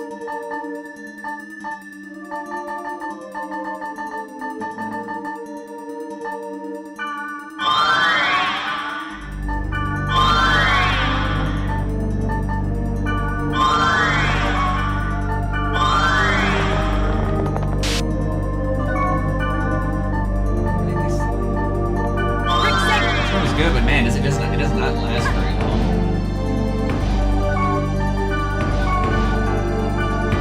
Rig safe!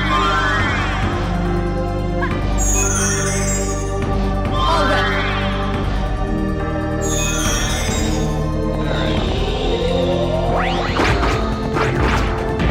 Oh my god, this is gonna suck!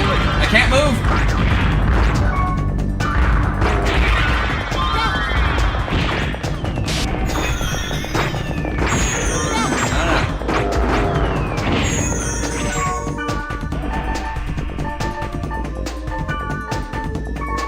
All ready.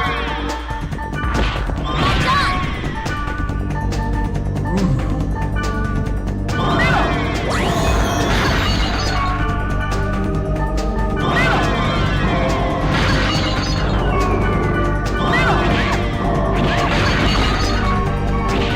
Man, this is a very tough one. Oh, You got it done!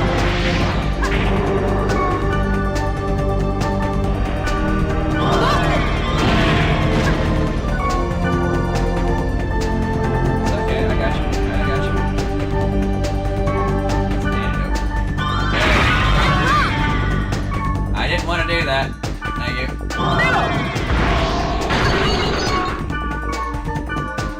Oh god.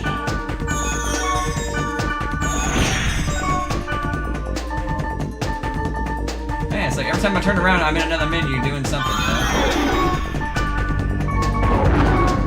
That rum!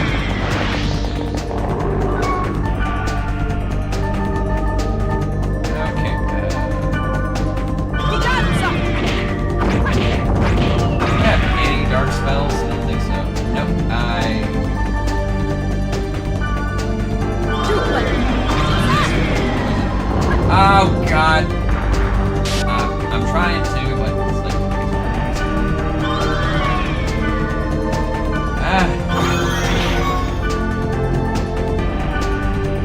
We got some! That route! Yeah.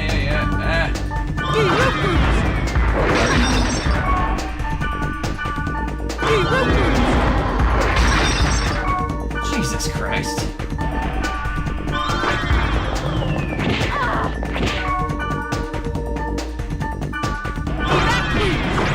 That route!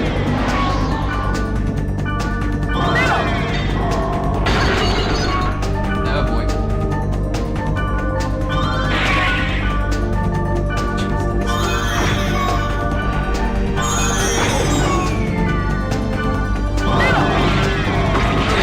Alright. I'm gonna deal with you.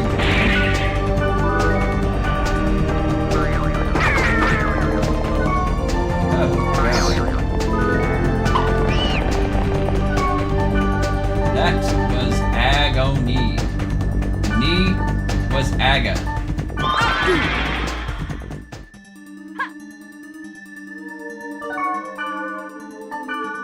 Rick safe!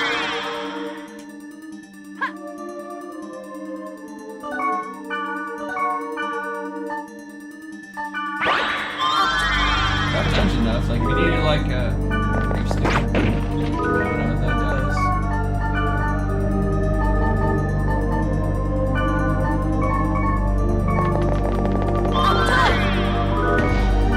Well, I can equip it at least, so I'll have to do something here.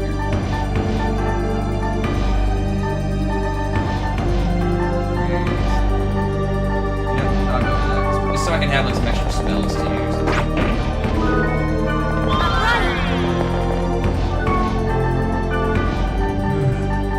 Man, oh man.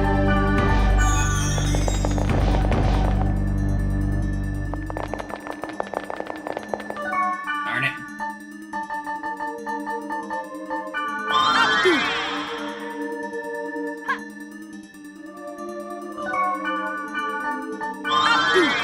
This takes forever to rebuff.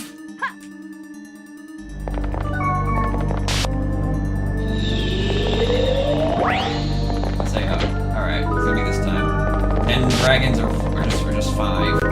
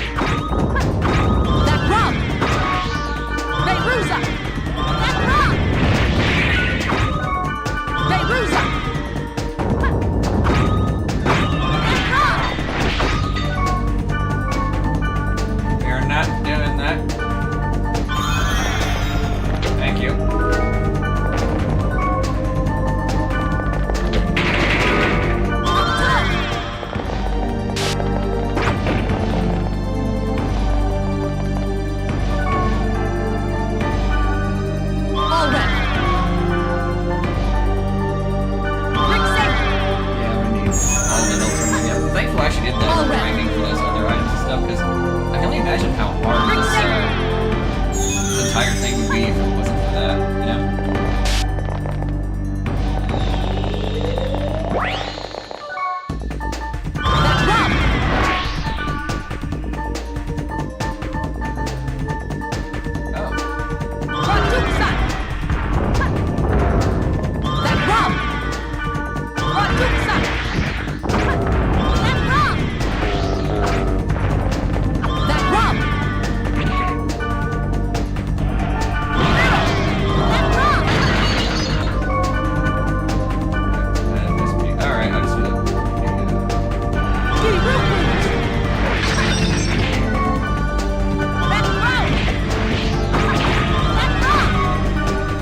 Stop hitting him because like he doesn't.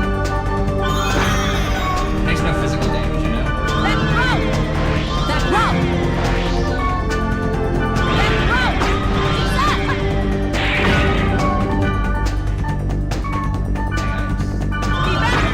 Out of the woods. Doesn't get too bad otherwise. He's supposed to game over, you know. All ready.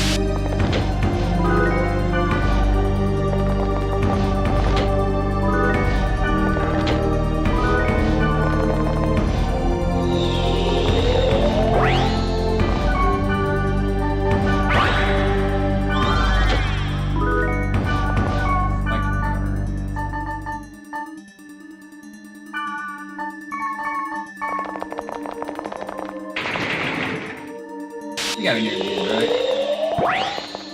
That's a big boy.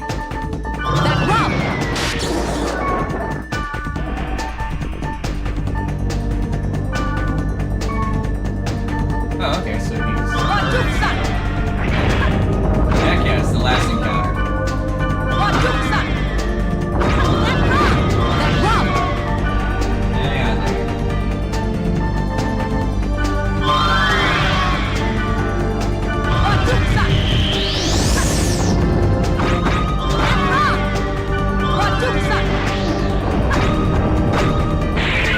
I'm not even gonna try to kill this guy. I'm just gonna get his name.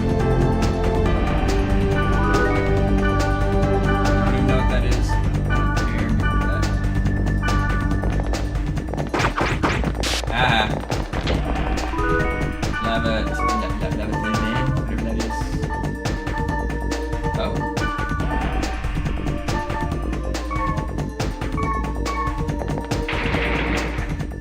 Yeah? What's up? Yeah, I'll give you that. Where's your...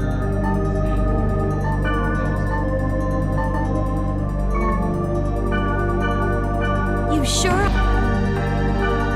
Oh, that's neat. It's got a neat little effect to it. It definitely fits me.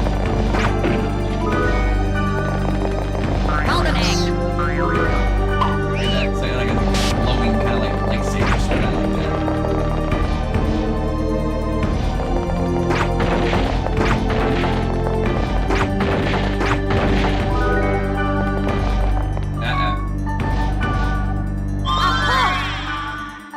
I know this bull when I see it. Rick Saber.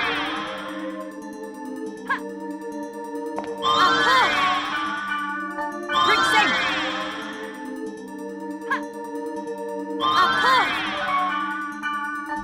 Rick Saber.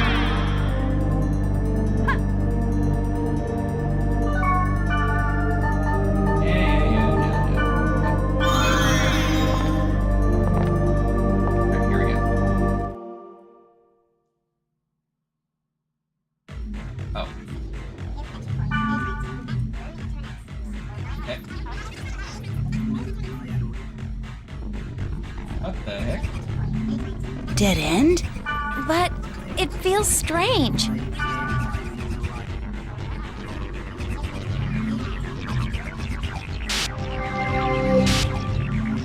gonna just...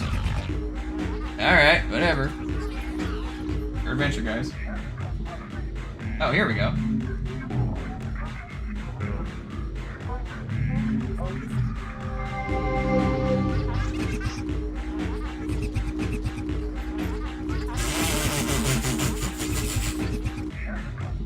What the heck?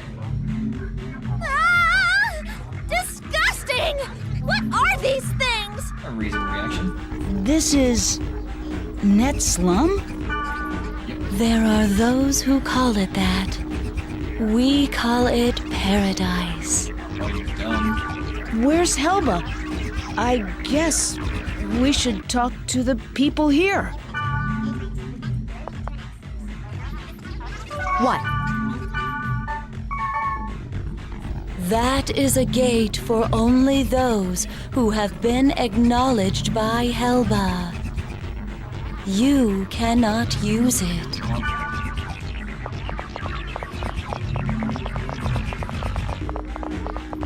The fake real? And the real fake? Which is real? How do you say his name? Clunk? Are you really awake right now? Don't bother pinching yourselves. Our dreams are very realistic. Right. I don't know. I don't know. Really don't know.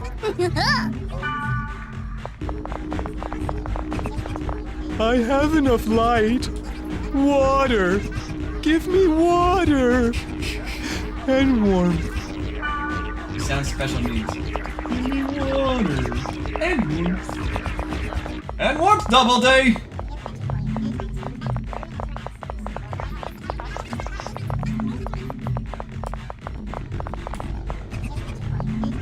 I have...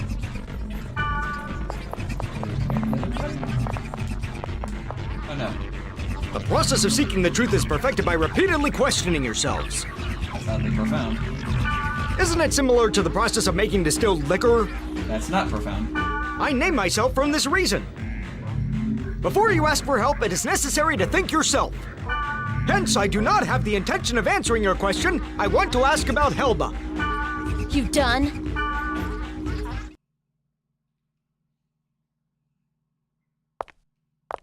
Alright, cool. Cutscene.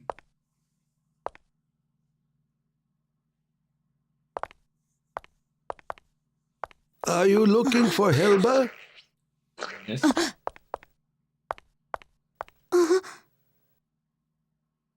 Yes. It so happens I briefly heard from her recently.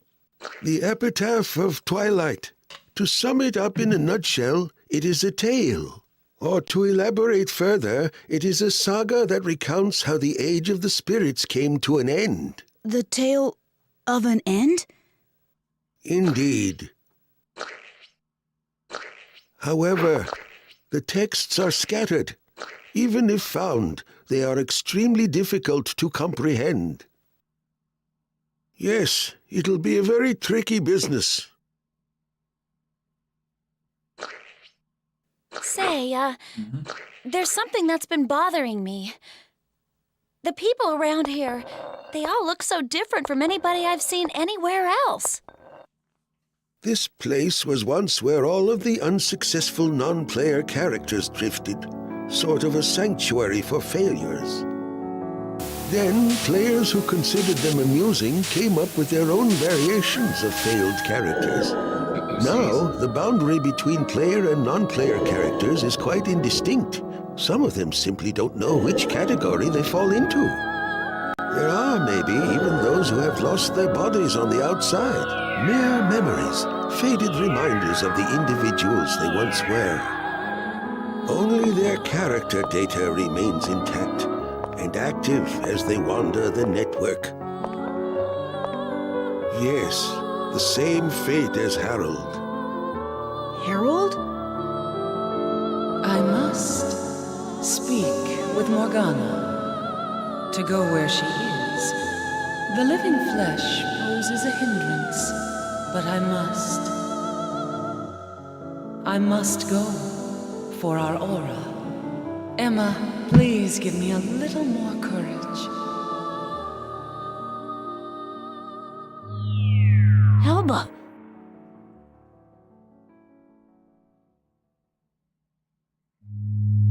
They're the words of the creator of this world, Harold Hewick.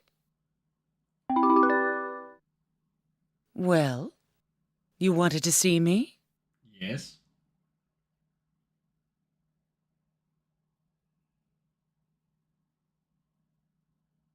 You can't tell, Wraith hopped on my lap. Epitaph of Twilight. Both of you have succeeded in reaching it as well, I see. Oh, look. We have an unusual and unexpected guest. As a representative of Net Slum, I greet you. Welcome to paradise. Huh? Ball monk. What an entrance. You sided with Leos, I see. You cracked easily for someone who was so sure of himself.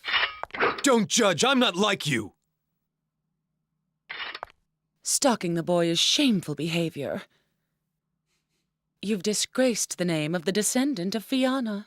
What? Ball monk? You used us? It was necessary. To restore order. Order? There's an order that the world desires, and then there's the order that you desire. Which form should it take, Ball Monk? The order that I desire, of course.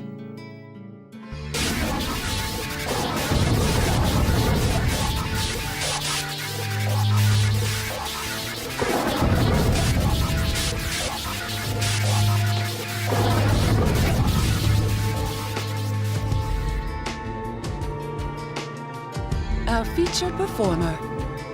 Now all the actors have assembled. Quit your yapping, woman. You are entities that unquestionably pose a grave threat to this world. Quit your yapping, woman. I'll delete you all.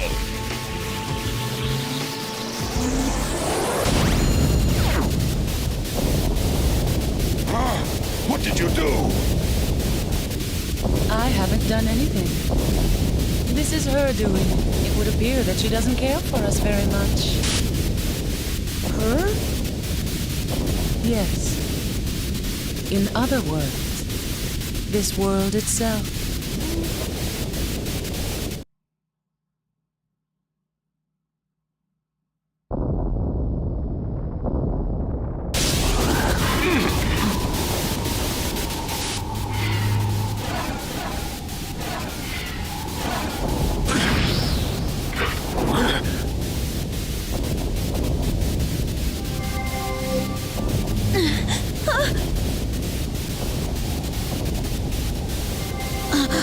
Wow, it's gonna leave us here, huh? Uh-oh. A leaf?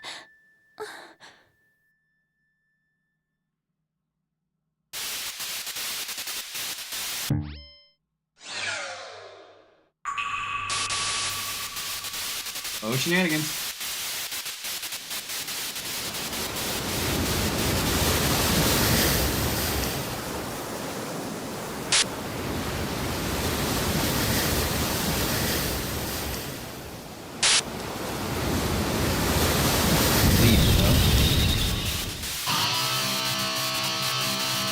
I was gonna call it a night, but I don't think I can do that right now. Yeah, this would actually be the final boss of Mutation, not counting the secret boss, of course.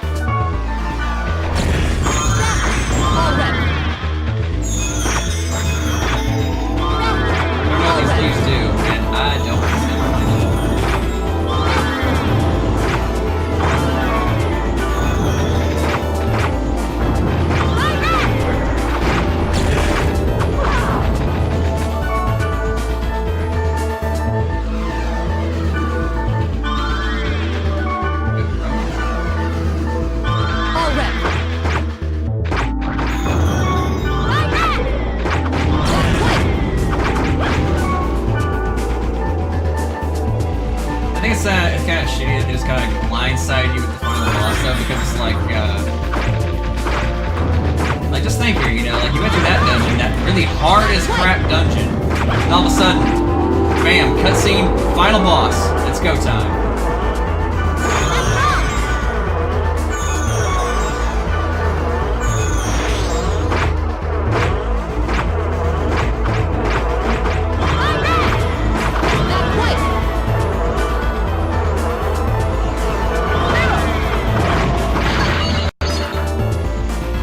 Something.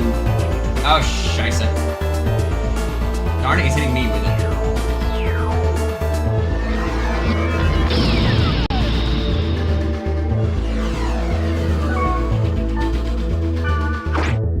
Rip sync.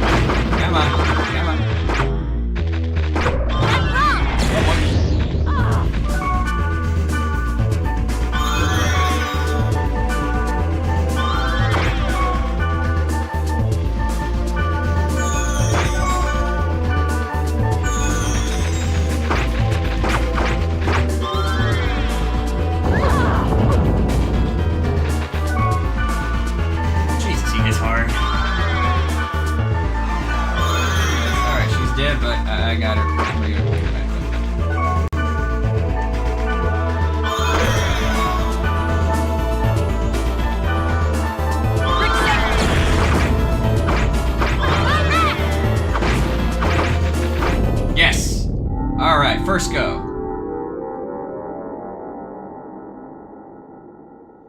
Whew.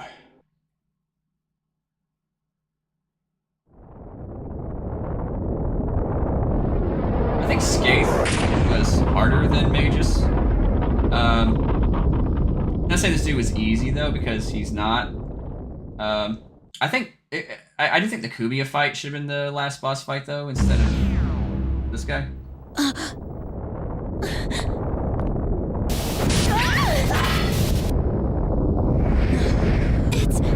It's falling apart. Let's get out of there. I think Helba just kind of pieced out, you know, in the time of need. Balmung I get, but Helba's like, I know this place is paradise and stuff, but there's a big enemy coming. I'm out. Peace. I know you can handle it.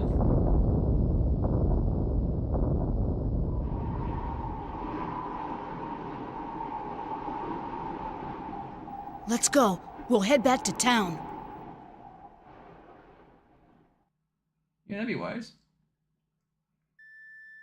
Uh-oh.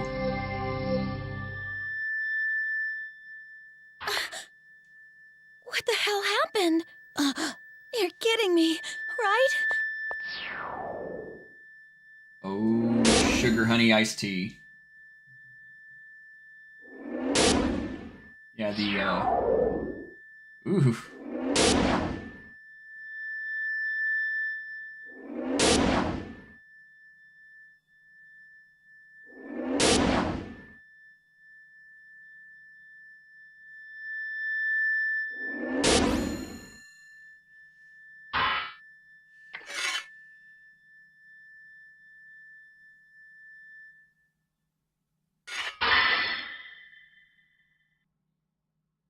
Maybe this was a turning point. The relationship between me and the game, the world, has gone beyond pure amusement. Did it ever not be pure amusement? Because you've been trying to find out why your friend is in a coma. And it was spreading beyond the network.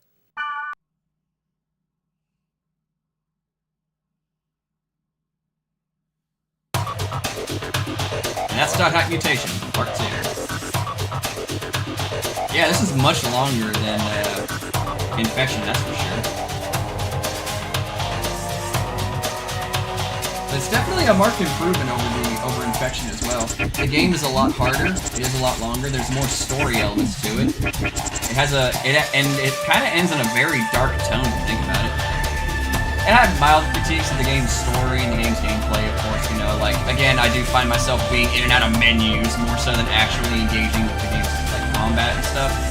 It kind of like the game almost like kind of half expects you to be able to buff all of your party members and stuff, you know?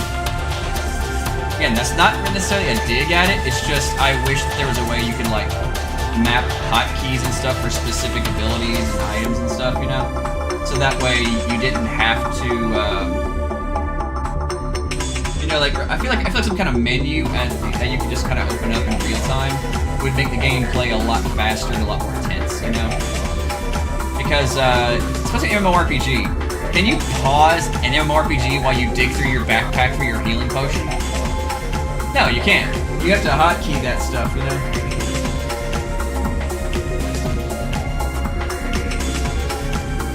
But I get it still. It's like a hybrid turn-based RPG mixed with a hybrid action RPG.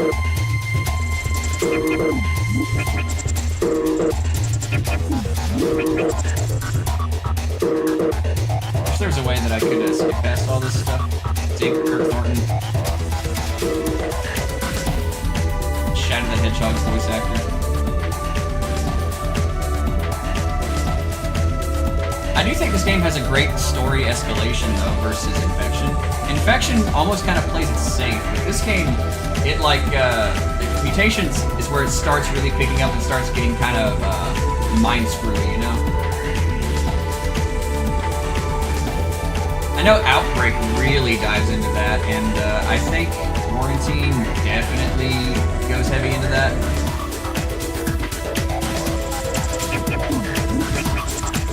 Yeah, again, my main complaint about the gameplay is the menus.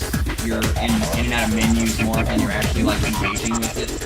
I do feel like there should be ways to kind of circumvent that, make the gameplay a lot smoother. You know, some kind of quality of life thing. But if you don't mind it, and you don't mind it being a little slower paced than other like traditional action games, then it does do it does work very well, both Infection and Mutation. And here's the neat part though, even though this is Mutation, we just now reached the halfway point of the original Hack Quadrilogy. There's still 2 games to go. And you better believe I'm gonna play them. Since, you know, they're still not putting these games out of Abandonware.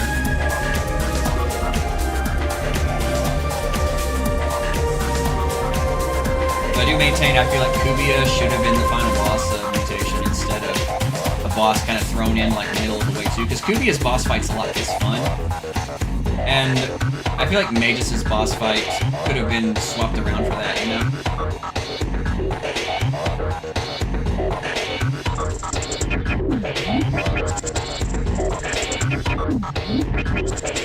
Because, I mean, Kubia was there at the beginning of Part 2, you know?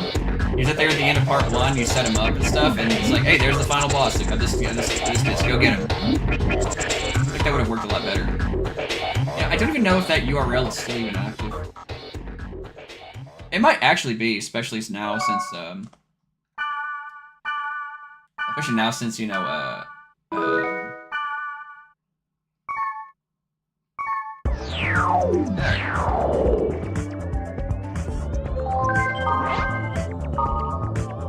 now player and mention the current data, main story of FFC. As an important to declare it, you can change the character before you move the story. And that's the final boss, you know, the hidden one.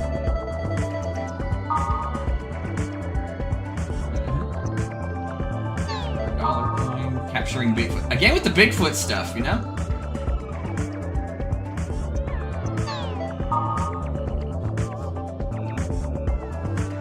Cost 1,000. What the heck? Hold on, what is this? You're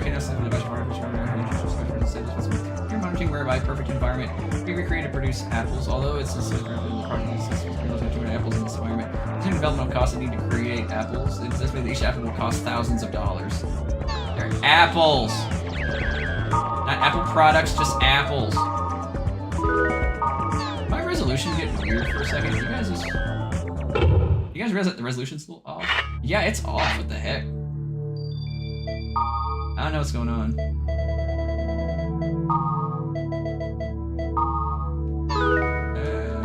I'll fix that, don't worry. I don't know what's going on with that. But I'm going to save the game. I'll probably do the secret boss and the goblin quest like completely off stream and stuff, just mainly for recording purposes. But I do want to show you guys that, yeah, even though this area is still destroyed, it's still going to behave like a, you know, like a hub.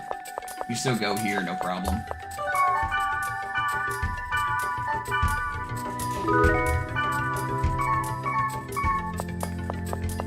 Alright, so that's, that is, Hack Mutation Part 2. Again, I still am working on the video for Infection. I'm gonna try to get that out next week, but next week is my birthday, so I don't know if I'll be able to do that. But we're going to see. We're going to see, and I'm gonna try my hardest. But we are definitely going to be continuing on with more .hack, starting with Part 3. The next one, Part 3, Outbreak. So, I wish everybody thank you for stopping by.